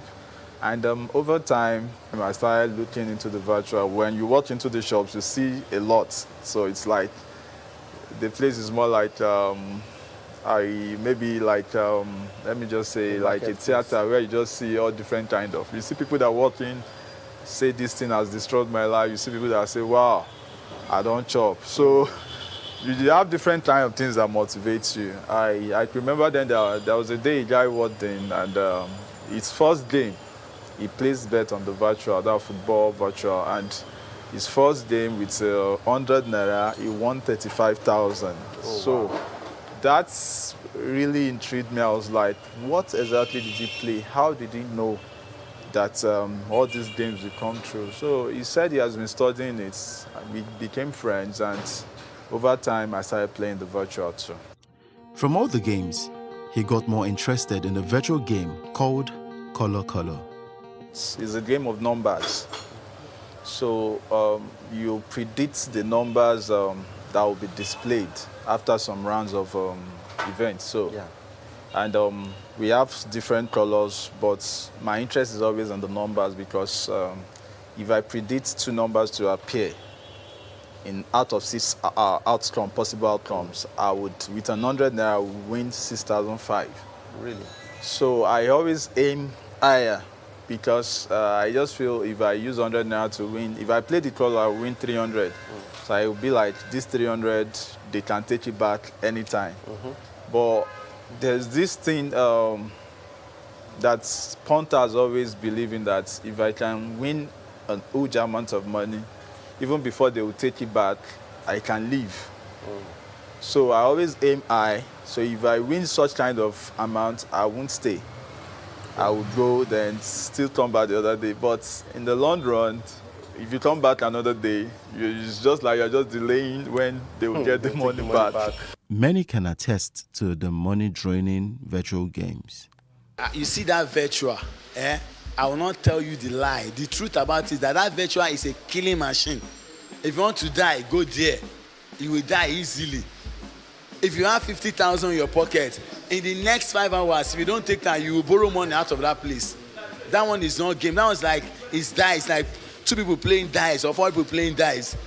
That one is a killing machine. I don't go there. Except you just have money you want to waste. You go there, go and waste it. Money you don't budget for. But if you want to make something in life, I prefer to book game and wait for the result after 90 minutes. When Sam places bets, he spends about 2,000 naira, but it increased when he started working for a bet company. In a month, let me just approach it. In a month, I can spend like 2,000, 3,000, but over time, when I started working, I spend more than that. So let me just say, when I started in the year 2015, I just spent 2,000, 3,000 to place bets in a month. Wow. When I started working, the mentality of playing bets with 100 naira left. I was like, if I would choose, the idea behind it is, I was like, if I could choose 20 games, and 19 of it I could predict correctly, just one of it got spoiled. So why stress myself with 100 naira? So why not pitch something lesser and stick with a huge amount of money? Wow. So I started experimenting that. When I started, it was working fine. I could play a single bet with 5,000, place a single bet with 2,000. Reality dawns on Sam when he lost 200,000 naira on a single bet, but continues to play. The highest amount I would say that I've stayed to it is a 200,000. 100,000. 200,000 at a go. At a go? Yes. Wow. And I Tell lost. us about that. I lost. You lost it? Yes. Wow. I lost it at the nick of time. Okay. So on that day, I'm a Man U fan though, so I stayed on my team to win. Wow. And that day, Man U was winning. I could remember Man U play Newcastle or so. Man U was winning. And at injury time, I think 90 plus, Newcastle equalized and the match ended 1-1. The money wasn't mine. Several things came to my mind. Like, I was like, I wish I didn't do this. Why did I do this? How can I get this money back? What will I tell the owner? It got so bad he borrowed a lot of money and spent 90% of it on bets. Borrowing money to place bets. You borrowed money to? Yes, I did. What was the highest amount you borrowed? 450,000, yes. 90% of it was to place bets. Now, for me to have been able to secure 450,000, I never knew what I wanted to do with it. Over time, I borrowed quite a lot of money.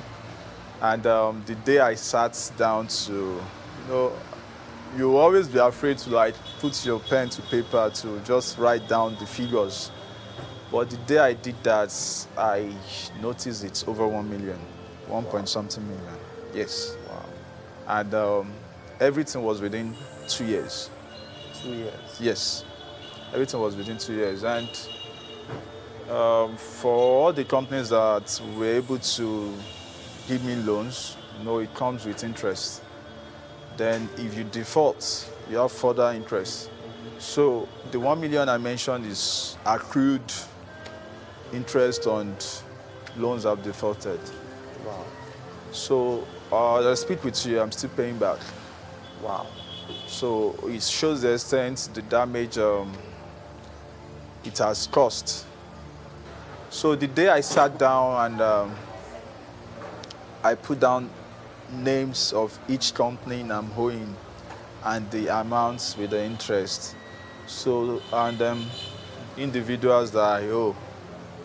Then I found out that, hey, this thing has turned to 6 figures. So that's when it comes on me that I realize that this is not fun anymore. It's an issue.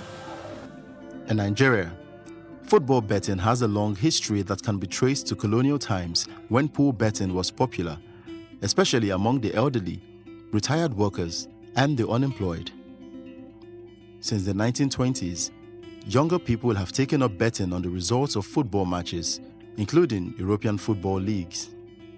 In the betting shops, you will find different kinds of people in clusters discussing either the Premier League, Champions League, the La Liga, boxing, and all types of sports, with their passion for the game increasing every day, having high hopes of winning the jackpots. There are factors responsible for increased football betting among youths in Nigeria. It keeps my hope alive. When the government are not trying and I don't have any other way, I don't have any other person to help me. It's only the bet that can help me.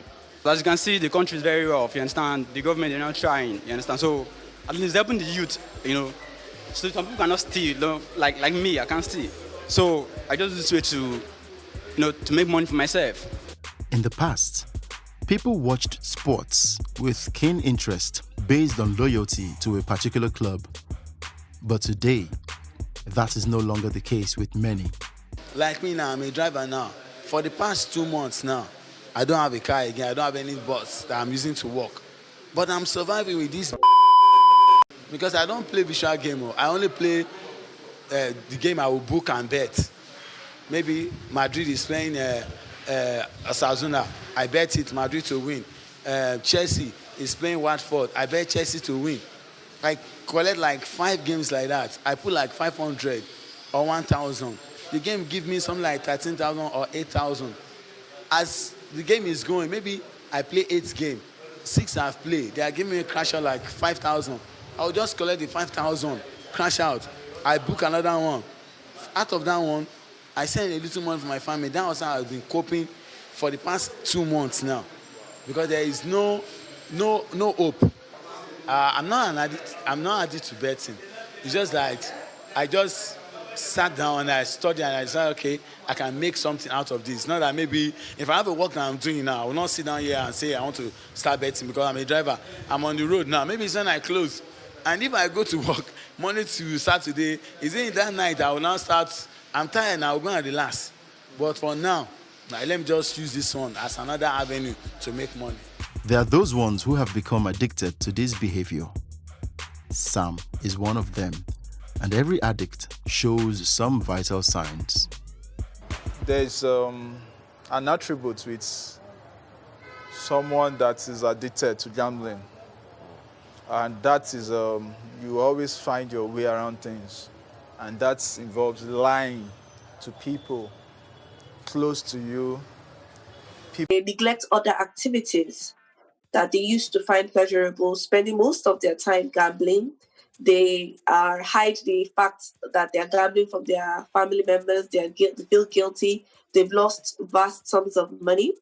Sometimes they have to take loans, and they believe that if they keep gambling, they will be able to recover some of the money that they've lost. So those are some of the features you've seen that it affects their career, affects their family. Addiction is more like an eye. You have that feeling that you are high on something, so you feel uncomfortable until you place bet. A report revealed that about 60 million Nigerians between the ages of 18 and 40 are involved in active sports betting.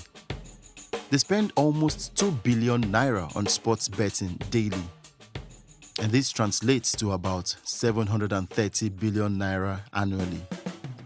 Betting may appear to be a way to make quick money, either as a betting operator or as a gambler, but addiction sets in along the way.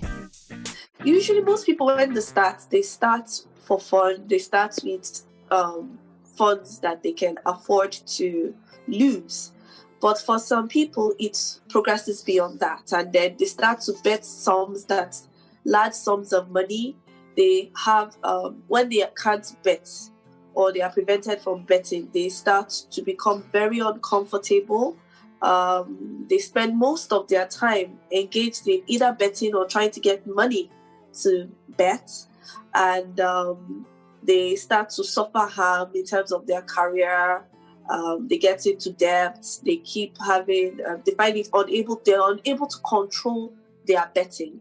When you see those signs, those are signs that the person could possibly have a gambling addiction or sports betting addiction. Are there consequences for addiction? Gambling addiction has significant comorbidities with psychiatric conditions. As you might imagine, if you've borrowed a large sum of money and lost it to sports betting, there's a high tendency for you to have clinical depression. It could also progress to having suicidal thoughts and attempted suicide. You could also have post-traumatic stress disorder.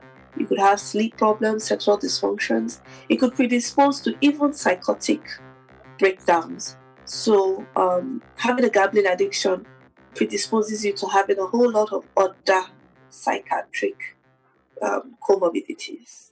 Sharing my experience now, I am someone that loves sleeping very well. I do have sound sleep, but when this issue become a problem, I couldn't sleep well.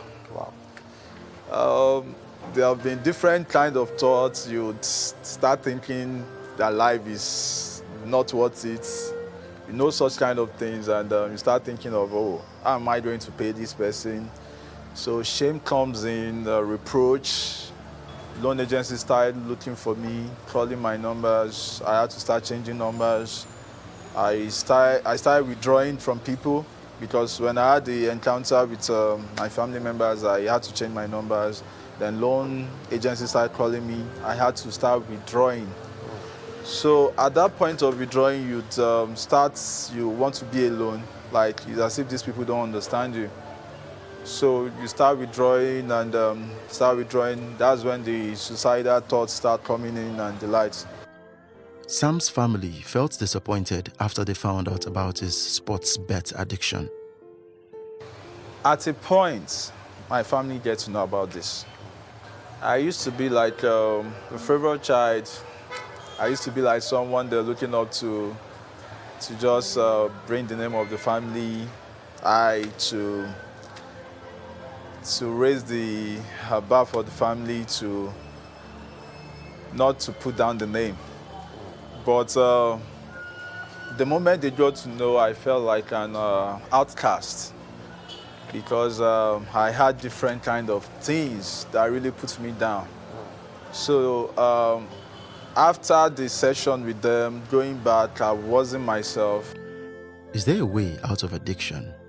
Since we consider gambling addiction to be medical and mental disorders, there are treatment modalities that are available, and it first starts with you having an assessment. When you are assessed, you're now able to understand the severity of the disorder, and the treatment ranges from simple interventions like reading a brochure, to short interventions, to long-term interventions that involve psychotherapy with a therapist. So there are treatment modalities depending on the severity. You need to talk to a medical professional, and then they'll be able to help you with this disorder.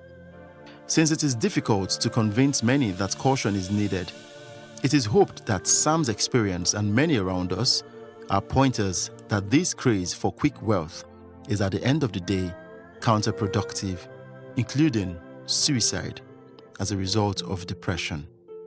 My first advice would be to everyone that you should have a high index of suspicion if you are gambling and then you're finding it difficult to control your sports betting. Then you might need to take a step back and stop gambling for a while. You might have difficulty controlling your sports betting. So before it becomes a full-blown disorder, it's better to know that it's possible that you could get addicted and to reduce it. Now, if you do have a problem with sports betting, is affecting your schooling, your work, your marriage, your relationship with people around you, then it's advisable that you get some treatment. You could come to any neuropsychiatric center and have an assessment done where a treatment modality is available. And lastly, you should tell people around you if you're having this problem. Too often we are too stoic in our culture. We tend to hide things. If you're having difficulty, let your friends and family know, and then they will be able to put in place a support system that will be able to help. For people that place bets, this would be my advice. It's supposed to be fun, yes. You can state on what you like, and you can have passion for it. You know, people have different kind of hobbies. So, but the moment you notice you're losing sleep over it, the moment you notice it's affecting your health, the moment you notice it's affecting your relationship, because as an addict, and the effect of most of these things is you withdraw from your loved ones, you hurt them, you hurt yourself, your head status, emotion, your mental state, at a point you realize you're losing it.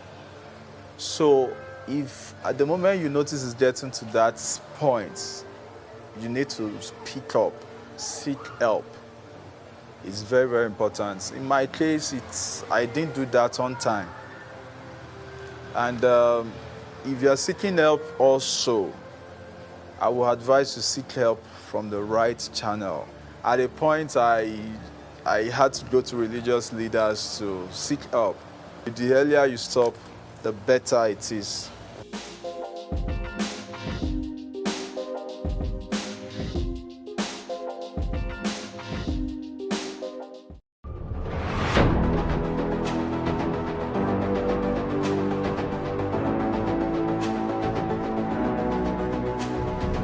First point of accountability is asking questions. Hello and welcome to Plus Sports and Plus TV Africa. I am Udoka Njoko. Hi everyone, welcome to Plus Training.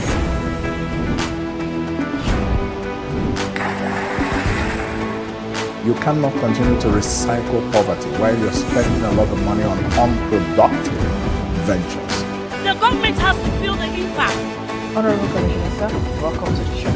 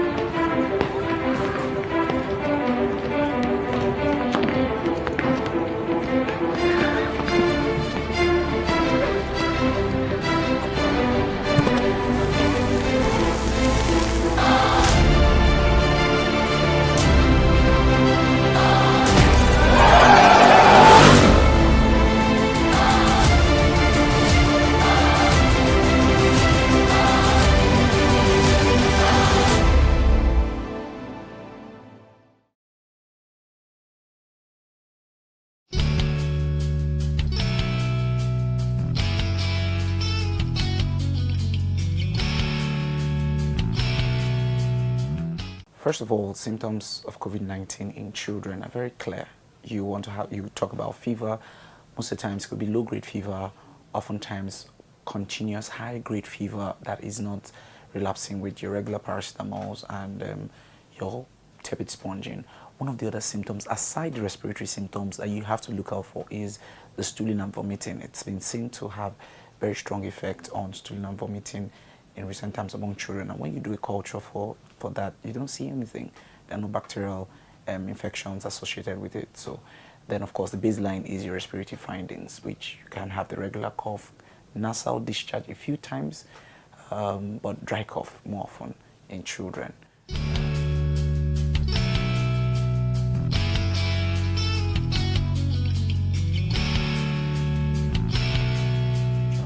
You want to watch out for temperature changes. You want to watch out for, loss of appetite and some catarrh for a long time, what we know as nasal discharge.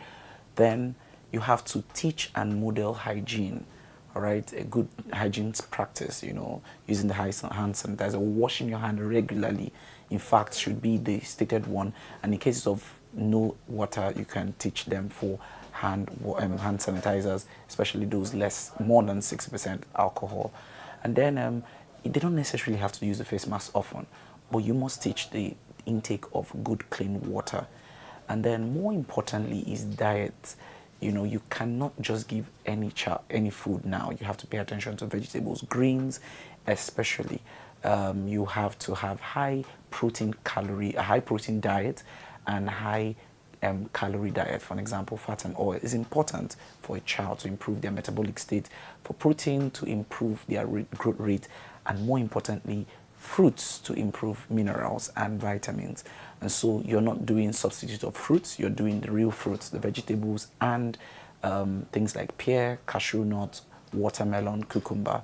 Very important for them right now. Pawpaw has been seen to be very effective, especially for vitamins E, and it contains the tocopherols, vitamin E and Co, which is very important for their immunity. So you're focusing on building their immunity and you're focusing on them having a good diet. So a summary of what parents should do in preventing COVID-19 amongst your children is: one, teaching and modeling good health or hygiene practices. You don't just teach it, let them watch you and let them be conversant with it. Secondly, you must monitor their health. Don't take anything for granted. Once you notice fever for more than 24 hours, you want to report to the hospital and be sure that that fever is not stepping its bound. The third and very important thing, you want to see that this child is eating appropriately, and appropriately not giving junks. You want to see that they're eating the right protein, high protein diet, a good calorie, which is fat and oil, and lastly, vegetables, of course, fruits and vegetables, so that they can build their immunity. Don't necessarily do fruit substitute. Some people want to do multivitamin. Those are placebos. They're good, but it cannot take the place of the right diet pattern, greens and vegetables.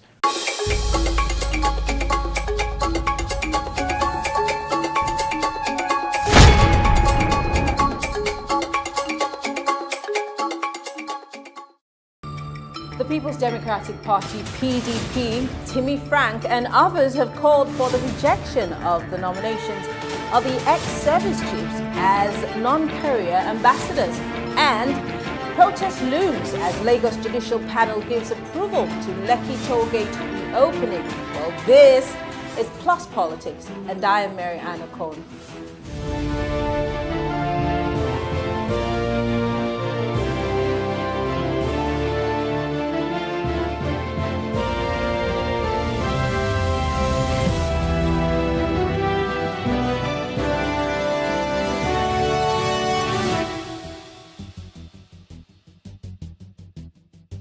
The nominations of the ex-service chiefs as ambassadors has been termed as a plot by President Muhammadu Buhari to use the decoy of ambassadorial appointments to shield the immediate past service chiefs from the investigation over alleged killing of innocent Nigerians and crimes against humanity while in office. According to political activist Timmy Frank, the nomination of these ex-service chiefs to represent Nigeria in foreign countries is an international embarrassment and a new low for the country's image. Now, the list of nominees by the president include General Abayomi Olonisaki, retired, Lieutenant General Tuko Burutai, retired Vice Admiral Iborete Ibas, retired Air Marshal Sadiq Abubakar, retired Air Vice Marshal Mohammed Usman, amongst others. Now, joining us today is former Deputy National Publicity Secretary of the All Progressive Congress, APC, Timmy Frank. It's good to have you join us, Mr. Frank. Yeah, thank you very much for having me. And I want to say good evening to Nigerians. And before I proceed with this interview, I want you to permit me, first of all, to apologize to Nigerians. I've done that before, and I want to do it again. The reason of this apology is very clear that I was one of the actors in 2015 that brought General Buhari and the APC government to power.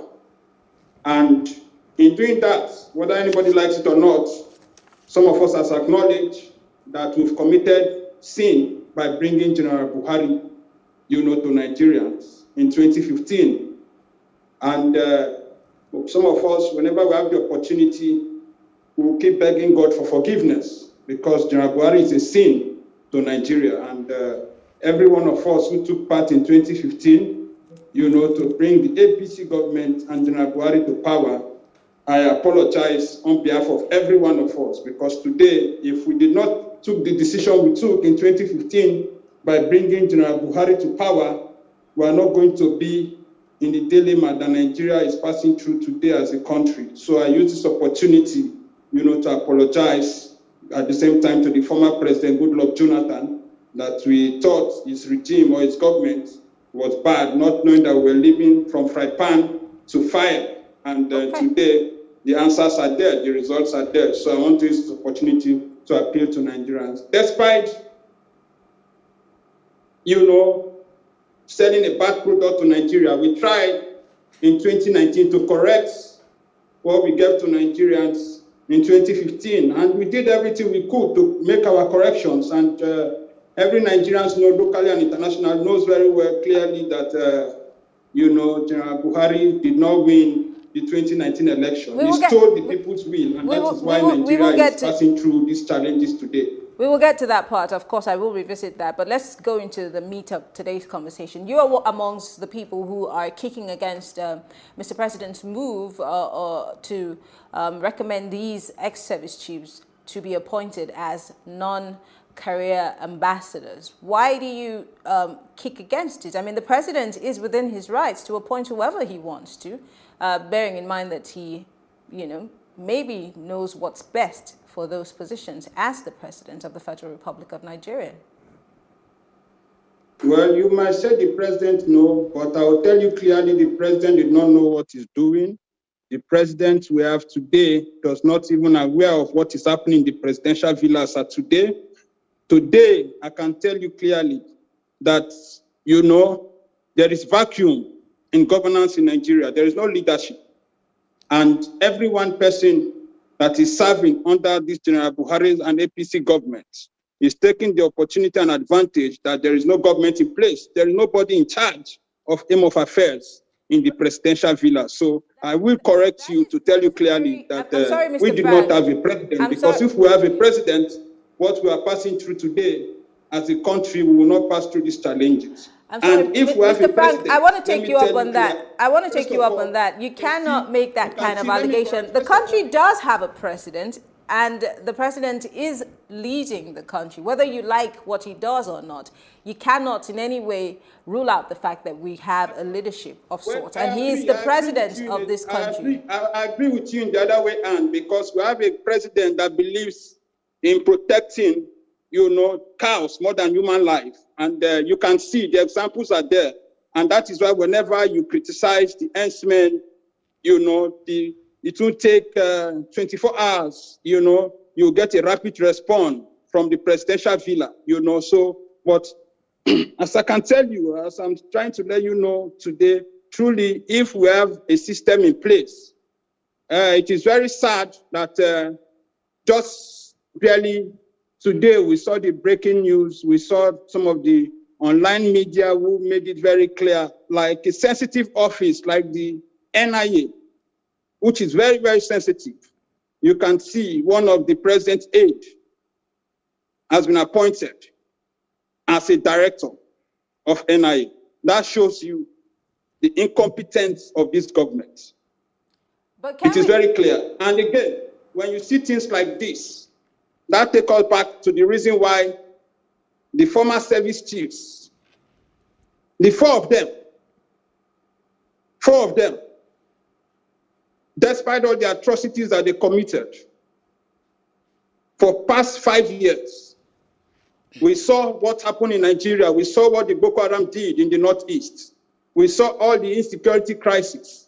Despite the outcry, it took the president a very long time to make a pronouncement that he has dropped them, not knowing that he has plans for them, to reward them, to shield them from all the atrocities they've committed. These four persons are people today who should have been facing, the ICC, the International Criminal Court. These four persons today are people who should be answering questions to all the security agencies in Nigeria. What did they do with the funds during their time in the military? So it is very sad and it is very clear. You saw what happened in the Lekki massacre, the Lekki toll gates, what the military did under Tuku Buratai.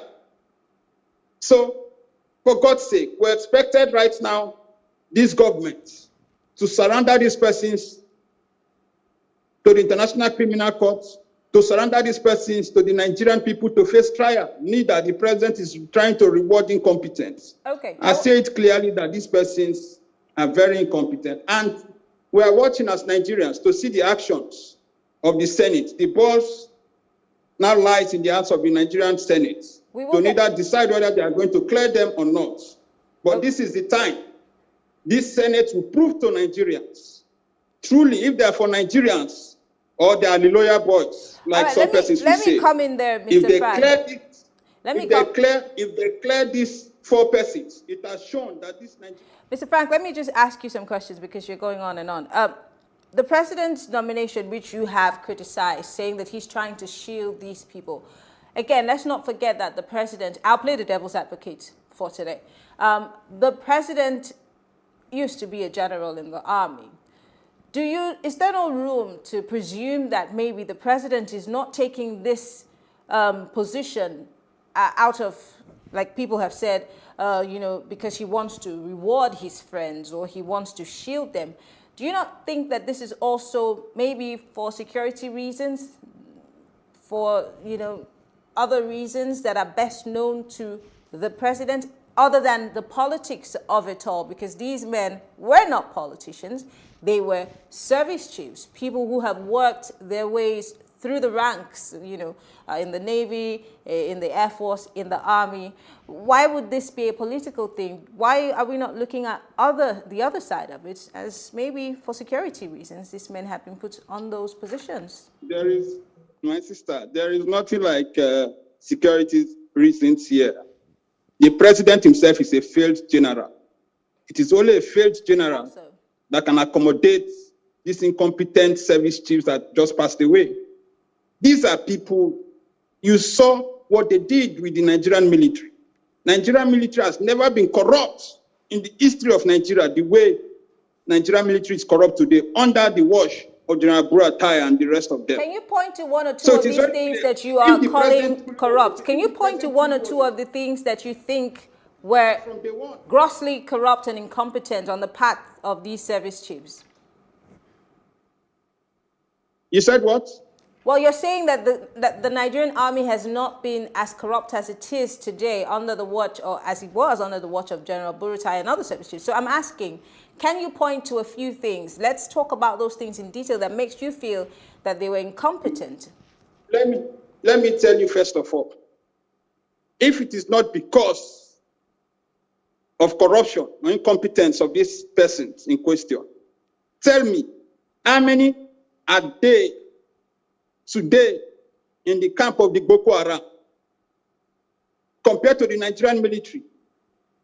It is very clear, we've seen videos.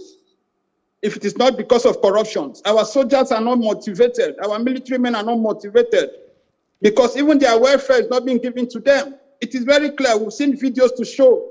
We've seen videos showing where Nigerian military are running from the bush because they don't have enough resources to fight. All these are corruption. And every day, in a country where you hear, every day, Mr. President, to borrow $2 billion for Nigerian military, $2 billion. Today, you hear $5 billion. Next tomorrow, you hear $1 billion, all for security. Let's see how many guns General Buratai and these service chiefs bought. Let's see how many equipment, how many fighter jets they bought with all this money. They share this money to themselves. It is very clear. And that is why the morale of the Nigerian military today is weak. It's very weak. So these are the sentiments we're talking about. That this military under Buratai was very corrupt. And everybody saw it clearly. Even the governor of Borno State, I remember Buratai is from Borno State. Even his own people has confirmed that Buratai is incompetent, and such kind of a person in a sane government will appoint somebody like Buratai and the other remaining 3 persons to become ambassador. That the entire country has made it very clear that these persons were not incompetent, that these persons are not competent. It is very clear. The Christian Association shouted to the president, sack your service chief. The Northern Leaders Elders Forum came out to do the same thing. Every part of the country, the local and internationally, everybody says sack your service chiefs. The president refused to do so because the loot of the military was being shared in the presidential villa. The beneficiaries of this so-called fraud in the military, it's not just in the military. This money was being shared in the presidential villa, and that is why it took time for the president to drop them. And after dropping them, is rewarding them. Your national TV, when you're making these allegations, you have to be able to point to the facts. If you say that monies were being shared in the presidential villa, do you have proof? Do you have facts? Were you there? How can we ascertain that these are not just mere claims? Let me tell you clearly without fear or favor. I'm not scared. I'm not mixing words. The presidential villa, the government officials under General Buhari's government are all part of the corruption in the military. If anybody says I'm not saying the right thing, then they should take me to court.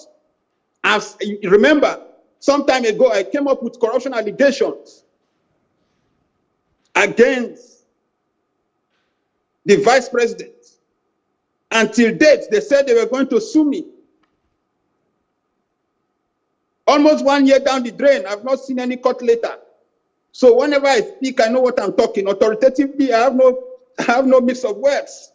That there was deep corruption in the military, and those co-perpetrators of these corruptions are in the villa. This is the most fraudulent government. Look, for me to rise to the level of spokesperson of the APC, you should know that I know what I'm talking about. This is a party that I took part of. I'm one of the founding fathers of APC today. Before I left this party, so I know so much, my sister. I don't just speak from the streets. And they know. They know I know so much about this government. They know I know so much about APC. So, but one thing I want to remind this government today, that these service chiefs, whether General Buhari like, he should protect them in Nigeria, but he cannot protect them before the Nigerian people. I will tell you clearly, the atrocity that they've committed, we will not let it go. Those that died in Lekki Toll Gate, their death cannot go in vain. The NSAS movement must have been over, but we've not forgotten. Mr. Frank. Some of us will fight those that took part, not just the military, but those within the APC that took part to frustrate the Nigerian youth, to frustrate the Nigerian people. Can I ask a question? It's very easy, and do not take this the wrong way. It's very easy to stay where you are, to say we will not let this happen, we will not let that happen, as opposed to people who are within the country fighting for the soul of the nation. But you're not in Nigeria. It's easy for us all to go out of the country and say and point fingers where we know that we're safe.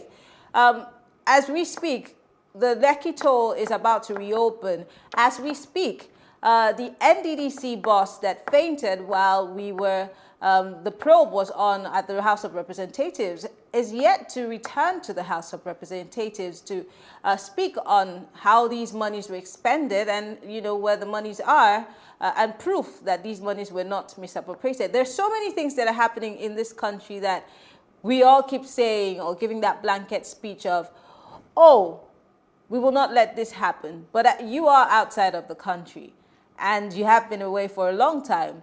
In fact, when you broke ranks with the APC and you said you were no longer a member of the party and you're still apologizing till today about the fact that you brought this government to power. But what are you doing to make sure, aside from just sitting there and saying, we will not let this happen, how much power does your words or do your words hold when it comes to change? Let me tell you clearly. My not being in Nigeria does not stop me from airing my views. My not being in Nigeria does not mean I'm no more in Nigeria. And I must tell you clearly, what I'm doing for Nigeria as a country outside Nigeria today is bigger than what I'm doing, what I was doing when I was back home. We need people to motivate Nigerians in diaspora. We need people to put Nigerians together. And very soon you are going to see the results of my being outside Nigeria. We are putting a lot of things in place to checkmate those government people today that are undermining the development of our country.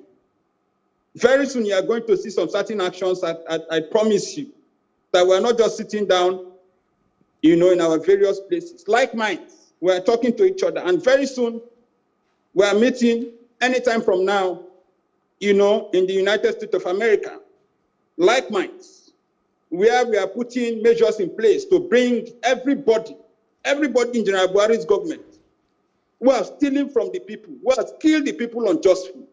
Very soon you are going to see the response from international community. International community cannot help us except to help ourselves.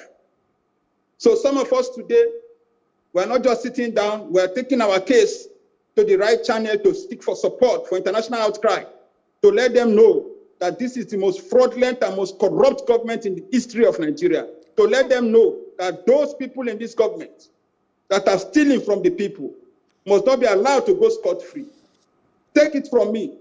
With the appointment of this four service chief, that's going to be a test case of why I'm outside the country. If today, I'm very aware, like I said in my earlier statement today, they've been going around seeing how they are going to buy senators with $100,000 each. Here you go again with another It's allegation. not an allegation, my sister. It's another allegation. How can we ascertain? We are not in the room. How do we know that these things are true? So much of money, and this government really wants to impose them as an ambassador to Nigerians. So they are doing everything they can to lobby senators with $100,000 each, so that they can pass through the screening. But I want to make it very clear: we're already aware of all of this.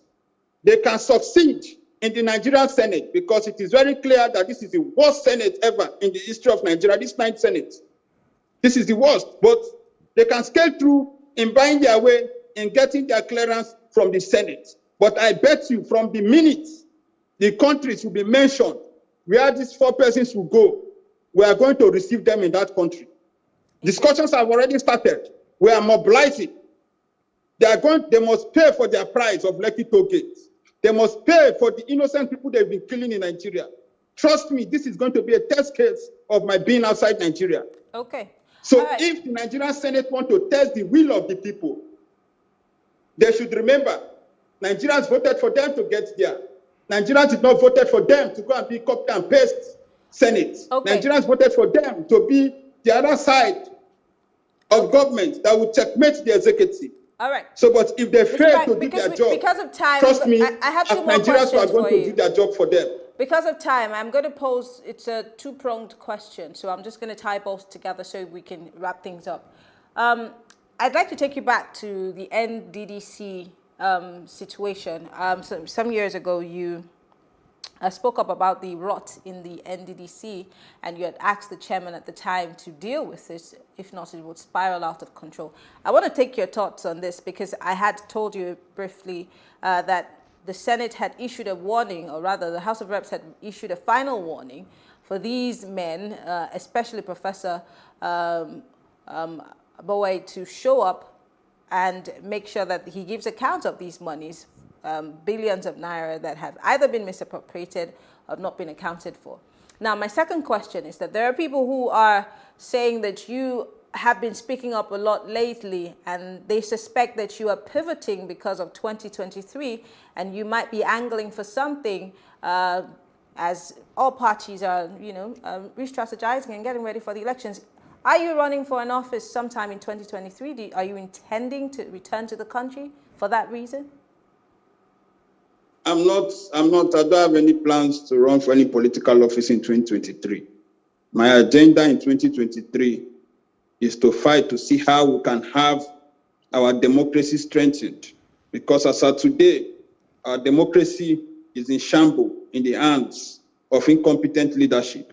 My duty is to advocate for a good governance in 2023. My duty is to ensure that this wicked and satanic and anti-people's government, APC, must be kicked out of power in 2023. These are some of the things some of us are doing. So I don't have any personal agenda. Mine is to ensure that a true candidate that will uplift the hardship of Nigerians, that will bring stability, that will reconcile our country. Because as of today, under the government of APC, Nigeria is breaking. Nigeria is the bitterness between North, South, and East is getting up to a level where if we don't have a good leader in 2023 to lead, the people of Nigeria, they might not be Nigeria. So these are some of the things, I'm working towards. So I don't have any personal interest of running. I just want to remain, a political activist that I am, to fight to make sure that, Nigerian youth must be respected.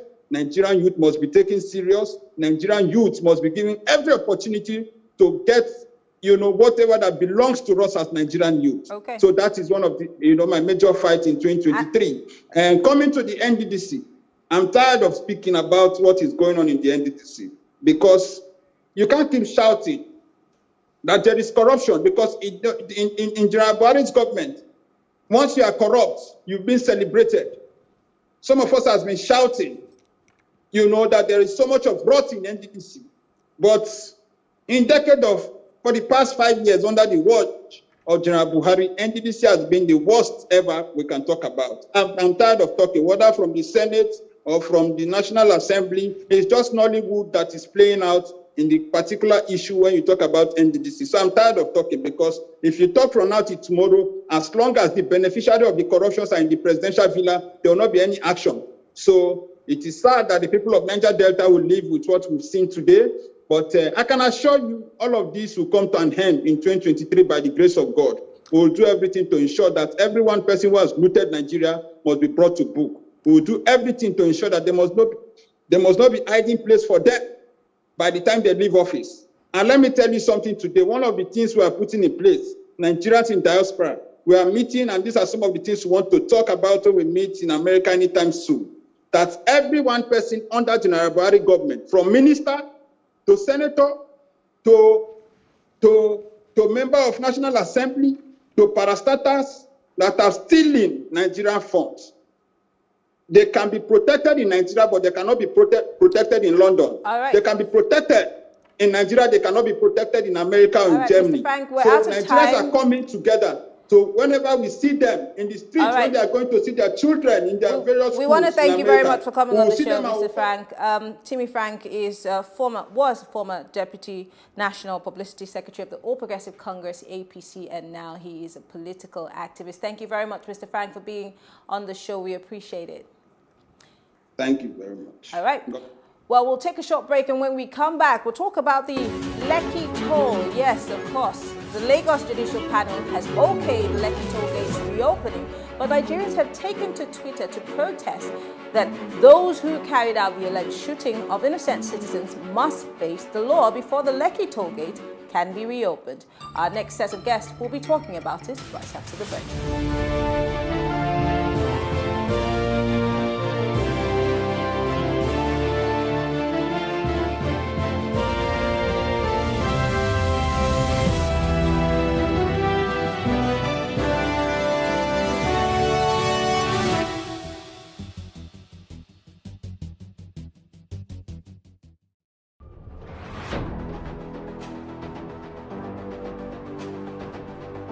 A lot of the jobs that exist today will not exist in the next 10 years.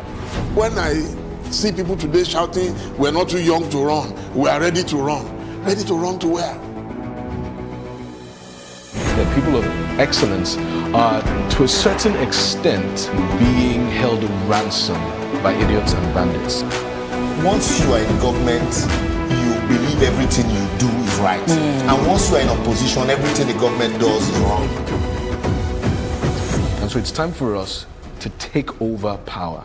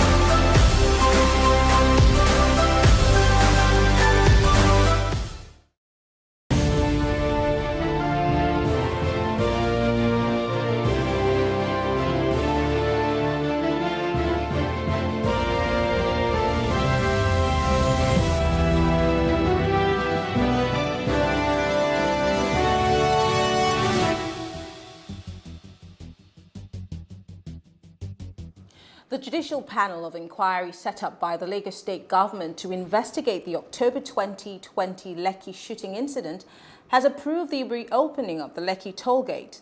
Now, this has led to many Nigerians taking to Twitter to protest that those who carried out the alleged shooting of innocent citizens must face the law before the tollgate can be reopened. The Occupy Lekki tollgate hashtag, which is another wave of protest against the injustice and government's silence over the Lekki shootings, is scheduled to kick off on the 13th of February 2021, according to Twitter sources. And joining us today to have these conversations, legal practitioner Bernard Oniga, economist Bolahan Olojede, and socio-political activist Aisha Yesufu. Thank you, lady and gentlemen, for joining us. My pleasure. Thanks for having us. All right. I'm going to start with Bernard here because he was at that sitting and that hearing. So, Bernard, let me start with you.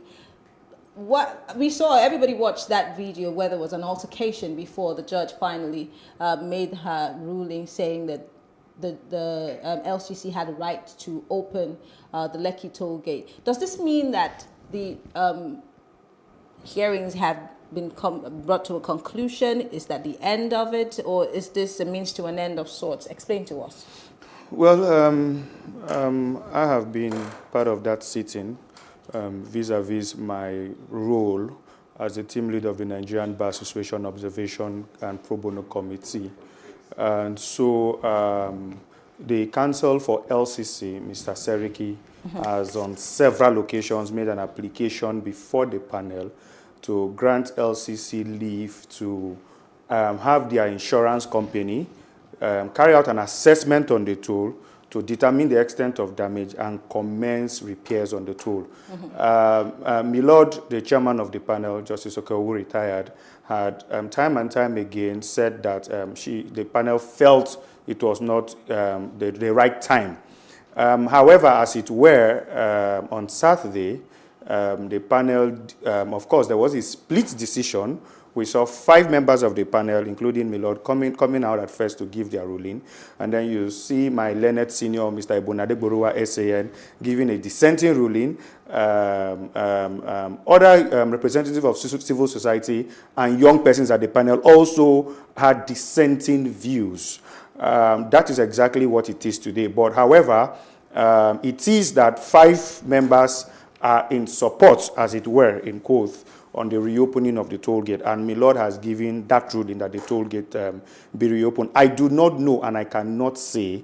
The only thing I know is that as at Friday's sitting, we were notified that the panel was viewing, members of the panel were viewing the forensic reports of the forensic experts that were like Milord said, hired by the Lagos State government to look into the toll. You see, but the forensics, as we know from the reports that we got, those forensic evidences were supposed to be presented on that same Friday, but it wasn't mentioned during the sitting. Very well.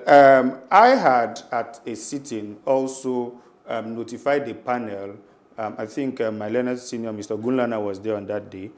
We both notified the panel if it was okay for independent parties to also get their forensic auditors to take a look at the video evidence and before the panel. And the panel did give a nod in that regard. I'm not aware of any independent party aside the Lagos State government that has employed or rather engaged the services of a forensic auditor, as it were. I must draw your attention to something very important, because we must say these things as they are. Our nation is at stake.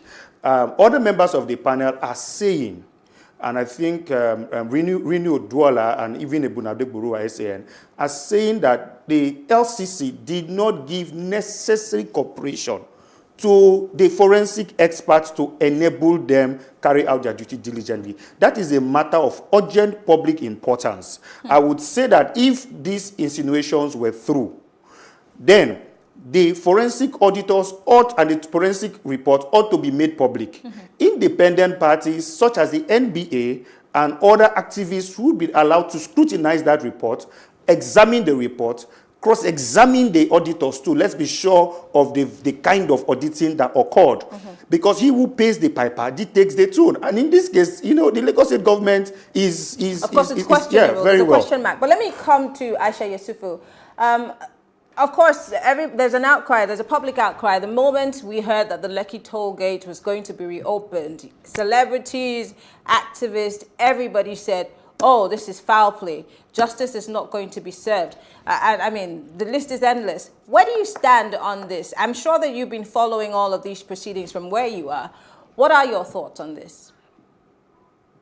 Well, I've been following the proceedings, not as much as I should be. How do I put it now? Not as much as I would have loved to, but enough to be able to make an informed opinion on this whole issue. I think one of the things that we must realize is the fact that the LCC itself has been accused of being complicit in the attack that happened on the 20th of October 2020, and we must never forget that the part that they played. We saw before the attacks on that 20th of October 2020, some workers of LCC had come to take away cameras, even though now sometimes there are different opinions, whatever cameras they are, but they did come to take away cameras on that day. And for those of us who have been sort of like on the street and know what have been in some Occupy, you know that one of the things that is normally done when any heinous crime is going to be committed is that cameras are taken away. So for LCC to come and do that, it meant that they were part and parcel of whatever the plot, they were complicit of what happened on that day. And for it now to be, for them to be asked to go and reopen the Lekki toll gate, and then, you know, it's a slap on the faces of every Nigerian. It's a slap on those who have lost their loved ones, whom up till now the government has not even taken responsibility for killing their young ones. This is not the way it should go. And let nobody tell me or anyone that, oh, it is business, revenues are being lost. We have businesses that have been closed down when cases are in court for years until there is a judgment, there is a ruling. These businesses remain closed, irrespective of whether you have businesses to run, whether you're making losses or not. So why is the case of LCC different? Why is the case of the Lagos State government different? And I mean, there's so much more. And they, like, as been rightly said, they haven't cooperated. They haven't been on the side of the people. I mean, this is injustice at its highest. And it's a slap on the families of the victims, indeed telling them that, you know, they can't get justice. Whatever is being done, that is just a sham that it's out there. And it's not acceptable, actually. Well, you obviously are very good with the numbers here, and that's why you're on the show this evening.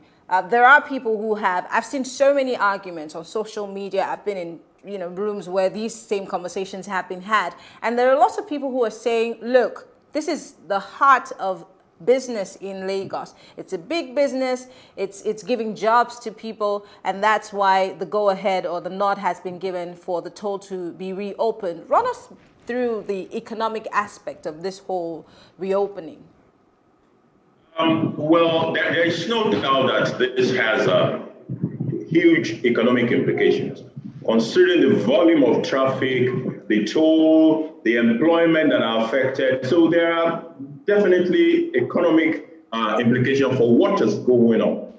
And in my opinion, the approach should have been for the parties. So you have, rather than have two factions of the committee on two different sides, then you also have LCC on the other side, you have the NSAS people on another side. Is it actually impossible for people to sit down and agree exactly on what is required to be done so that the place can be opened up? So if LCC is meant to provide certain information, like the lawyer said, that relates to the forensic audit, and they have not provided it, then they need to provide it. So whatever is required on the part of the parties concerned to be done should be done. And once it is done, let's be able to open to business, because there might be other chain events. There might be a bank loan that is somewhere there, you know. But Bola, I want to take you up. I want to take you up on that. Dig this thing deep and resolve the integrity, that we will, rather than resolve problem, we will hurt more parties in the course of it. Like Aisha Yusufu said, there have been businesses that have been shut down for years. We're talking years, just because of issues. Maybe sometimes bloodshed might not even be involved, but because these issues are being dealt with either in a court. I know that this is not a court per se, but why would we be, is the government telling us, or is the LCC telling Nigerians that that business of the toll is much more valuable than the lives that were lost, or the fact that lives were even threatened in the first place? The economy alone, the economic situation, cannot be a sole justification for opening it. It is a justification, it is part of it, it should be considered. But because there are other issues that are attached to this matter, we must resolve all those issues all together before we can say open it. So as far as I'm concerned, the economic alone cannot justify the action that has been taken so far. We must resolve what the issues are. What more do we need to do at that gate to be able to open it? The forensic auditors' questions, has it been answered? Whatever samples we needed to collect, have we collected it? If we have done all of that that is required, then there's nothing that should stop the gate from being open. As a matter of fact, some people, I mean, all the time I passed through the place, I was delighted that there was no traffic. I was delighted I did not have to pay money. So there are also a lot of people that are delighted about that. But you see, it's a carrot and stick thing. There is definitely some people's job that has been shut down since October. Some people's loans are running while they are unable to make money since that October. So there are other people that are affected. Let's resolve the totality and be able to move forward. Interesting. I'll come back to you, Aisha Yusufu, before I come back to the lawyer in the studio. Aisha, there is, like I said at the opening of this segment, there's a 13th of February protest, peaceful protest, I must add, that's going to be done because of the reopening of this toll. Is that the best approach, knowing what had happened on October 20, 2020? Is that the best approach, again, for us as Nigerians to push further for justice to be done, or would you rather that there be another way to go about this? Well, the first thing that should have happened would have been that what happened on the 9th of October 2020 should never have happened. It is criminal. It was a massacre that happened, and the government should be made to be held responsible. Coming out for a peaceful protest is part of the Constitution. It's legal. It is allowed. So why are we looking at that? Whether that's the best approach on the illegality that the government unleashed on the people of Nigeria? And we must always be careful not to be in a way where we are giving legitimacy to illegitimacy. I don't know if that makes sense. To an illegal happening, we're sort of legitimizing it by saying, okay, let's have a different approach because of what happened on the 20th of October 2020. It shouldn't have happened. The government was criminal. The government behaved like a terrorist government and decided to kill people. And that we must never, ever allow. And before NBC says anything, that is my opinion. If they have anybody to come and find, they should find Aisha Yusufu. It has nothing to do with Plus TV. Having said that, the best approach, of course, always, as citizens, legitimate as citizens who are going about things in a legal way, peaceful protest is a manner of saying to the government, we do not like what you're doing, so do something about it. And so the people have a right to decide that they're going to come out on the 13th of February at Lekki Tollgate and peacefully say that, no, this is not the time for you to take over. The LCC has a lot of things that they haven't provided, and people feel aggrieved. At that place, people were killed. The Nigerian life must matter. Well, people are talking about economy. We must not whip up emotional blackmail in a way. Lives are very important. For somebody who is saying that, oh, right now we can't go because the toll gate it's not operating the way it should be. They're not making money. Guess what? If they were shot dead and they are in the mortuary, they also would not be making money. When 9/11 happened, the Twin Towers, there was so much economic value attached to it, but there was a reason why they decided that they were not going to build on it. They're going to leave a monument out there. We must begin to respect lives in this country. Okay. And finally, back to you. With what you have witnessed, will justice definitely be served in this matter? Again, let's not forget, it's not a court of law. It is a panel that is sitting, and whatever these the members of the panel come up with at the end of the day is still subject to, whatever the government of the day decides to, take or act on. So where do we go from here? Very well. At the inception of the panel, I did draw the attention of the members of the panel to the fact that emotions and sentiments are attached largely to what is being done at the panel. And so some of us as lawyers were very careful because we knew that there were certain direction you would go that you would be misinterpreted. However, that has come to play. What I was expecting members of the panel to do, because there's a confidence issue with the government in Nigeria. The people do not trust the government, and there's no denial about that. What I was bottom line, do you think justice will ever be served on this? Well, it behoves you as a person, not speaking for the NBA. It behoves on the members of the panel. I have said this time and time again. Their integrity is at stake.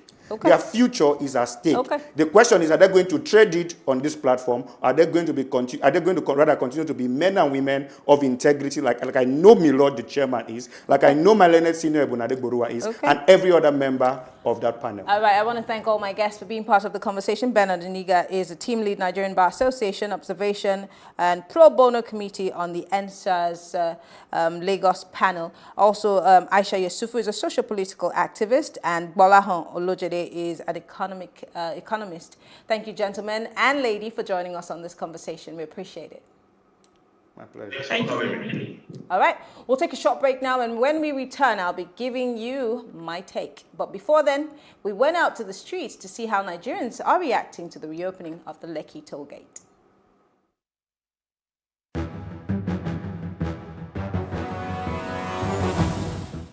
The opening of the toll gate now is not necessary because for the past years, it has been causing a lot of traffic over there.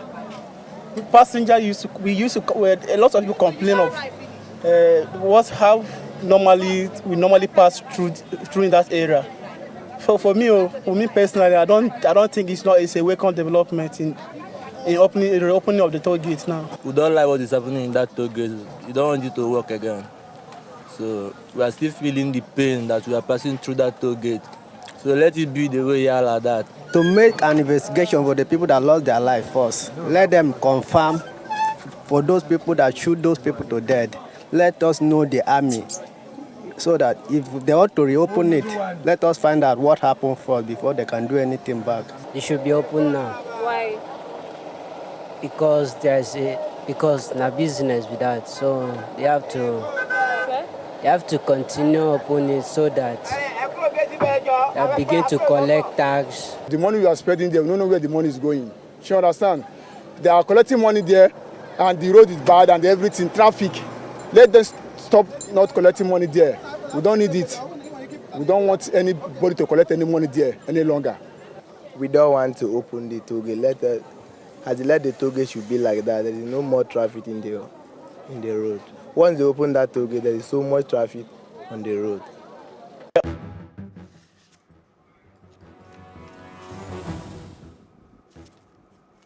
Here's my take.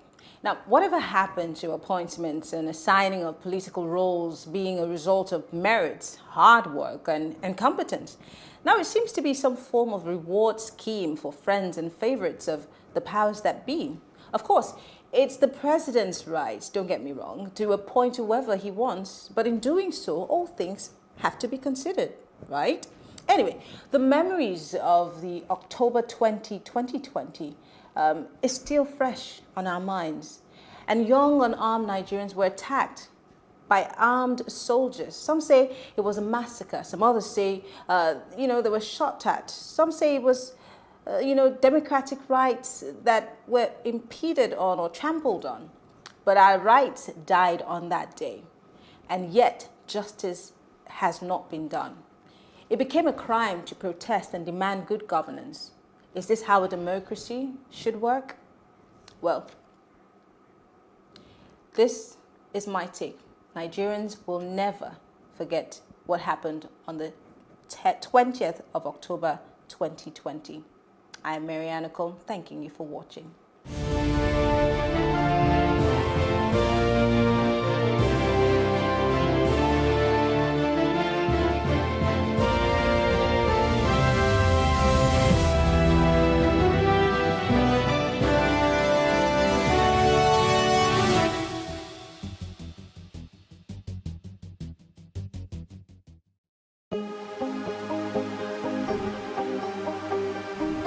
Is it for upcoming artists to blow in Nigeria.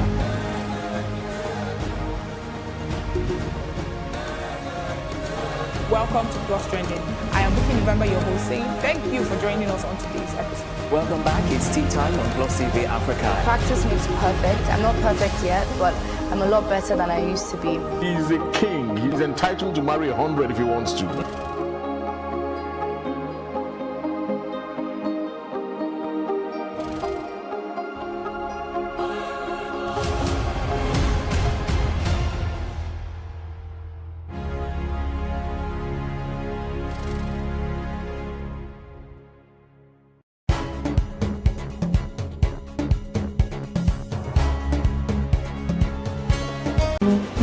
Yes, I commit offense truly.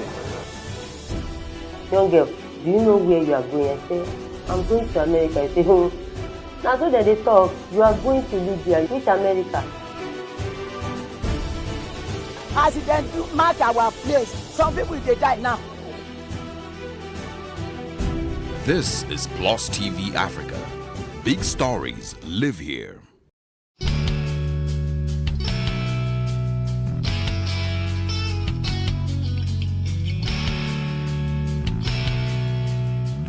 First of all, symptoms of COVID-19 in children are very clear. You talk about fever. Most of the times it could be low-grade fever, oftentimes continuous high-grade fever that is important for them right now. Pawpaw has been seen to be very effective, especially for vitamin E, and it contains the tocopherols, vitamin E and Co, which is very important for their immunity. So you're focusing on building their immunity and you're focusing on them having a good diet. So a summary of what parents should do in preventing COVID-19 amongst your children is one, teaching.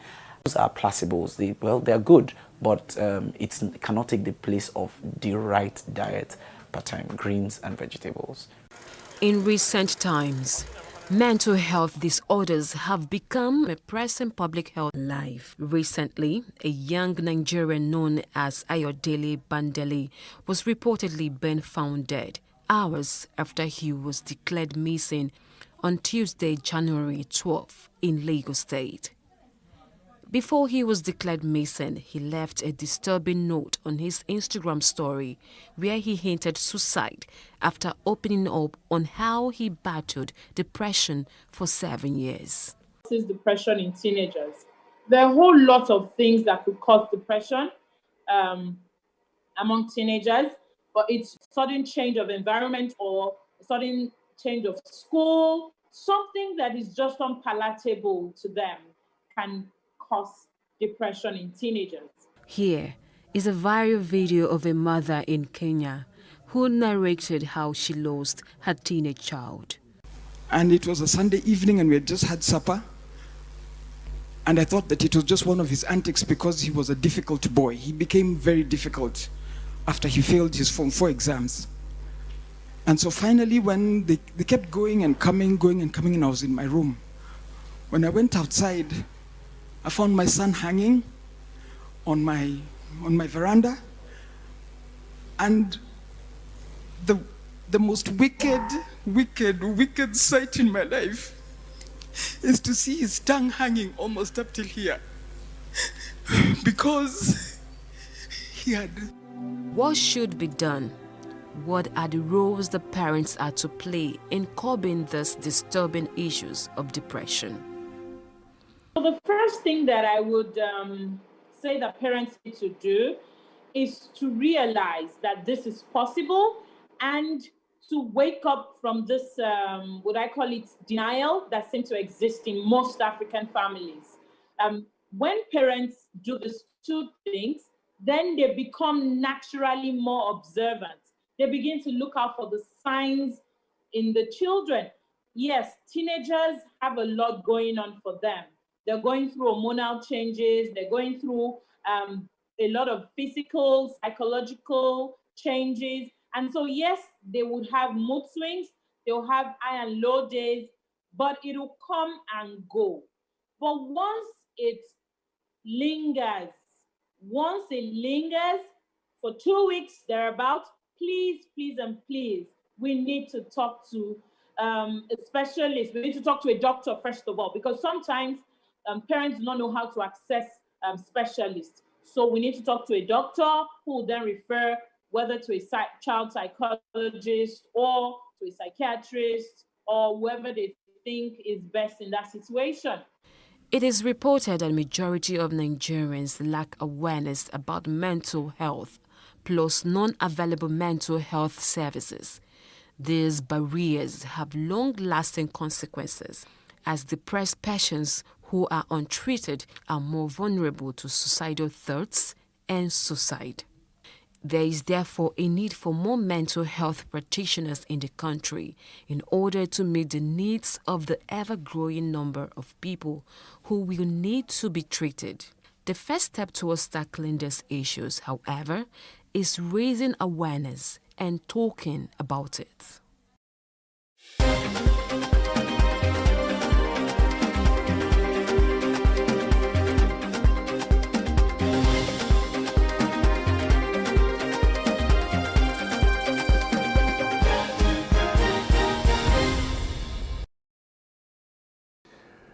Well, many thanks for joining us on Plus News Hour. I am Justin Akadonye. President Muhammad Buhari has performed the groundbreaking ceremony of the Kano Dutse Jibia Mardi 284-kilometer rail project connecting Kano in Nigeria to Mardi in Niger Republic virtually. The $1.96 billion project was approved by the Federal Executive Council, FEC, presided over by the President last September. The project is being executed by Motor Angel Group, a multinational engineering and construction company.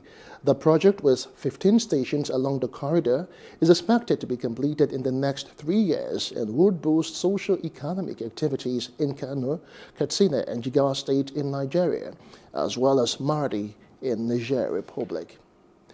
Meantime, the President has urged the Senate to confirm the newly appointed service chiefs. Senate President Ahmad Lawan read Buhari's letters of request on the floor at plenary. The new service chiefs to be confirmed are Chief of Defense Staff Major General Lucky E.O. Irabo, Chief of Army Staff Major General Ibrahim Atahiru, Chief of Naval Staff Rear Admiral Awal Zubairu Gambo, and Chief of Air Staff Air Vice Marshal Isiaka Oladayo Amao. The Senate has adjourned plenary sitting in honor of the late House of Representatives member O.C. Prestige. Senate President Ahmad Lawan expressed shock and sadness over the death of Prestige. Prestige represented Aban North, Aban South Federal Constituency in the House of Representatives. Lawan, in a statement by his special advisor on media, Ola Awoni in Abuja, said that the departed lawmaker would be sorely missed by all his colleagues at the National Assembly. He commiserated with his families, friends, and political associates over his irreparable loss. He also condoled with the government and people of Abia State and prayed that God would grant them the fortitude to bear the loss. The House of Representatives has adjourned plenary in honor of O.C. Prestige, who died on Sunday after a brief illness in Germany at the age of 56. Prestige was a member of the All Progressives Grand Alliance, APGA. Until his death, he represented Aban North, Aban South Federal Constituency of Abia State. The motion for adjournment was moved by the majority leader of the House, Representative Ado Dogua, representing APC Kano, and was seconded by the minority leader Ndudi Elumelu, PDP Delta. The lawmakers adjourned plenary till Wednesday, February 10, to mourn the death of their colleague. Earlier, the Speaker of the House of Representatives, Femi Gbajabiamila, said that Prestige had been ill for a while and was moved to the United Kingdom for medical treatment. Gbajabiamila described Prestige as a very strong and active member of the House, adding that until his death, he was a fighter. In other news, now the Nigerian Army has appointed Brigadier General Mohammed Yerima as its Director of Public Relations. Yerima replaces Brigadier General Sagir Musa, who has been redeployed to the Nigerian Army Training Center, Kontagora, in Niger State. Yerima is a graduate of political science from the Ahmadu Bello University. He enrolled into the Nigerian Army in October 1989 and was commissioned into the Corps of Army Public Relations. Yerima was Public Relations Officer for the Nigerian Army Officers' Wives Association, NAWOMA, Office of the Chief of Army Staff 1994, Spokesperson 81 Division from 1995 to 1996, and PRO, Nigeria Defense Academy, from 1996 to 2000. He was also a military spokesperson for the United Nations Mission in Sierra Leone from 2000 to 2002, PRO to Chief of Army Staff 2003, and PRO to Chief of Defense Staff in 2005. A federal high court seated in Lagos has fixed April 13 for the hearing of an application seeking the final forfeiture of the sum of $5.8 million and another 2.4 billion naira said to have been illegally acquired by former First Lady Dame Patience Jonathan. Justice Chika Obioza fixed the date on Monday after lawyers involved in the matter appeared before him. Now, the Economic and Financial Crimes Commission, EFCC, filed the suit seeking the forfeiture of the sums to the federal government in 2017. The EFCC claims that the $5 million was not Mrs. Jonathan's legitimate earnings, as she was a public servant and a salary earner. A former general manager of the Nigerian National Petroleum Corporation, NNPC, Aminu Babakusa, has tested positive for COVID-19. The defense counsel Obin Mbata informed the court that Babakusa was unfortunately absent in court because he tested positive. The Economic and Financial Crimes Commission, EFCC, charged Babakusa alongside a former National Security Advisor, retired Colonel Sambo Dasuki, Acacia Firms, Acacia Holdings Limited, and Reliant Referral Hospital Limited with a 32-count bordering on misappropriation, criminal breach of trust, dishonest release, and receiving various sums of money. Mbata said that his client could be in court or could not be in court due to the fact that he tested positive for COVID-19. He prayed for an adjournment subject to the convenience of the court. Now, the Nigeria Center for Disease Control, NCDC, has recorded 643 new cases of coronavirus, bringing the total number of infected people in the country to 140,391. The country continues to report a trend of steadily declining active cases for the second day after the active cases dropped below 1,000 mark for the third time since January. The fourth lowest daily count was on January 2, when 576 people were confirmed positive with the virus, and the second lowest this year was February 7, when NCDC registered 506 infections.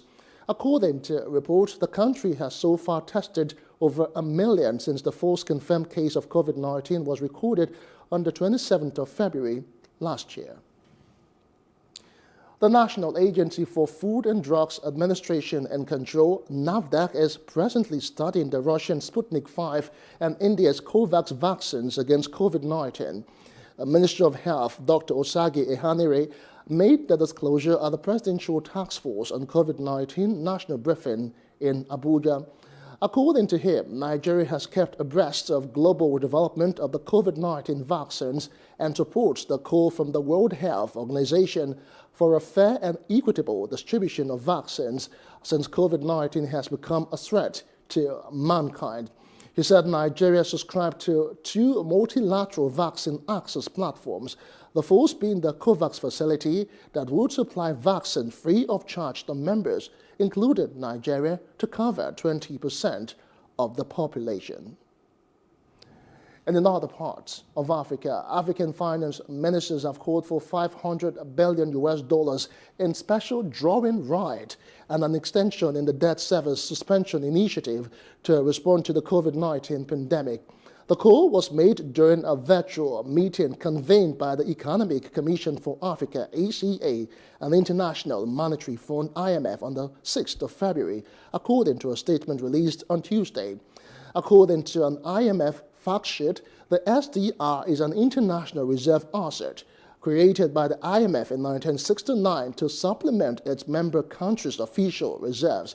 So far, SDR 204.2 billion, equivalent to about $281 billion, have been allocated to members.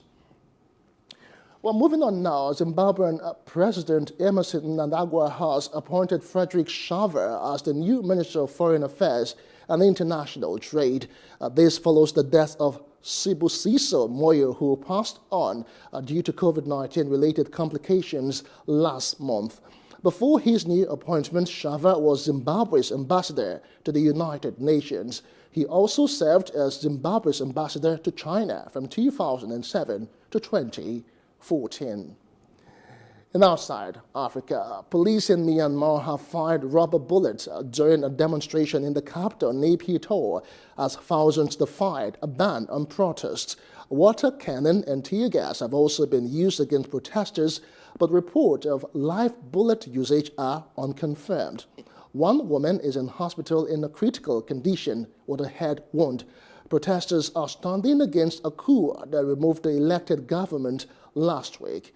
It is the fourth day of consecutive protests. A ban on large public gatherings and nighttime curfews has been instigated in some cities, with military leader Min Aung Hlaing warning that no one is above the law. Now, Indian rescue workers are battered through tons of rock and mud, searching for survivors in a choked Himalayan tunnel after a flood smashed through two mountain dam project. 2 days after the incident, more than 170 people are still missing. A wall of water and debris tore down a valley in the northern state of Uttarakhand. The strained bridges and roads hitting two hydroelectric power plants and killing dozens. The disaster has been blamed on rapidly melting Laszlo Djere 6-3, 6-4, 6-1 and reached the second round of the Australian Open on Tuesday. After closing out a tight second set, the second seed raced to the finish line before Djere conceded the match with a double fault. Nadal will meet the winner of the two qualifiers, American Michael Moore and Serb Viktor Troicki, for a place in the third round. American teenager Coco Gauff also knocked out Jill Teachman 6-3, 6-2 to glide into the second round of the Australian Open. I was able to win in a straight set, so it's a positive start for me. Always difficult. Play tennis after a while, playing a competition match after a while. We're good start and happy. I don't know. My back is not perfect, as I said a couple of days ago. Every day that I am able to go through, probably there are more chances to get better. that's the thing now. So there is always a chance to improve, and that's why I'm here, playing and fighting to try to get better. TV Africa. We will return again at 6 p.m. with more updates. I am Justin Akadonye. Many thanks for watching.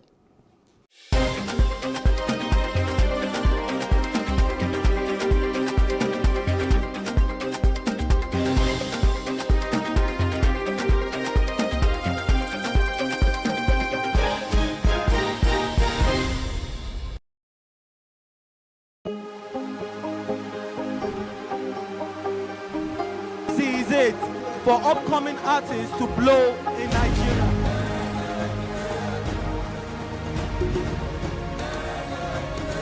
Welcome to Plus Trending. I am Booking November, your host, saying thank you for joining us on today's episode. Welcome back. It's tea time on Plus TV Africa. Practice makes perfect. I'm not perfect yet, but I'm a lot better than I used to be. He's a king. He's entitled to marry 100 if he wants to.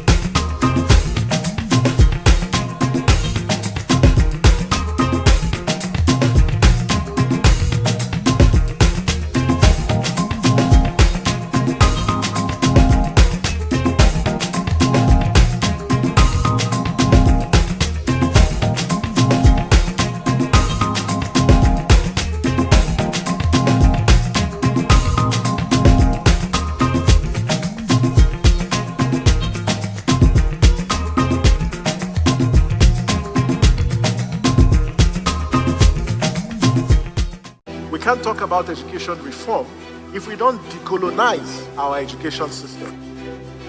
What we do not understand, we will stigmatize. Because it's just cultural. And I think it's just human nature. They stop paying us salary. I don't like remembering it. I am angry at Nigeria.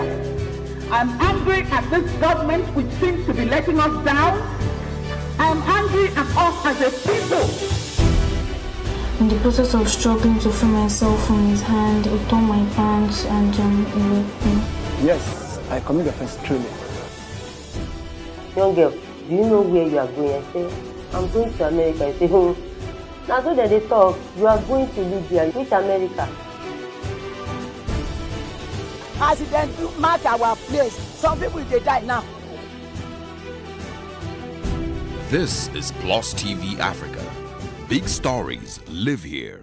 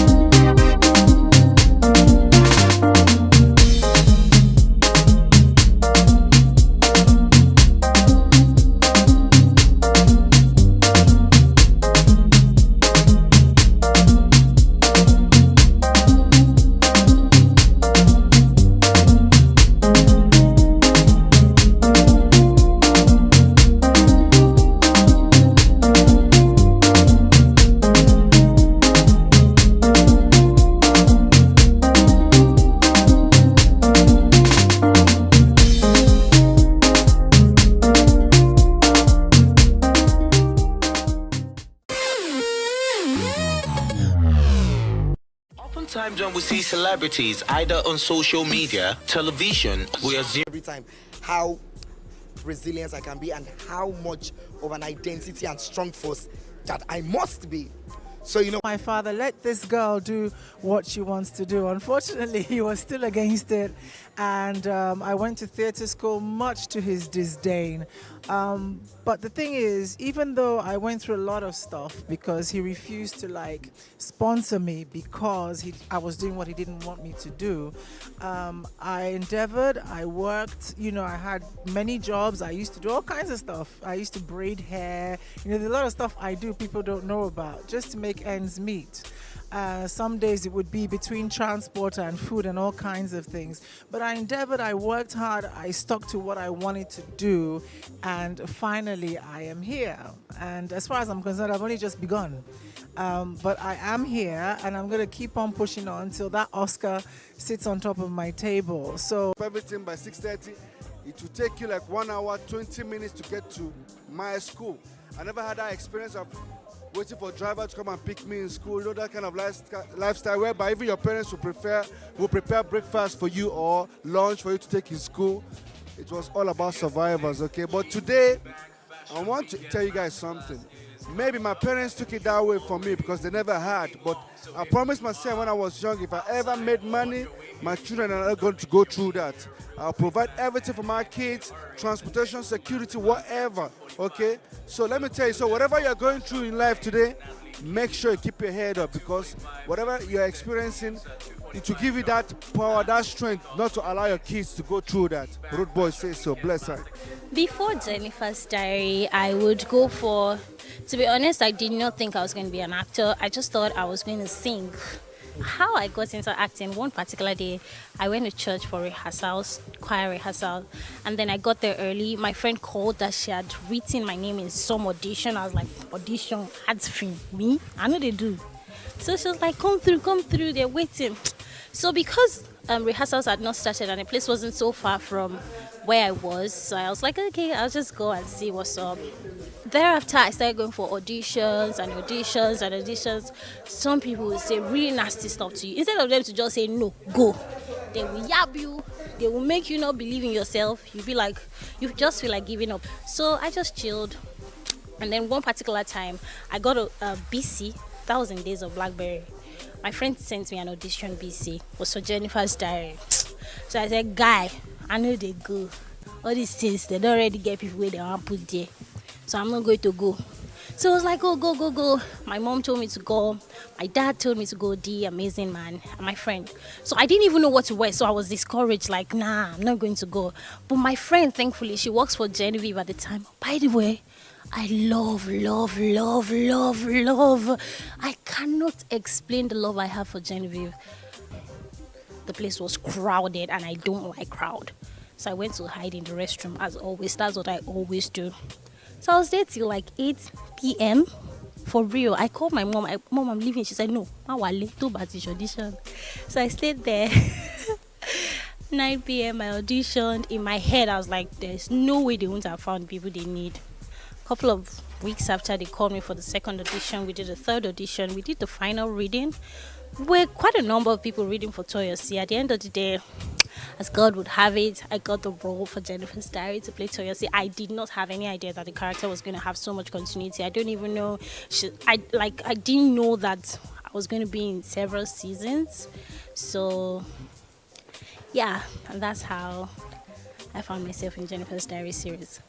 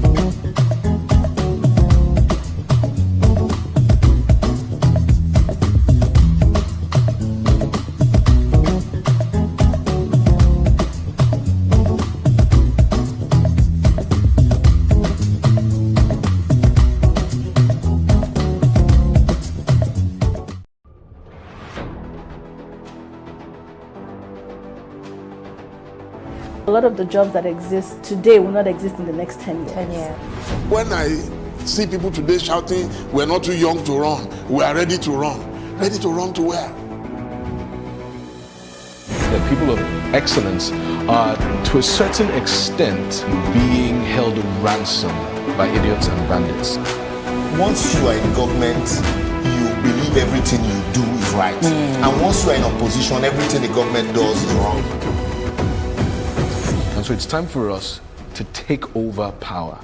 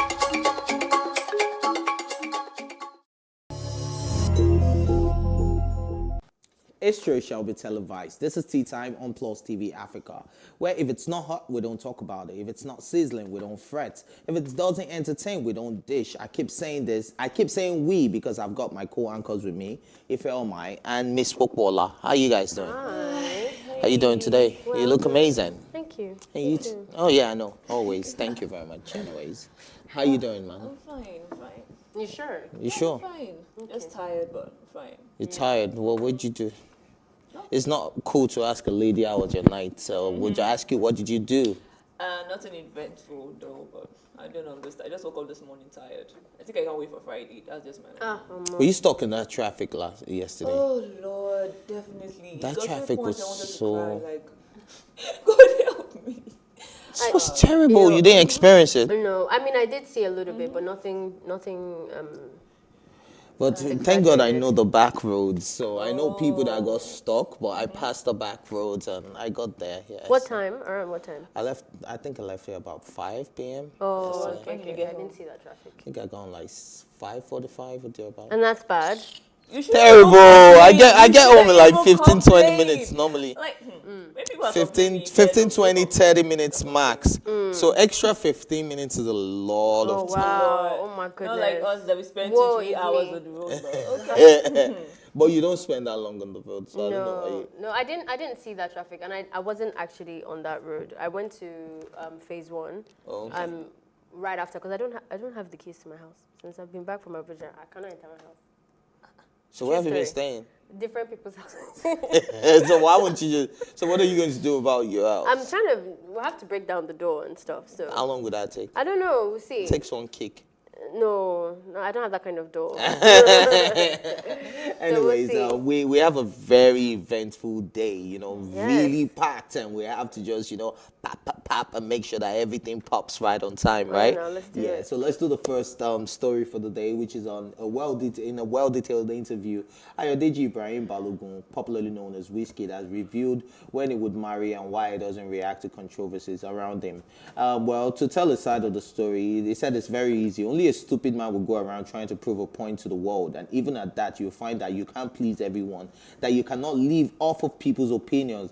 I think once you understand yourself and your true essence, nothing will faze you. People's opinions won't faze you. I'm just more of a private person, and I handle situations in that manner. When asked what his plans are for Valentine, Wizkid said, "It's family, I'll be with my family. Valentine is about showing love, and not just to family, but everyone around. So I'll be busy spreading love and positive vibes to the people like always."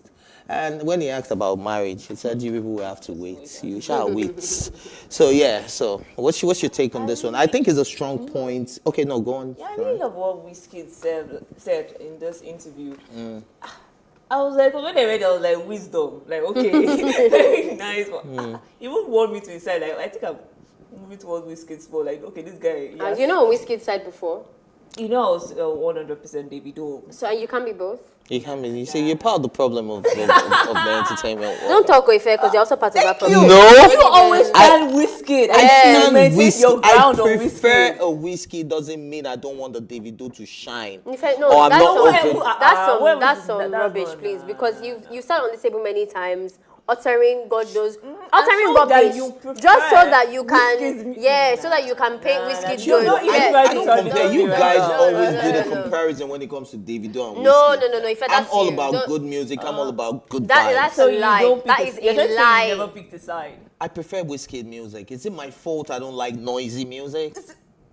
See, I thought you just said now that you like you have many mouths. Don't get me wrong. The fact that Davido has songs that I like doesn't mean I would like all the songs. I don't even like all of Wizkid's songs. What are you talking about, Ife? And it gives me some noisy vibes sometimes, and he has songs that I love Holy Ground. You've just like jumped on two different bandwagons right now. Did you just say now that you don't need to pick both of them, that you are a fan of both of them? Yeah, I'm a fan of both of them. And you just said now that Davido's music is noise, and that you don't like all his songs. I said he has some noisy songs. You know I have a disorder, right? That when the music is noisy, it affects my vision.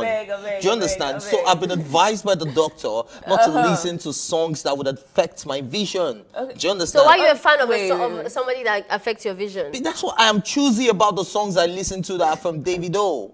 Okay. Are you getting it? So are you a fan of both of them or not? Yes, I'm a fan of both of them.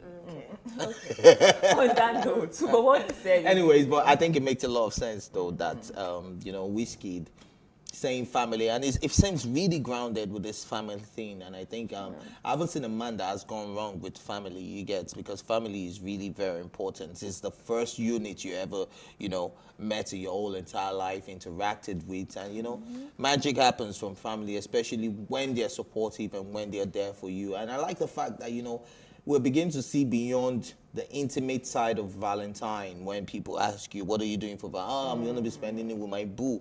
Now, I asked like 3 friends yesterday, and they came to a conclusion right there and then, because they said they didn't have a plan. And one of them suggested, let's go to a motherless baby's home or an orphanage or something. And the 3 of them collectively decided that on that day, they will be going to do giving out stuff to the less privileged people. And I felt like, whoa, I just made a change in the world, because if I didn't suggest, or ask the question, we probably wouldn't come to that conclusion. So I feel like, yo, I'm a change maker, like, damn. Are you also going to be going to the motherless babies home? But I have a shoot on Sunday, so I wouldn't be joining them, but I'll be adding my, token. I think that's what the day really stands for. It's not just for you and your boo to fine. It's part of it, but I think the day naturally says spread love in any way you can. It may not actually be with your partner. You can be with people that they don't have anything. Just spread love that day. Day is really about capitalism, in my opinion. Let's not make Valentine's Day something that is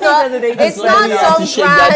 It's not some grand like epistle of like love and all of that. If you want to make it about that, sure, go ahead. Okay. But it's a capitalist-driven, bring out money and spend your money type of day, in my opinion. And I say that what I was going to say about Wizkid's thing about when he said, you must be a stupid person, it's something I'm going to say in regards to what you guys were saying now. I think just because you choose to make a day, just because you decide to use your day and give it to the homeless or give it to whoever else you want to give it to. There's nothing wrong with that. But then just because other people don't do it that way doesn't mean that yours is better. And I think that's what I want to just bring out of the conversation is that if you want to spend it with your significant other, I think it's important to actually bring out the time to spread love to the person that you're with. It's not that common to see people who remember every day to love their partners or to love their families and things like that. Some people need a day. Yes, some people need that time to just say, okay, let's halt things up. Like, let's remember what life is really about and spread love to other people. And yeah, I don't think it's a good thing, but some people just need that reminder. Yes. So there's nothing wrong if you decide that that's the day you want to use to either like tell your loved one that you're important or whatever. Like there's nothing wrong with that. Right. But if you want to also do something more significant, like spreading it with your homeless or whatever, that's also nice. In regards to Wizkid, that's the same thing I was gonna say. Like just because you are private, which is good, but I think privacy is smart. It's a smart thing to actually have, especially if you're in the entertainment industry. Do that, but just because I want to respond to somebody who's going about bashing my image or saying something that's not true, and I want to respond to that, doesn't make me stupid, in my opinion. I think that there's just different ways to kill a chicken. So, well, my opinion. Well said, but different strokes for different folks. All right, so we had to really go on a short break, but well, today is not your regular show. We have not one but 4 personalities from different spheres of the entertainment world. Joining us virtually is Funbi Ogunbawo, who was part of history on Tuesday night last week actually at the Sundance Film Festival award ceremony, as the movie she produced, Lizard, becomes Nigeria's only Sundance 2021 submission and became the first Nigerian production in the festival's history to win the Grand Jury Prize in the short film category. The movie was produced by Akinola Davis Jr. The movie tells the story of a 9-year-old girl who gets thrown out of Sunday school for her unusual abilities. The film, which was set in Lagos in the 90s, stars child actor Pamela Ayodeji and a host of others. And ladies and gentlemen, boys and girls, welcome the producer of Lizard to the Tea Time Table. How you doing? You don't seem excited. If I was you right now, I'll be so, hip and feel like, yo, I produced that movie, It's me, man. Like, yo, how come you're not in that mood? So you know the thing with producing is like there's several. First of all, it's an overwhelming feeling. There's so much gratitude that I feel and that the rest of the team feels, and you know, for any film, it takes a village. It takes a team of people to actually like make it happen. And so even being on the producing team as well, like there was a bunch of us. There was Rachel, there was Lucy, there was Nick, there's myself, and I feel like all of us were just so aligned in what we wanted to tell and the story that we wanted to tell. And I just feel so, I think I'm one of those people who just retains the excitement inwardly, you know? Like I just, you know, keep it on the inside. But it's a very humbling feeling, it is. Yeah. I mean, it is definitely humbling in that sense. And that's obviously a testament to your character as well. A lot of people would be bragging on top of their voices and stuff. But, I mean, it's 2021 and we're still getting, you know, notions like, you know, the first ever. Like that for me was like, whoa. Like we've been making movies, Nollywood has been in history for a long time. So I wanted to ask you, why do you think that is? Like, what do you think Lizard had that all the other Nigerian movies who have ever tried to, like, obviously apply for Sundance didn't have, that you guys had to then obviously break this record that you guys did? You know, I'll be honest, I think that's a tough question to answer because, you know, I can only speak about Lizard, I can only speak about what we did and what I feel like resonated with the audience and resonated with the grand jury at Sundance. And I think, one, there was a level of authenticity, so the story was very relatable. And then I also think that in terms of like the casting, like Pamela Ayodeji is a phenomenal actress. Like I you know when they say like you wish that like, you know, she was just so excellent. We drove her, she had such great work ethic. We drove her sometimes to you know, do things over and over again, and she would just perform like, you know, so I feel like really with this story, Pamela was the star. Like she helped to like just grab, like elevate Lizard to what it is right now because her performance, her skill set, and then she has such a beautiful mom as well. Like, you know, her mom is amazing. And she's really dedicated to the craft. And I think, honestly, if I could say one thing that I think we did right, I think it was showcasing her, really. And I'm very thankful that we were able to get her at that time and she was available for the shoot, you know. So yeah, like I think that's about the main thing, because I feel like with Nollywood, I think everyone is really, we're really just like still at the stage where we are, you know, we just got to keep moving forward and keep putting our best foot forward, you know, just as an industry and as a collective. And I think we've seen that. I think we've seen a significant improvement in the quality of films and things like that, you know. And I'm very, very thankful as well that, you know, with Lizard, like I said earlier, like it takes a village to really make a film. And we were able to get people who are just so fantastic and excellent in what they do. So from the production assistant to the first AD to the gaffer to the cinematographer and to the editor and to all the people that were aligned, you know. Right. And I think that really helped to bring Akionla's vision to life. So yeah. Okay, so according to research, I found out that you were asked to co-produce the movie by Wale. So what would you tell me that really attracted you, that made you want to be a part of this film?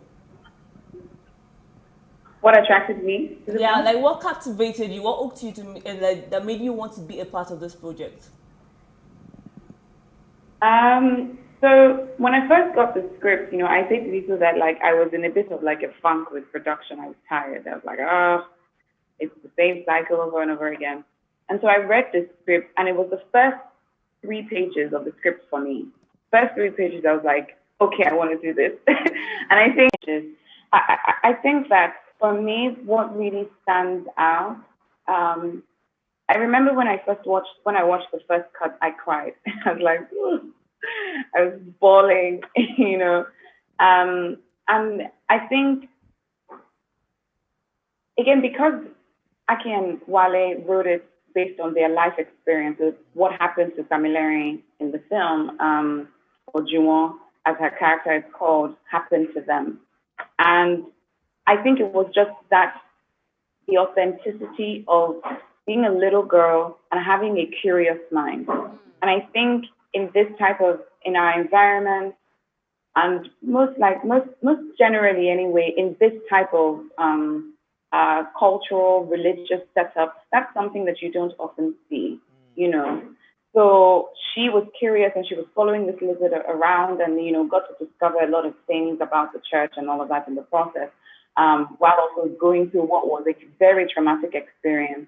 And I think that for me, like, I really just resonated with Juwon, because I'm a curious mind myself. So I'm a trained lawyer, but then left the illegal profession, like a proper 9 to 5, and decided to, you know, pursue what was my passion and what had piqued my interest, which was production, which was something that a lot of people were not doing.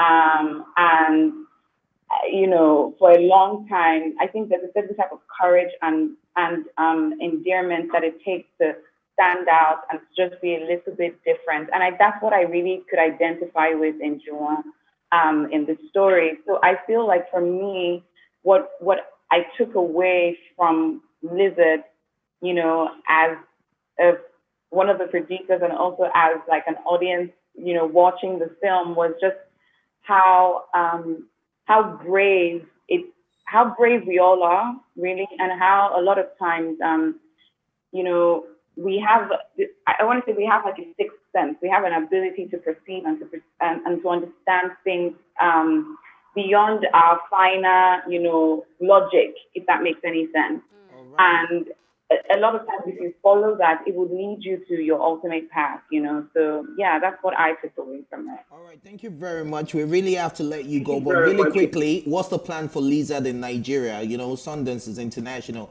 What are we doing in the home front? Really quickly. So at the moment, the plan is we still have a number of festivals. It's still going to do a festival circuit, and I think maybe towards the end of the year we'll start to like look at you know, what we can do to like bring it here so that people can watch it. Again, it's a short film, so it will most likely sit on like a digital platform or some sort. So yeah, so I think, yes, there's definitely talks about that. We haven't firmed up any plans yet because we still have to do like a number of other festivals. But yes, there's definitely talks about bringing it down here and getting everybody to see it. Alrighty. Thank you so much for your time, Fumbi, and thank you for sipping tea with us on Tea Time. Alrighty, so thank you so much for having me. A pleasure, ma'am. A pleasure. All right, so Tea Time continues right after this break, but with a special performance. You don't want to miss this.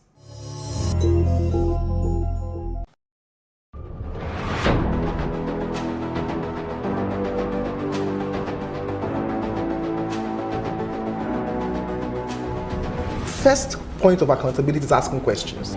Hello and welcome to Plus Sports and Plus TV Africa. I am Udoka Njoko. Hi everyone, welcome to Plus Training.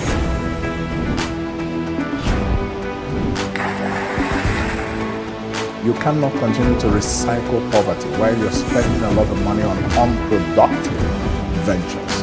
The government has to feel the impact. Honorable Commissioner, sir, welcome to the show.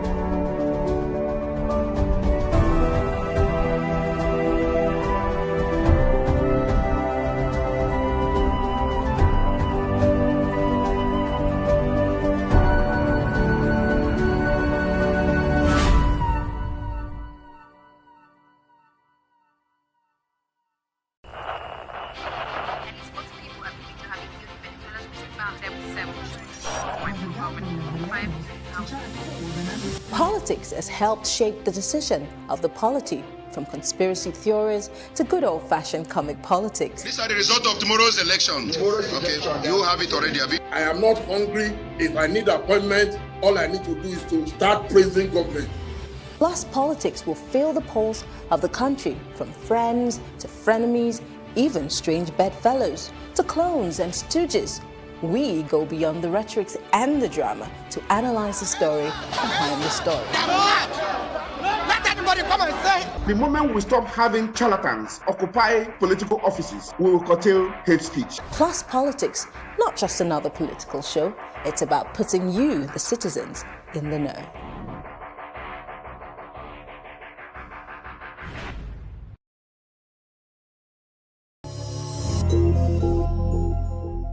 Welcome back. This is still Tea Time on Plus TV Africa. And as you know, we do not do the regular. We don't keep it ordinary. We keep it supernatural. We keep it starboy thing. We keep it super fly. And coming to your screen right now is the flyest man I've ever seen in my whole life. The Starboy himself. And we have Starboy Terry in the building to shut it down.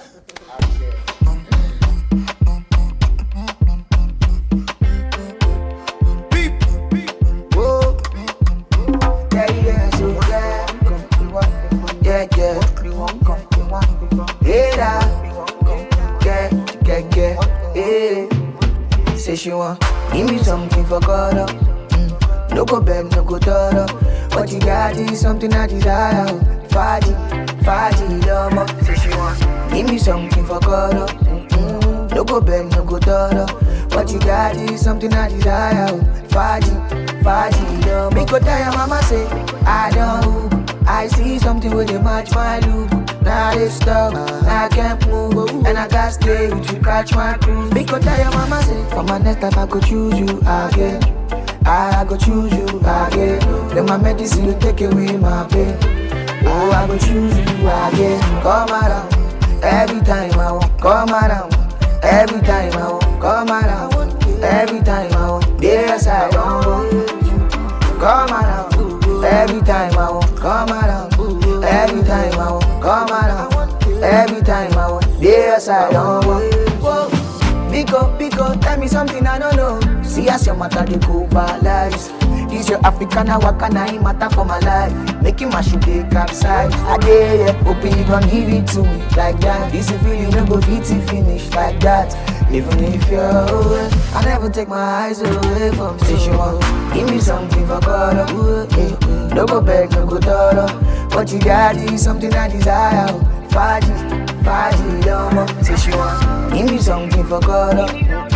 No go beg, no go thorough. What you got is something I desire. Faji, lama. Me go tell your mama say I don't. I see something with a match my look. Now it's stuck, now I can't move. And I gotta stay with you, catch my crew. Me go tell your mama say for my next life I could choose you again. I go choose you again. And my medicine take away my pain. I go choose you again. Come around, every time I want. Come around, every time I want. Come around, every time I want. Yes, I don't want you. Come around, every time I want. Come around, every time I want. Come around, every time I want. Yes, I don't want you. It's STG.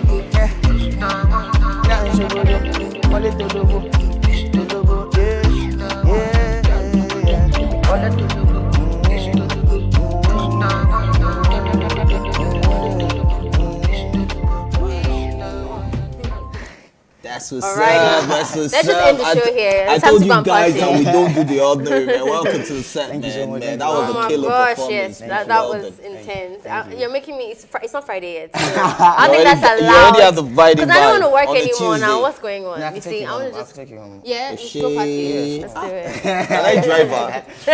We don't want to do that. How you doing, though? How you doing doing? alright. I'm doing okay. 2020 hasn't been the best of year, but man, you have one of the biggest body of works, Afro series of 2020. Yes, so I feel blessed. Yeah, man. so how did you come about that? Was there an inspiration? I always tell people, like, if you dropped like a project in 2020 and it did well, like, you should really like rate yourself, because it was a crazy time.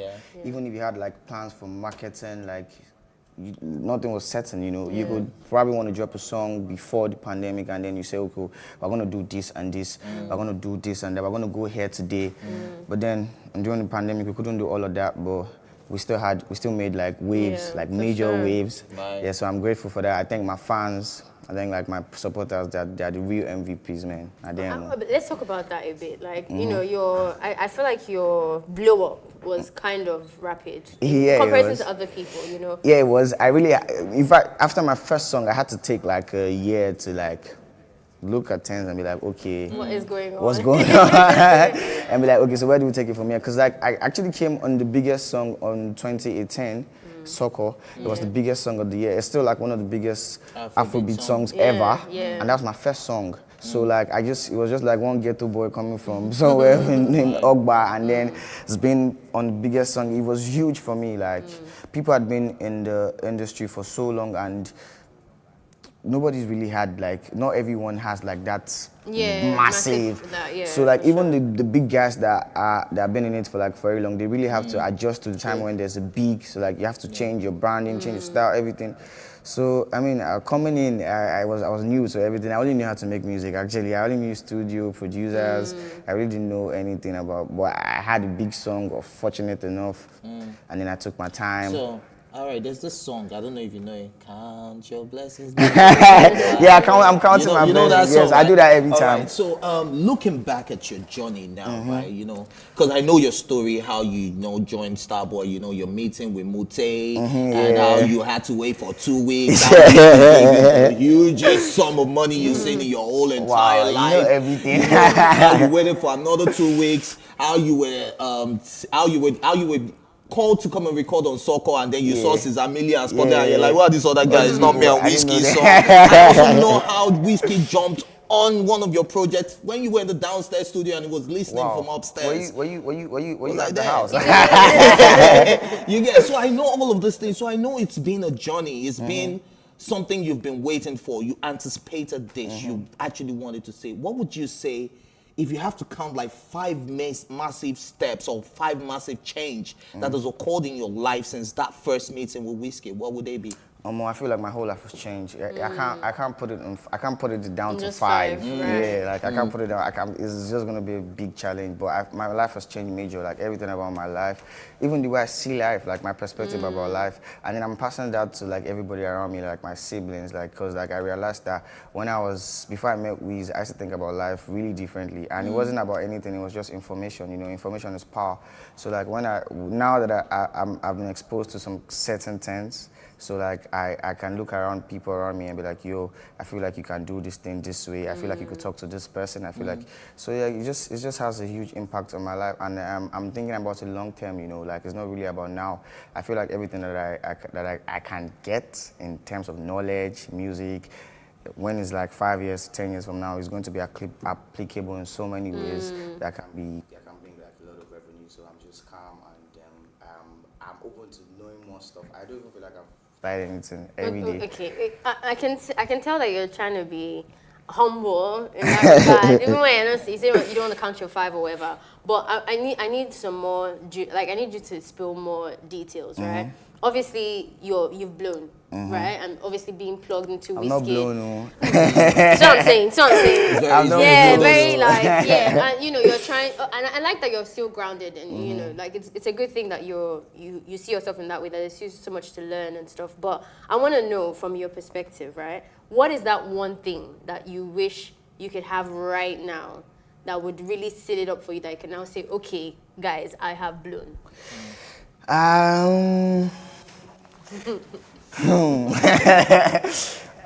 Maybe I have like, because I was going to say a collaboration, you know, like an international collaboration with the top person, but you never know. Like we've seen in the industry where you've done, like people have done like collabos and it really doesn't work. Like sometimes it wouldn't give you that big.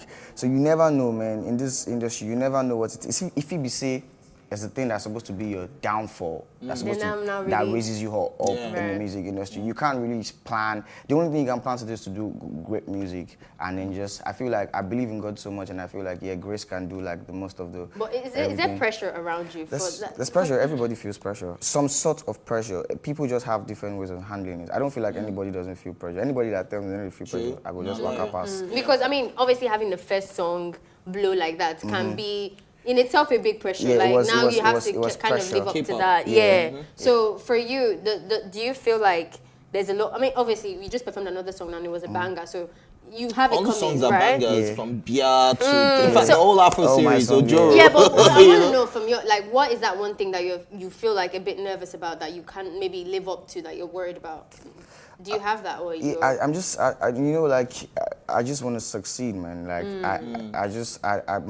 my biggest fear is not to be, like, everything that I put my mind to, I just want to do it, like, and I want it to be, like, everything I picture in my mind and how I want to be, I just want to, the only thing that scares me is, make some sense, what's up, make this thing happen. Yeah, that's the only thing. All right, so is it intentional? Because, you came out from a feature, you had like 4 different guys, and then, of course, you had Wizkid on that song as well. But is it intentional that you don't do a lot of features? Because one would have thought you would be riding that wave of, let me be doing features. Actually, it's Starboy Terry. I actually do a lot of I have a couple of features. But you don't really put out your feature songs like me featuring people. Yeah, I never done. But I have a project coming, and then I already have like legends on it, like Blessed Me on it. Like I have songs I'm excited about, and I just can't wait to share. Previously, prior to this time, I had to put out a project, and I felt like it was right to really give all of myself. Like, I didn't want to feature nobody. I had songs with Wizkid. They were like, why don't you have a song with Wizkid yet? No, we have a lot of songs, so it's just like, when is the right time? I'm really about like myself, like looking at how I want to be. So like Afro Series was meant to be like, okay, this is who Terry is. After like so-called, like, this is what I can do, this is what I'm about. That makes sense. When I listen to your songs, I can tell you put a lot of work into it. Like, you're the type of guy that like, nah, this verse, you change this one. And it takes you like a month to finish a song that you finished in 1 hour. Do you understand? Not every time though. Yeah, but it just strikes me that way. Now I'm telling you from a listener, because that's the vibe I get. Like, no, you have to be a perfectionist to make sure that this line follows this line and makes sense in the certain way. Now, what would you say is your challenge during your creative process? When you're working, what is that thing that you just be like, man, if this happens, I can't go on. I'm not going to put out the song. If something happens, probably if I don't like the song, because there are some times that, as an artist, you have like an expectation from yourself. If I don't like the song, doesn't mean that if I put it out, it's not going to bang. That's why, like, as a music artist, you have to have other people around you, like other listening ears, because like, you have to have people say. Yeah, I was going to get to that, because when you say you have to have other listening ears, the fact that you're Starboy Terry, you're going to have a kiss behind people. Exactly. That even if the song doesn't slap like that, you'll say, Starboy Terry. I swear, it's banging. You get. So who are those key people that you need to keep around you? Do you have like yes, I do. And major people that you know never liked? He's like my biggest and he's very critical. That's a brag. Yeah. Can we say that again? Wizkid is my A&R. Oh wow. Hey, okay. And then Wizkid is like the most. To me, I don't know if people know that side about him, but he's very critical about music. It's very it takes a lot for Wiz to say this music is great. Like, even when everybody's like, oh, that's the hottest thing right now, he's like, okay, but you get me? Like, so I always have to go through a process where music goes through like 3 people. But I mean, I've been through that, and it's amazing. It's amazing that it's a great feeling when they say, okay, you can actually drop the song. Like, yeah. So you feel more confident that, okay, this is because these people have said that this is a banger. Right. All right, so we have a game to play with you. It's called The Musical Current Affairs. I hope you're ready. You can't feel this one. If you feel I'll try. All right, so when did Wizkid release his first studio album? That should be 2010. 2010. Are you sure about that? 2010. Are you you can't miss this one. 2010. Is that your final answer? Final answer. We'll tell you if you're correct when we're done with all the answers, right? So name 4 Nigerian artists that their names start with the letter D. D. Dami Crane, D. The Prince, D. Dotsman, D. Can I call an old auntie? Yes. Durella. Okay, great. All right. What's the full meaning of P-Man? P-Man, Publishers Association Nigeria. That M Nawala was publishers, and I'm very sure it's publishers. Market something. The publishers. Okay. Was about It's publishing. okay. It's okay. Let's stop there. What's the president of P-Man? I don't know. Can I call my daddy's name? All right, we'll tell you if you're correct. Actually, Michael Jackson died in what year? Wow. 2008. Are you sure about that? Final answer? I guess so. So, translate one of your songs to Yoruba. One of my songs, like an English word. Okay. What line now? Most of my lines are in Yoruba, so what line? Just look for one. When you will stop to Yoruba. Ojo Oloma. Oh my God. This is so bad. Ojo Oloma, stop Lati. Ojo Oloma. Wowzy. Wow. Ojo. You know I'm not Yoruba, so like, okay, so Ojo Oloma, stop Lati ma shako fún mi. Or Lati ma shako sí mi. Are you sure that's the meaning of Bugado? Yes, now Buga's like you're trying to say. All right, that's been amazing. And yes, so the first answer, yes, you're correct. About 2010, P-Man is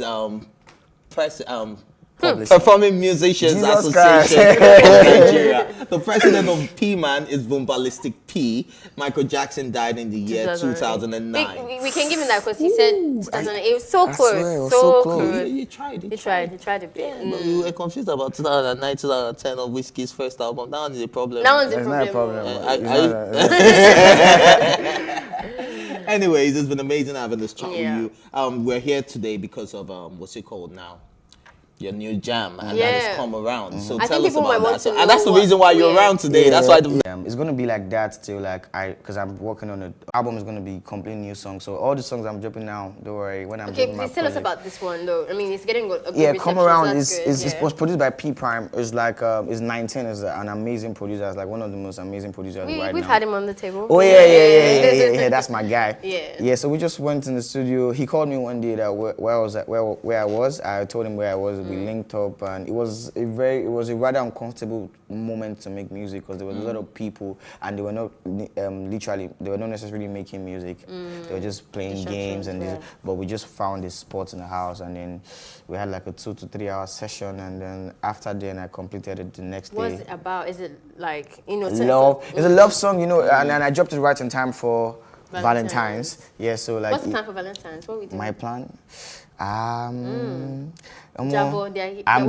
I've tried so much over the years, and this year I'm not trying. I want someone to come and spoil. I'm tired of that's the energy. You're listening, and if you feel like you're capable to spoil, slide in my DM. I'll tell him. Just slide in my DM. Why are you going like that?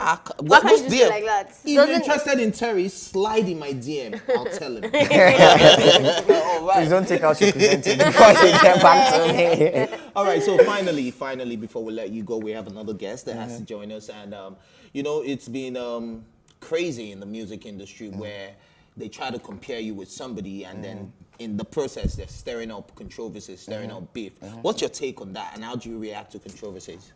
I've been on the edge of getting into a lot of controversies, but like it just takes you to really, I feel like it takes the person to give the push. I'm never about, you can't find me only around making music.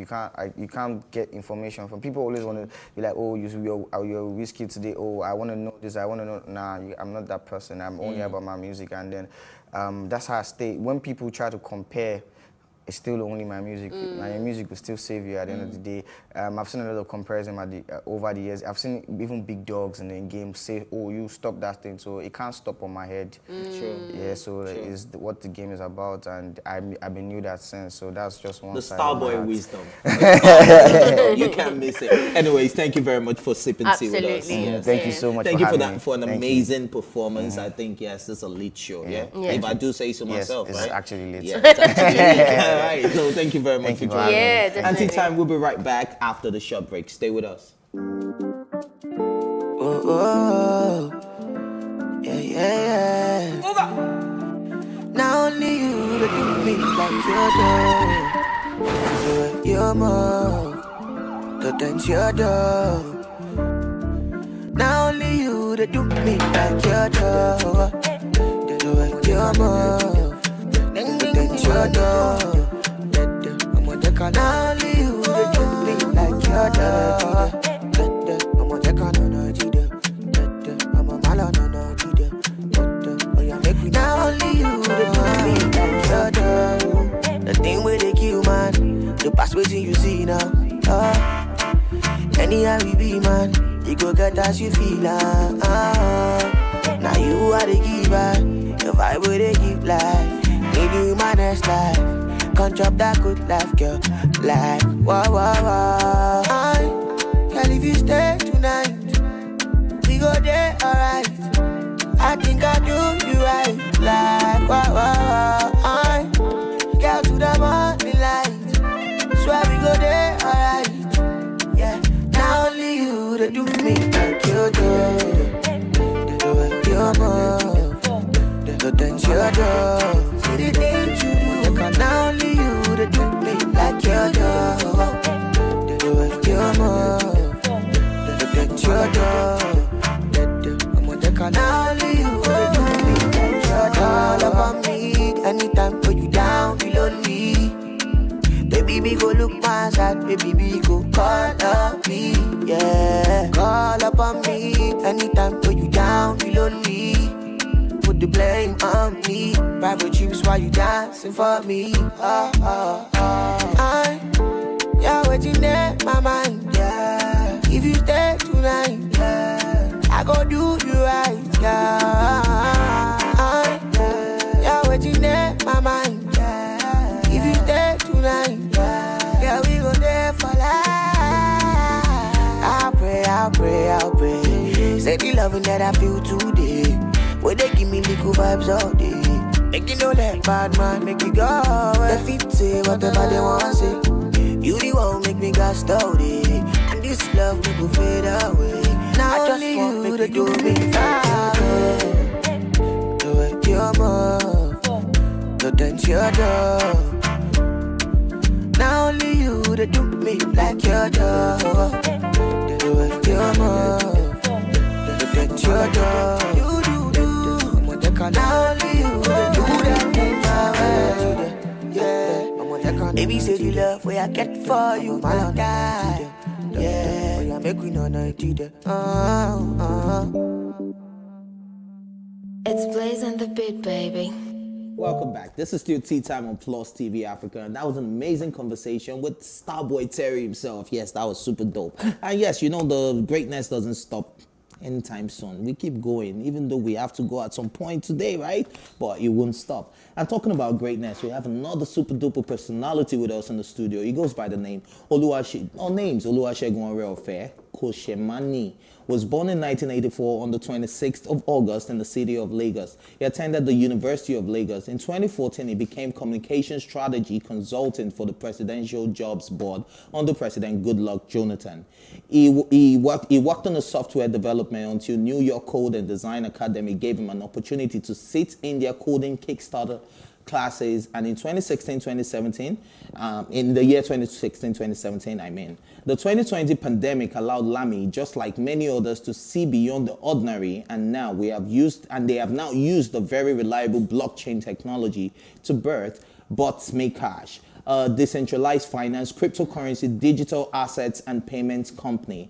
It will be recalled that the Central Bank of Nigeria announced a sweeping ban on cryptocurrency purchase and trading in the country. The crypto ban was announced in the now deleted circular dated February 5th, 2021. The circular, which bears the insignia of the CBN and signatures of two of its top officials, orders regulated financial institutions to identify people and organizations trading in crypto and close their accounts immediately. And they say it threatens severe regulatory actions of financial institutions that refuse to cooperate. And ladies and gentlemen, to discuss this and talk about more is Lami himself. Good morning, my brother. How you doing? Good morning, my people. You have such a wonderful way of hyping your He actually does. It's crazy. It's not me, man. It's just who you are. You just don't believe in you. Again, you hyping, more hyping. It's just who you are, because I didn't read all of these things because I came up with them. It's just you. It's all you, bro.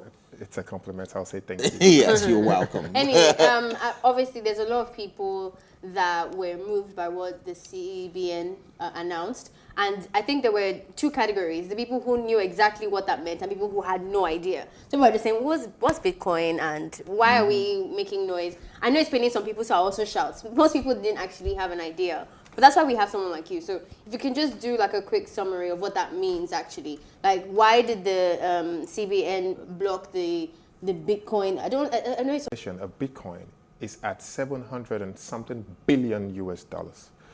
Put together all Nigerian banks. I'm sure you may not be able to get that. Bitcoin is less than 13, 14 years old. Right. Bitcoin market capitalization that I just mentioned is way larger than JP Morgan Chase, China Agricultural Bank, etc. banks of the world.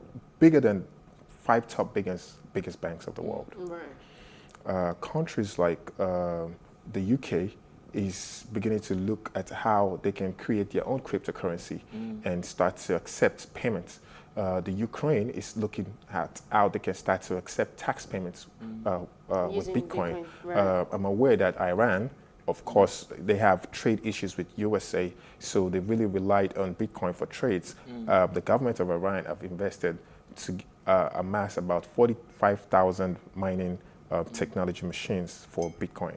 Okay, so what does that mean for Nigeria? And that's an holistic information I just gave. And what that means is we are shutting the door on major revenue that's supposed to be increasing GDP for us in this country. Right. When as CBN, what you should rather have done is you accept Naira, you accept pounds, you accept dollar. Technology is always ahead of regulation. So this is a new innovation. Just like internet came to pipeload the hustle of TV, like TV did to radio, like radio did to print. Okay, this is digital money. Is central bank digital money really digital currency? No. The true digital currency is crypto, and Bitcoin is at the top of the food chain. Come around the guys doing Bitcoin. Just like we support the banks, we're ready to support you. Can you explain the nitty-gritty to us? Now you have altered the businesses, the livelihood of so many young Nigerians. The 5% on top of the food chain, the elderly ones at 65 years old upward, are beating down the hustle of 95% population of you and I. I'm curious right now because, you know, a lot of people had money in the Bitcoin accounts and stuff like that. Yeah. And now that you're saying don't trade, what are they going to do? Are they opening the doors to international market? Are people going to have to leave the shores of this country or get somebody else, an agent that will trade for them outside the country? Because they will be the biggest loser of this. That's you know, we can go all and all, on and on, all in, all out. For us at Bot Make Cash, usually because we have integrated with one of the licensed banks, Providus, that have now been yanked off because of their virtual account numbers, it was easy for anybody to sign up to Bot Make Cash and buy Bitcoin for the first time with Naira. But guess what now? What you have done is I will have to jet out to Kenya, Botswana, or partner with an international company and say, oh, so I convert Bitcoin now to those foreign currencies. What that means is you're going to be losing all that money that's coming your way. All that money that you would have used to really boost the economy. They're going to be, I really wish we had more time. I think we may have to bring you back here sometime this week, you know, to elaborate a little bit more on, you know, this industry, because a lot of people don't know it. Because I saw an advert yesterday that said if you start seeing Bitcoin on Lekki Expressway, then it's time to buy. So I think a lot of people still don't buy from know Bot Make Cash. About it. So I think we're going to bring you back, you know, to elaborate more on this. But thank you very much for shedding light on this, you know. It's okay. Disturbing news we've had since Friday, but it's still a few of us are affected, but it's still interesting, right? Yes, and I think what I really got from your interview was when you said that regulation is not bigger than innovation. They can't stop Bitcoin. I mean, the trades are still continuing. I mean, people are doing transactions on our platform today. I'm sure by now we would have traded over $50,000 worth of Bitcoin. There you go. So yes, you know, now you know where to Naira they miss. Now you know where to tilt to. But thank you very much for watching. You can join the conversation on social media with the hashtag #TeaTime or tweet at us at Plus TV Africa. Remember, you can catch up on our previous episodes, including this one and all our exclusive contents by subscribing to our YouTube channel at Plus TV Africa. You can also watch Tea Time on Alto TV and in London, of course, on Ben Television. A big thank you goes out to my co-anchors, Ifeoluwa Omai and Enio Lapopola, and of course our guest Fumbi Ogumbanwo and Lami, and of course Starboy Terry and the entire production team. Thank you for watching Plus TV Africa's Tea Time. My name is Ife Oshunkeye.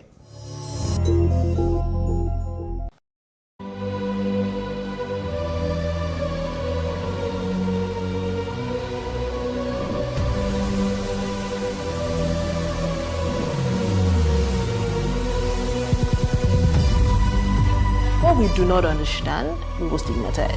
What you can see is the remaining of the tanker that exploded. The suspect equally confessed.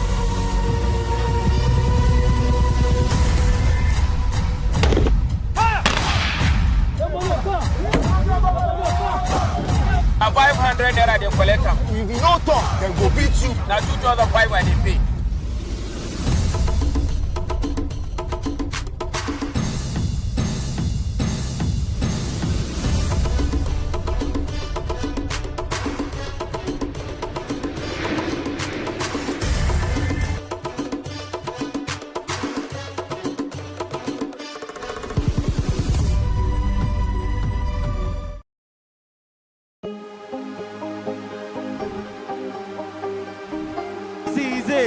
For upcoming artists to blow in Nigeria.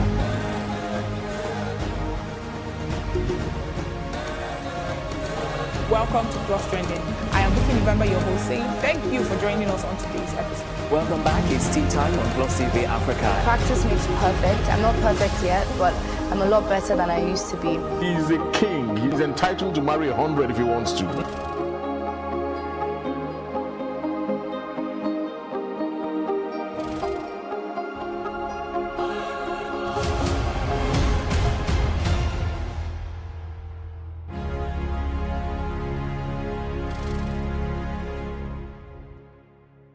It is a great source of pride to Nigeria whenever a Nigerian in a foreign country rises to the top of their field and is recognized for good.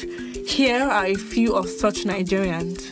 Oye Obolewa is the first Nigerian-born Democrat that has been elected as a shadow United States representative out of the District of Columbia.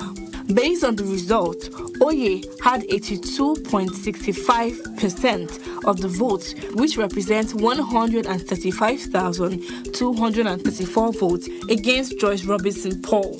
Oye was congratulated by many, including the Nigeria in Diaspora Commission, NIDCOM. His father is from Kwara State and mother is from Oyo. He holds a PhD in pharmacy from the Northeastern University, Boston. He will be representing the District of Columbia under the Democratic Party. Esther Agbaje. Born to immigrant parents, Esther has been elected into the Minnesota House of Representatives in the recently completed United States general election. In the election, Agbaje won by a total of 17,396 votes, which represents 74.7% of the total ballots cast. She will represent District 59B in the 134-member House on the platform of the Democratic Farmer Labour Party, an affiliate of the Democratic Party. She has a degree in political science from George Washington University, Washington, D.C. Oyema Ogbuagbu.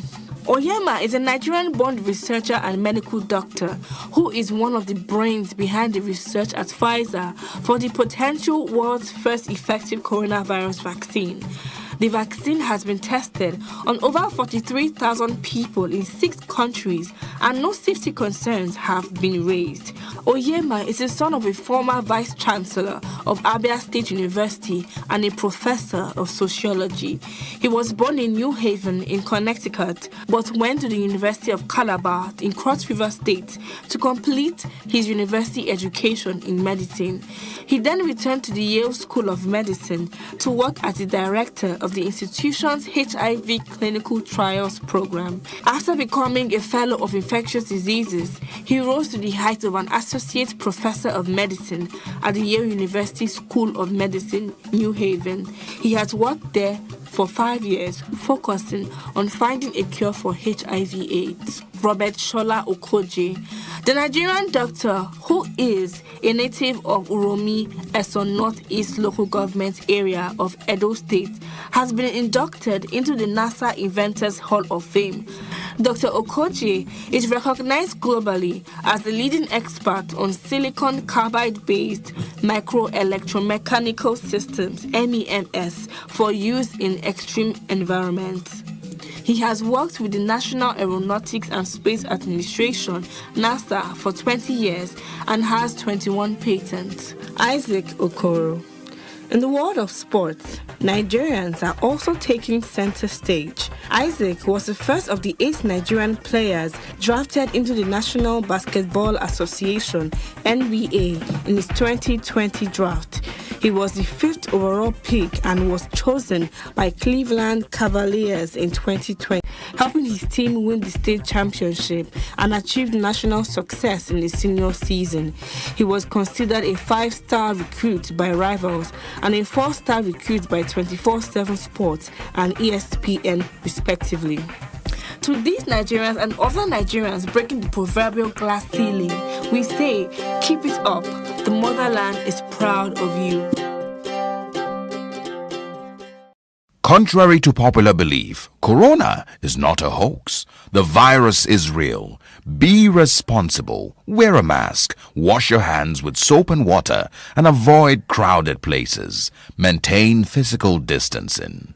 Be responsible. Together, we can overcome the pandemic.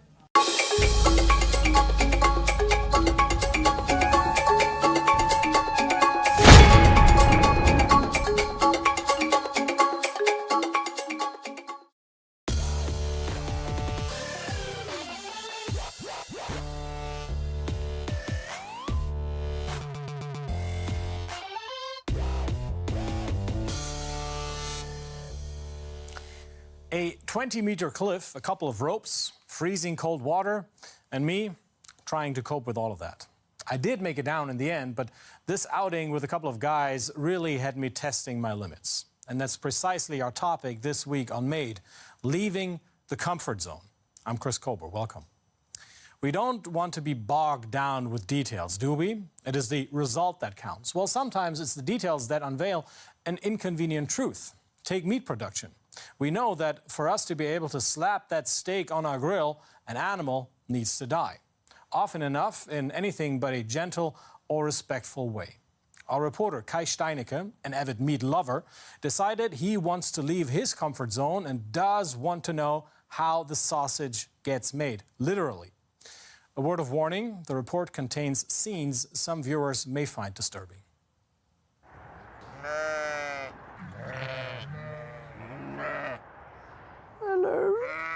Hello.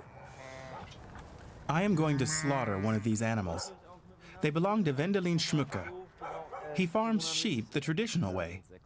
His family has been doing this since 1750. His sheep are out to pasture for most of the year. But it's hard to find enough grazing land. The sheep need about a hectare a day, that is. A hectare every day? Yes, a hectare for 700 sheep. So this whole field is only enough for today. When they've had their fill, the flock will go home to the farm. I hope the ones that I'm gonna slaughter are going to be bigger.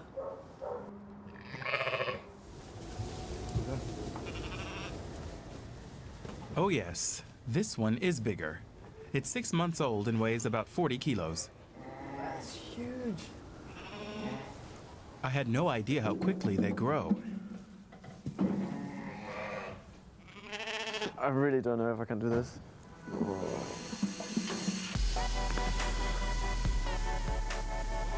I'm grappling with the fact that we kill animals so we can eat meat, and that I'm going to kill this lamb. First, we have to take it to the slaughterhouse. Yeah, you really can feel the 40 kilograms.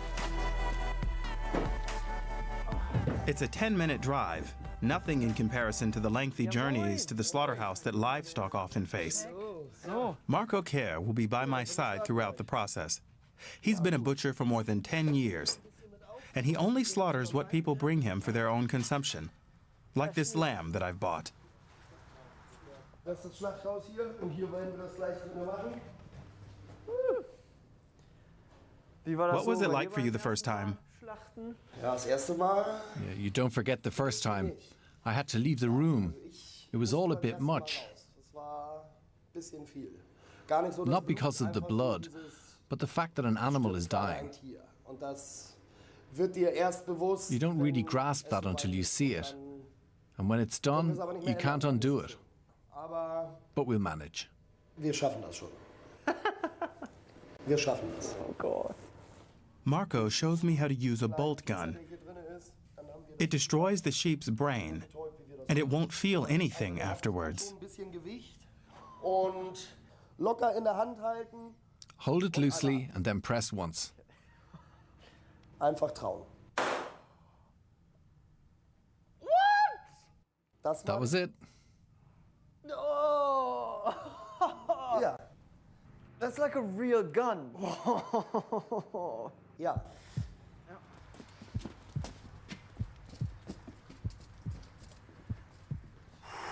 And now the lamb's head is in the firing line. All is good, all is good. Oh my God. Höchster Punkt. Ja. Highest point, draw a line. There. Finger weg. Take your fingers away. Immer den Finger weg. Ja. So. Auf. On the head and pull the trigger.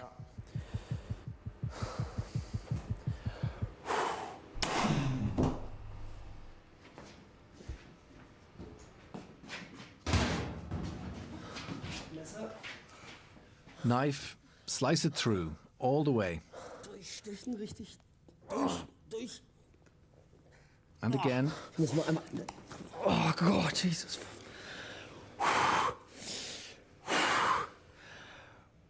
That's a lot of blood. That's a lot of blood.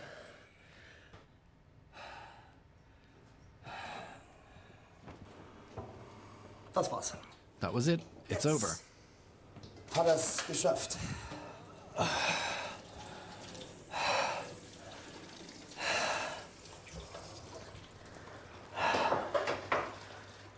So, how was it?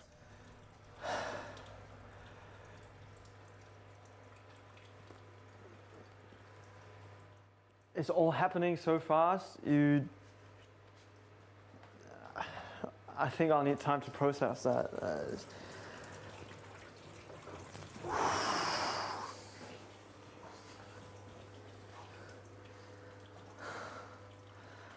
I've killed an animal.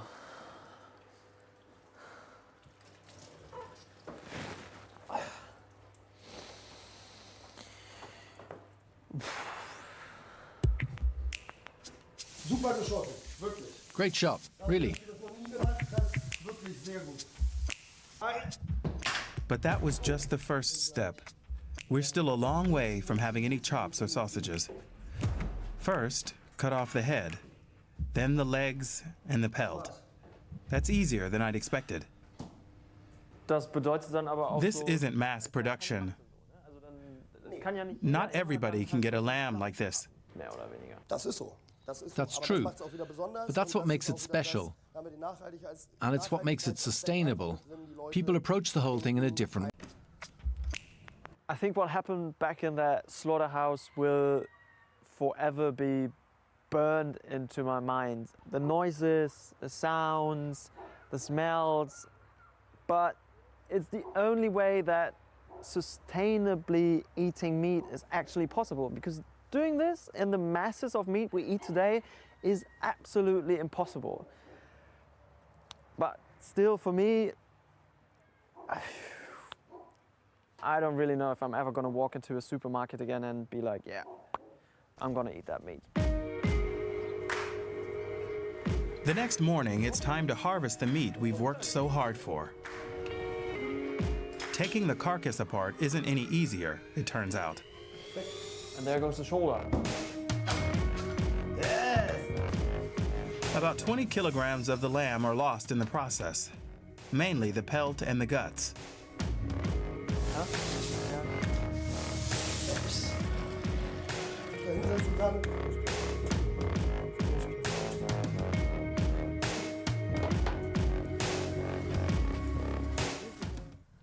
That looks great.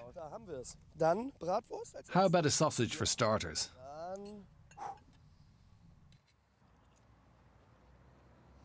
I'm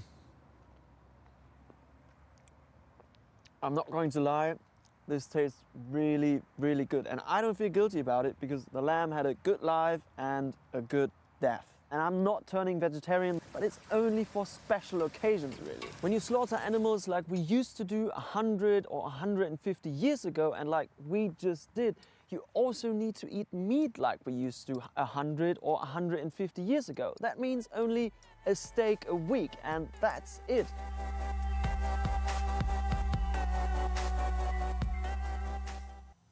Oh my, what a day for a reporter. Leaving your comfort zone doesn't always happen voluntarily. People losing their jobs because businesses are suffering under pandemic restrictions. Now, that's a real problem. But maybe this crisis can also offer opportunities. Entrepreneur Ernest Darko might have some advice for you, even if you're not into large-scale health systems development like he is. The COVID pandemic has really turned the world upside down. So here are the 5 tips to boost your career in the context of a pandemic.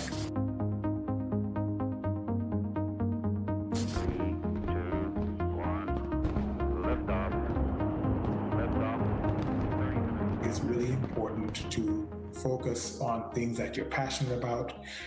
Even if in the overall sense of your career, it's hard to find, the thing to be passionate about. I grew up in a situation where healthcare was always poor, clinics were always overcrowded. Halfway through my medical career, I realized that if I really want to make a difference in these types of environments, I needed to be a doctor of systems, not just of people. Many years later, here I am basically running a company that is focused on helping countries fix their systems at large scale. If it's not easy to get out of bed to go to that job or to go do that particular thing I've chosen to do, then I know I'm probably doing the wrong thing.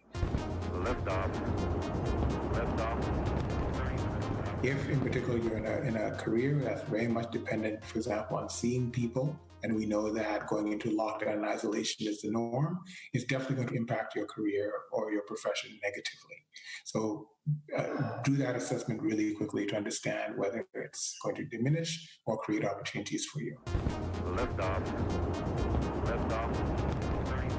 If there is an opportunity, try and figure out how am I going to work myself into that opportunity. So if I can now innovate in order to now meet this new demand, yes, I cannot see people in person, but there's this huge demand now. How can I innovate basically to meet this new opportunity? So we developed a screening app, for example, that community workers who are going to do the door-to-door COVID screening could use to capture the screening and the result of the screening in real time.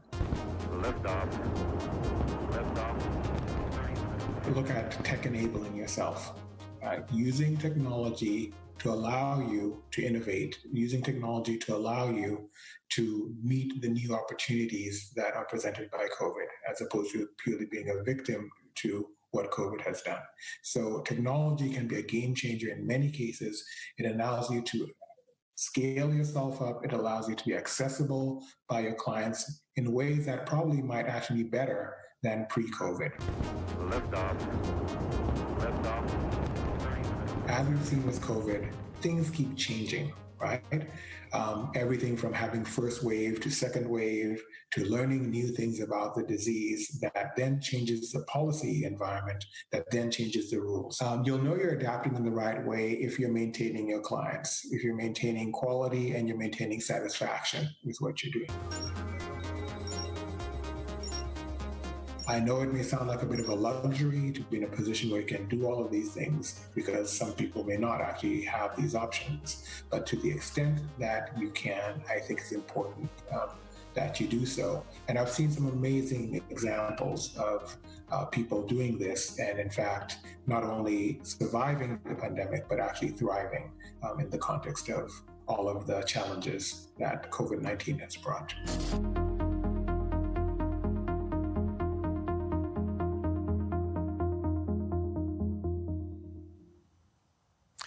Readjusting your career can be difficult, no doubt, particularly if your plan was to have one of the coolest jobs ever, flying a plane. But we know the pandemic has been an utter nightmare for the travel business. The global airline body IATA says air traffic this year is expected to be 66% lower than last. So it's been a huge mess for the sector up to this point, and even with bookings slowly recovering, German flagship carrier Lufthansa has suggested that would-be pilots in its prestigious flight academy might have to rethink their plans. Flying free as a bird over majestic landscapes, it's an appealing prospect for many. The videos about Lufthansa's pilot training program in the United States are a favorite with Lukas Heim. The 22-year-old moved to Bremen a year ago with his girlfriend to start his training at the European Flight Academy, the Lufthansa Group's training school in Germany. Now they're packing up and leaving Bremen. In March, the course was suspended. 700 would-be pilots were left hanging. For Lukas, it's been a very trying time. They just kept stalling and putting us off. First they said the course would start up again in May, then in September, then next January. Since it's also unclear, it's time for us to leave. We can't keep paying rent for this flat. We came to Bremen so that I could become a pilot and Svea could go to university. But our time here is now over. After many months in a kind of suspended animation, would the training resume or wouldn't it, Lukas and Svea made the difficult decision to give up and go home. We had a plan when we moved here. Lukas was going to complete his training. And now we're leaving again, and he hasn't completed it. It's like running in a marathon and turning back halfway and never reaching the finish line. Lufthansa, Germany's biggest airline, was brought to its knees by the collapse in air travel caused by the pandemic. It was saved from bankruptcy by a €9 billion bailout. Half its fleet remains grounded. The head of Lufthansa Aviation Training, Stefan Kenan-Scheib, says the airline has 1,000 pilots more than it needs. We tell our student pilots quite candidly that the prospects for becoming a pilot are very, very bad right now because of the COVID-19 pandemic and the financial situation of the Lufthansa Group. We're losing €500 million every month. It's our duty to be open to the students and tell it like it is. Most aviation industry analysts say the demand for pilots after the pandemic is hardly likely to soar. They don't see air travel picking up significantly until 2025. Most of the youngsters who have had to halt their training need a job to get by. Caroline Bösner was in the United States when she heard the course had been suspended. Now she's back living with her parents in Leipzig and working at an Amazon logistics center. It wasn't easy, but I had to take a pragmatic approach. I knew I couldn't just sit around at home, but had to do something. And it wouldn't be a bad thing to make some money. You don't earn anything as a student pilot. On the contrary, it's more like burning money. Many student pilots now find themselves in a precarious financial situation. They are by far not the only group of people in need of work, as the pandemic and ensuing lockdown measures shuttered entire industries. People who worked in tourism or food service are coming to us. They say either they need a job as a stopgap measure or they want to change careers entirely. Caroline Bösner says for her, working at Amazon is temporary. She's not given up her long-standing dream of becoming a pilot. She remains as committed as ever. I absolutely still want to fly. I'm not going to give up on my dream. It's anchored within me and it's not going to go away. I flew all over Florida. It was fantastic. And then suddenly I was back in cold Germany. I can't imagine doing anything else. So I have to find a way to finish my training. If need be, without Lufthansa. 200 minimum. The enthusiasm may be great, but facts on the ground are not encouraging. Lufthansa has recommended its students actually give up rather than wait for the course to restart. If they complete the programme, they're going to be charged €80,000, and they won't have the guarantee of a job, as used to be the case. Lucas's father, Christopher Heim, is appalled. He's been a pilot at Lufthansa for 32 years.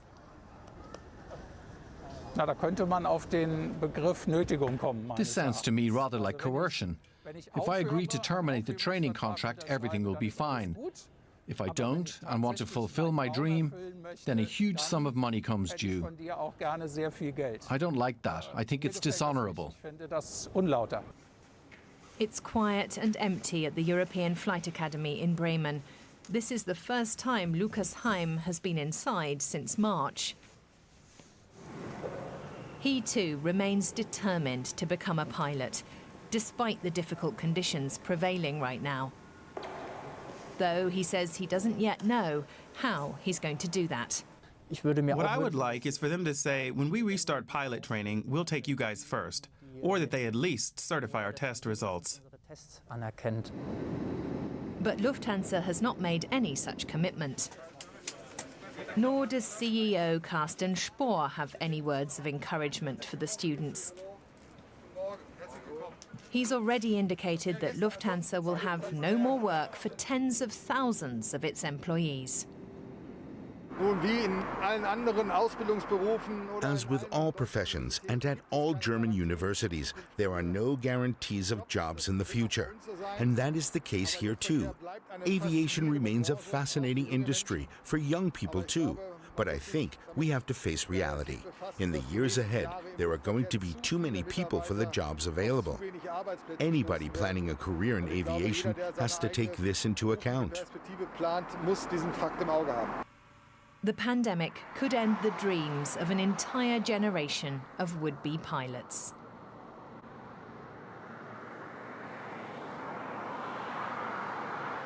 "2020 has brought dread, distress and disappointment, sure, but there are exceptions. E-commerce has seen an unprecedented boom. And with people having second thoughts about standing in line at crowded malls, trade experts believe online shopping revenue in Germany will be up almost 20% this year. But my colleague Olaf Krieger feels Christmas is not about the presents. It's what we make of it, now more than ever.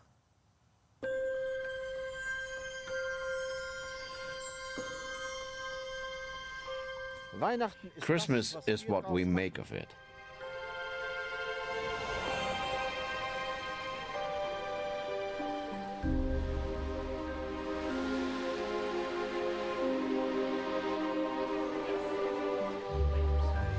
Oh, how joyfully, oh, how merrily, Christmas cometh with its grace divine.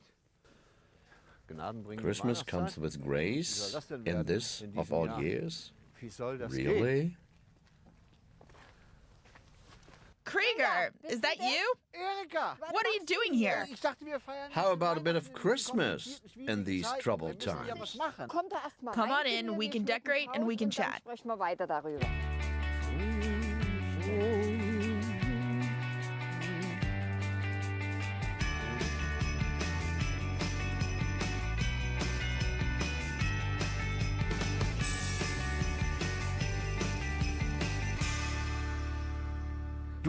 You have children, grandchildren, great-grandchildren. How many altogether? I have 3 kids of my own, 2 girls and a boy, 5 grandchildren and 4 great-grandchildren. What's your favorite Christmas memory? My childhood, with my parents and grandparents and with my kids when they were little, in the Ore Mountains. And who helped decorate? Just me. Alone? Yes, I start putting up the decorations in early December, but I wait until the 23rd to get the tree ready. Not a day earlier. No one helps? I don't want any help. How about the food? Really? Yes, absolutely. Christmas Eve is lentils with sausages. The next day, potato salad and maybe roast goose with red cabbage and kale from this garden. From your garden? Yes. So tell me, Krieger, how is Christmas with your family? Do you spend Christmas at home or do you go somewhere? I'm going to try to be with my mother, but it might not be possible. She's in a home, and I may not be allowed in. But we hope that whatever the conditions, we can celebrate Christmas and be together. We can make that happen somehow. I hope. But suppose we can't meet up the way we used to at Christmas. Yeah, if my son comes, we'll sit together with him and my daughter-in-law and my grandchild. And for everyone else, we have the phone. Our Christmas lights.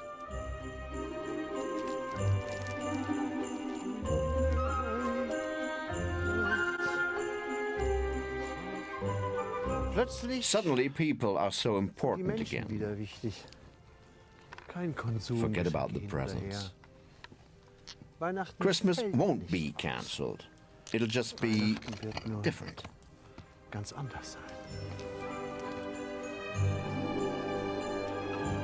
Let's have more light.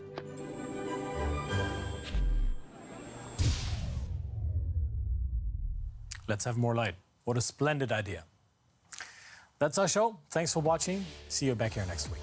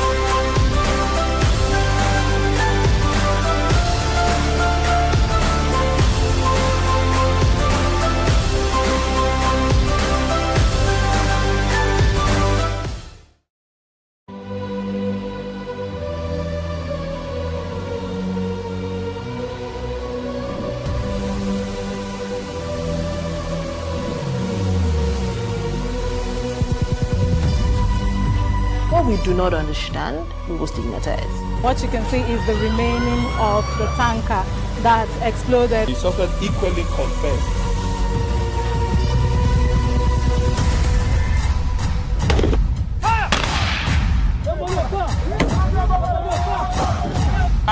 200 naira they collect am. If you no talk, dem go beat you. Na 2,500 I dey pay.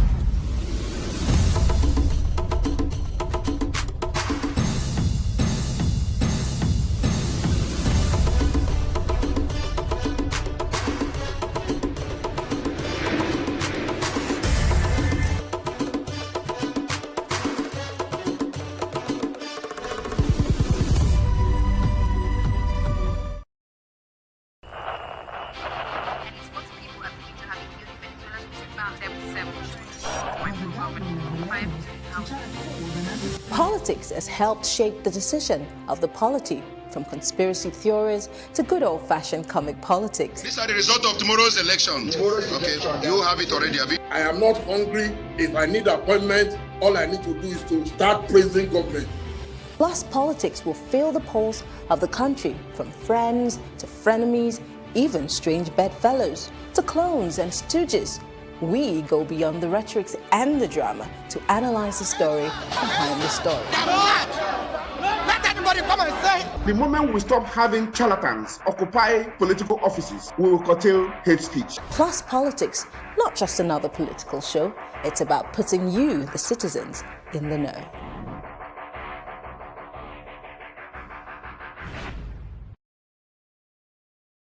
Contrary to popular belief, Corona is not a hoax. The virus is real.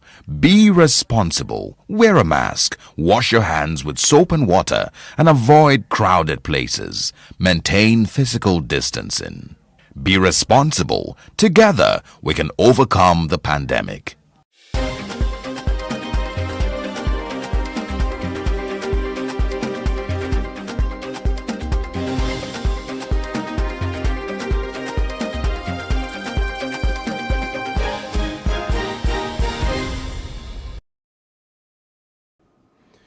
Well, many thanks for joining us in Plus News Update. I am Justin Akadonia. President Muhammad Buhari says the rail line from Kano to Maradi in Niger Republic will go a long way in boosting trade relations in the West African sub-region. He stated this virtually at the groundbreaking ceremony of the project, where he said it would also enhance the gains of the African Continental Free Trade Zone. President Buhari expressed optimism that the project, when completed, would specifically enhance socio-economic activities in Kano, Katsina, Jigawa State, and Maradi in Niger Republic. According to the Nigerian leader, over 80 million Nigerians stand to benefit from the laudable project, which will also boost rail transportation connectivity between the southern and northern part of the country, as the rail line will be linked with the Lagos-Kano corridor. Meantime, the President on Tuesday urged the Senate to confirm the newly appointed service chiefs. The Senate President Ahmad Lawan read Buhari's letters of request on the floor at plenary. The new service chiefs that be confirmed are Chief of Defense Staff, Major General Lucky E.O. Irabo, Chief of Army Staff, Major General Ibrahim Atahiru, Chief of Naval Staff, Rear Admiral Awal Zubairu Gambo, and Chief of Air Staff, Air Vice Marshal Isiaka Oladayo Amao. The Conference of Civil Society Organizations has called on Nigerians to support the nomination of ex-service chiefs as non-career ambassadors, stating that their nomination offers them the opportunity to contribute in the fight against insurgency in Nigeria and in the third world countries. Chairperson of the group, Adams Otako, says that condemning the nomination by some Nigerians on the ground that it will shield them from investigation places an unnecessary burden on the diplomatic initiative of the government.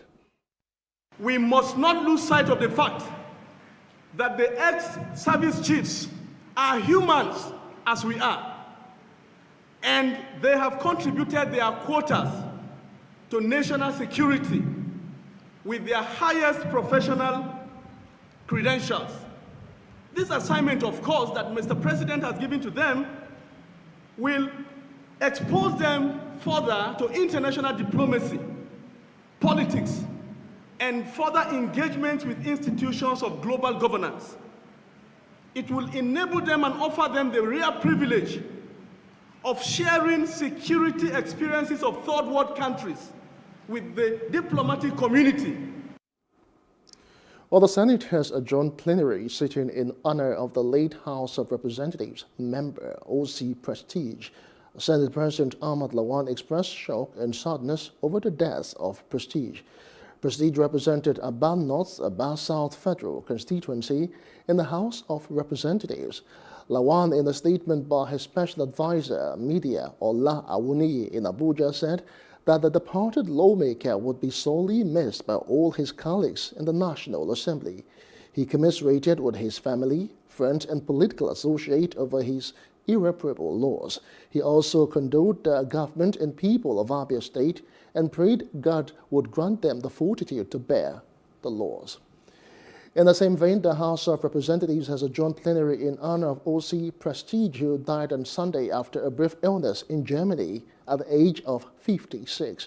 Prestige was a member of the All Progressives Grand Alliance, APGA, and until his death represented Aba North, Aba South Federal constituency of Abia State.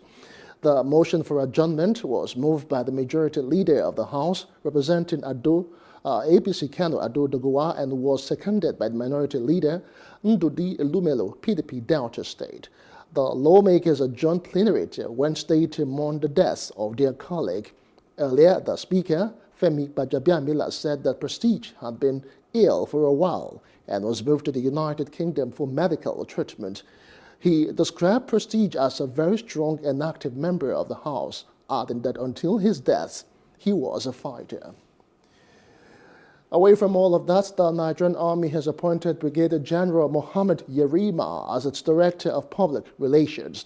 Yerima replaces Brigadier General Sagir Musa, who has been redeployed to the Nigerian Army Training Center, Kontagora in Niger State. Yerima is a graduate of political science from the Ahmadu Bello University.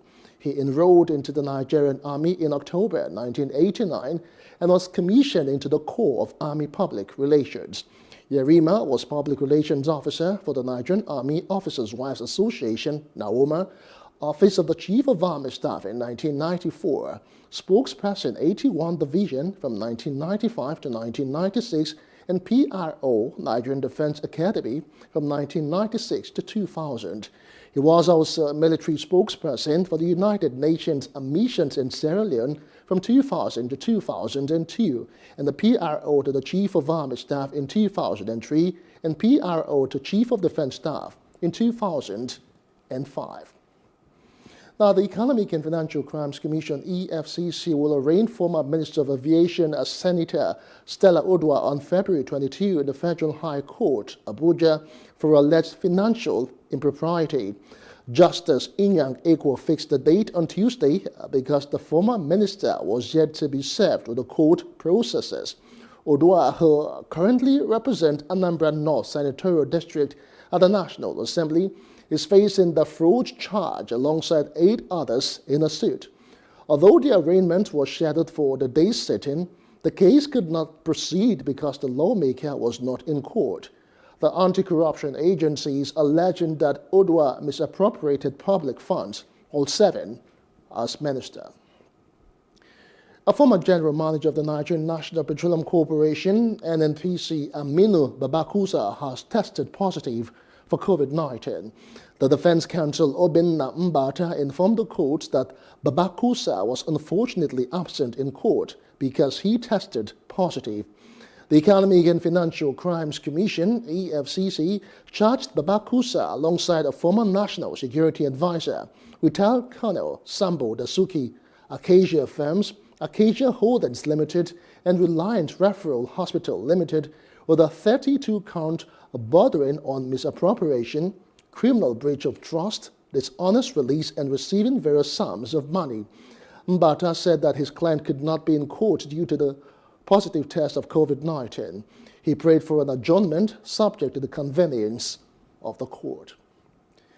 Away from court matters now, the National Agency for Food and Drugs Administration and Control, NAFDAC, is presently studying the Russian Sputnik V and India's Covax vaccines against the COVID-19. Minister of Health, Dr. Osage Ehanire, made the disclosure at the Presidential Task Force on COVID-19 national briefing in Abuja. According to him, Nigeria has kept abreast of global development of the COVID-19 vaccines and supports the call from the World Health Organization for a fair and equitable distribution of vaccines since COVID-19 has become a threat to mankind. He said Nigeria subscribed to 2 multilateral vaccine access platforms, the fourth being the COVAX facility that would supply vaccines free of charge to members including Nigeria to cover 20% of the population. In other parts of Africa now, passengers have crossed the Rafah border traveling from the Gaza Strip into Egypt after it opened following an Egyptian announcement to let through incoming traffic until further notice. The opening comes after talks on Monday in Cairo cleared the way for the forced elections in the West Bank and Gaza since 2006. Key Palestinian factions, Fatah and Hamas, are taking part in the talks. Before his departure to Cairo, Fatah's delegation head Jibril Rajab was upbeat. Well, African finance ministers have called for $500 billion in special drawing right SDR and an extension in the Debt Service Suspension Initiative DSSI to respond to the COVID-19 pandemic. The call was made during a virtual meeting convened by the Economic Commission for Africa ECA and the International Monetary Fund IMF on the 6th of February.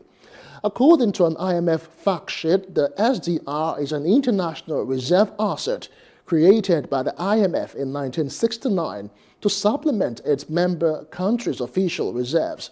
So far, SDR $204.2 billion, equivalent to about $281 billion, have been allocated to members. And outside Africa, Israeli Prime Minister Benjamin Netanyahu says more than 97% of COVID-19 deaths in Israel over the past month were people who had not been vaccinated, as his government tries to increase turnout for the Pfizer shots. Around 38% of Israel's 9 million population have received at least one vaccine dose, but government goals of achieving 50% coverage and reopening the economy next month have been challenged as the daily vaccination pace ebbs. The vaccination drive began on December 19 with a focus on Israelis over the age of 60 and other high-risk groups. Israel has since lowered the eligible age to 16, but sees less urgency among younger citizens who are less prone to dangerous coronavirus complications. Now, police in Myanmar have fired rubber bullets during a demonstration in the capital, Naypyidaw, as thousands defied a ban on protests. Water cannon and tear gas have also been used against protesters, but reports of live bullet usage are unconfirmed. Now, one woman is in hospital in a critical condition with her head wound. Protesters are standing against a coup that removed the elected government last week. It is the 4th day of consecutive protests. A ban on large public gatherings and nighttime curfews has been instigated in some cities, with military leader Min Aung Hlaing warning that no one is above the law. In business news now, Wall Street's main indexes opened lower on Tuesday, slipping from record highs following several disappointing quarterly earnings reports, while investors closely tracked progress in passing a proposed $1.9 trillion stimulus plan. The Dow Jones Industrial Average fell 25.9 points or 0.08% at the open to 31,359.88. The S&P 500 fell 5.1 points or 0.13% at the open to 3,910.49, while the Nasdaq Composite dropped 20.8 points or 0.15% to 13,966.815 at the opening bell. In entertainment news now, the co-founder of the Supremes, Mary Wilson, has died at the age of 76. The singer passed away at her home in Henderson, Nevada. Her publicist, Jay Schwartz, announced this, but did not confirm the cause of death. The Supremes were known for hits such as Baby Love and You Can't Hurry Love. The group was founded in Detroit as the Primates in 1959, when Wilson was just 15 years old. The group disbanded in 1977 following Wilson's departure. Sports news now. American Ted Ligety, a double Olympic champion, announced he would retire after racing at the Alpine Skiing World Championships in Cortina d'Ampezzo, Italy, next week. The 36-year-old said on Instagram that the February 19 giant slalom would be his farewell. Ligety has 5 World Championship golds, 3 in giant slalom in 2011, 2013 and 2015, as well as Super G and combined in 2013 and 2 bronzes. His golden triple at Schlamden, Austria in 2013 made him the first male skier to win 3 or more at a single championship since France's Jean-Claude Killy took 4 in 1968. And that's the update for now. For more news, please follow us at Plus TV Africa on Facebook, Twitter, and on Instagram. And do subscribe to our YouTube channel at Plus TV Africa. We will be back again at 9:30 with a comprehensive package. I am Justin Akadonye. Many thanks for watching.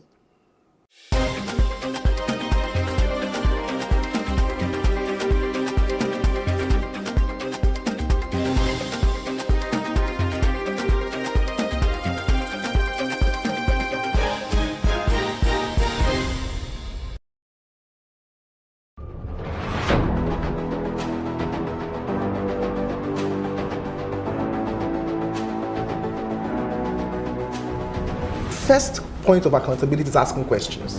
Hello and welcome to Plus Sports and Plus TV Africa. I am Udoka Njoko. Hi everyone, welcome to Plus Training.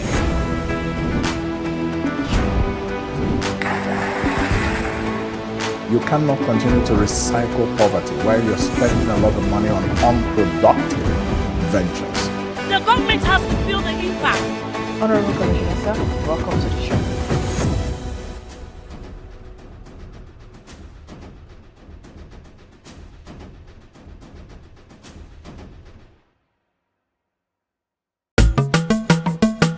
Tyson Designs is a fashion accessory label that specializes in the design and creation of handcrafted bags and footwear.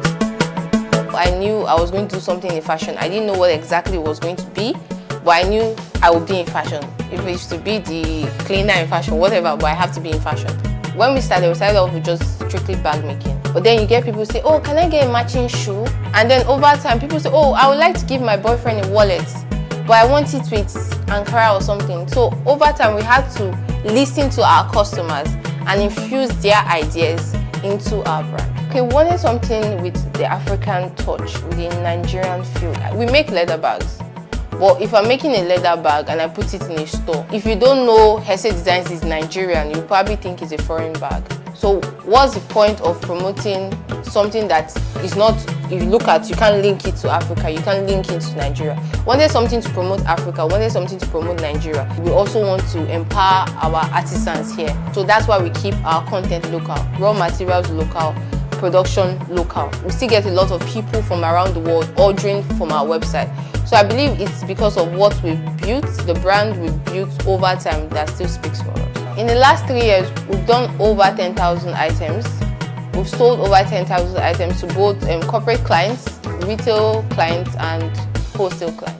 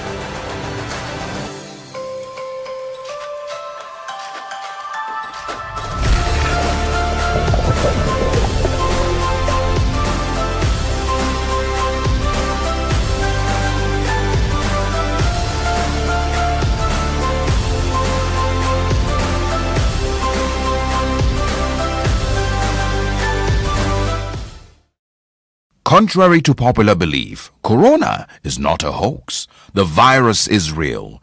Be responsible. Wear a mask. Wash your hands with soap and water and avoid crowded places. Maintain physical distancing.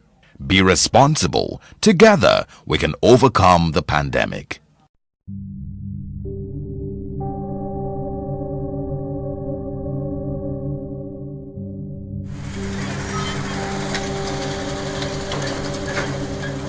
Lagos, the commercial capital of Nigeria with 351,861 hectares of land, is the authentic home of every tribe and tongue in Nigeria. The state, though small in landmass, is controversially the most populous state in the country.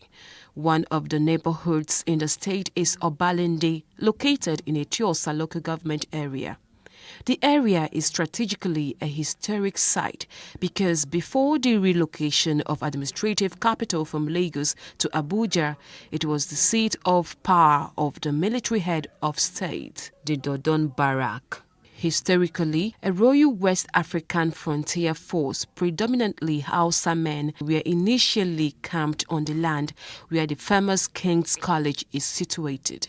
Then there was a need for the use of the land, and the Oba of Lagos was said to have pressured the governor of Lagos to resettle the Hausa men and sold the land in what is now Obalende to the British colonial masters.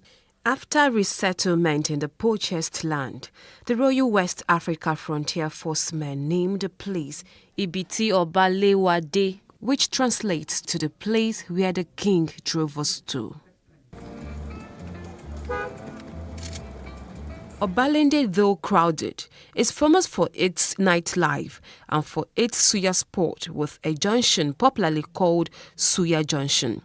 For ease of administration, former governor of Lagos State, Asewaju Bola Tinubu, created additional 37 local council development areas from the existing 20 local council areas.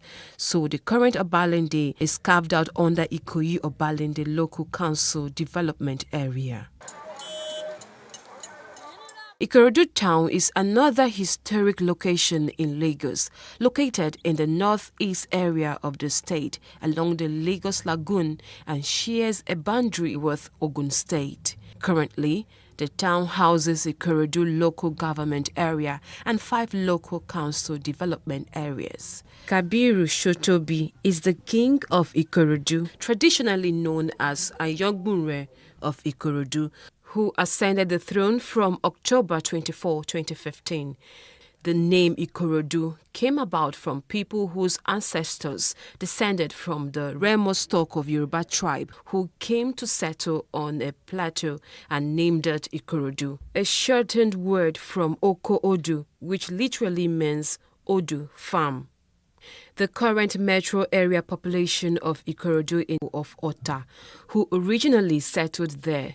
The area was invaded for slaves until the mid-19th century.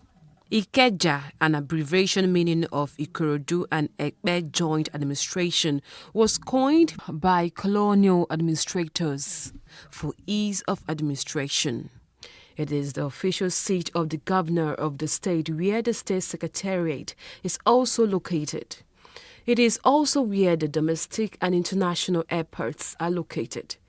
Its population as of 2006 census is 330,196. Ikeja is home to one of West Africa's largest gadget markets, popularly known as Computer Village, and home to a shopping mall known as Ikeja City Mall, which is the biggest mall in Lagos mainland and also has a cinema. These are some interesting places that make Lagos a world-class destination. Abraham, Moses, Jacob, you are one family. There's no doing all this sport in Nigeria. See how your body just dripping diamond.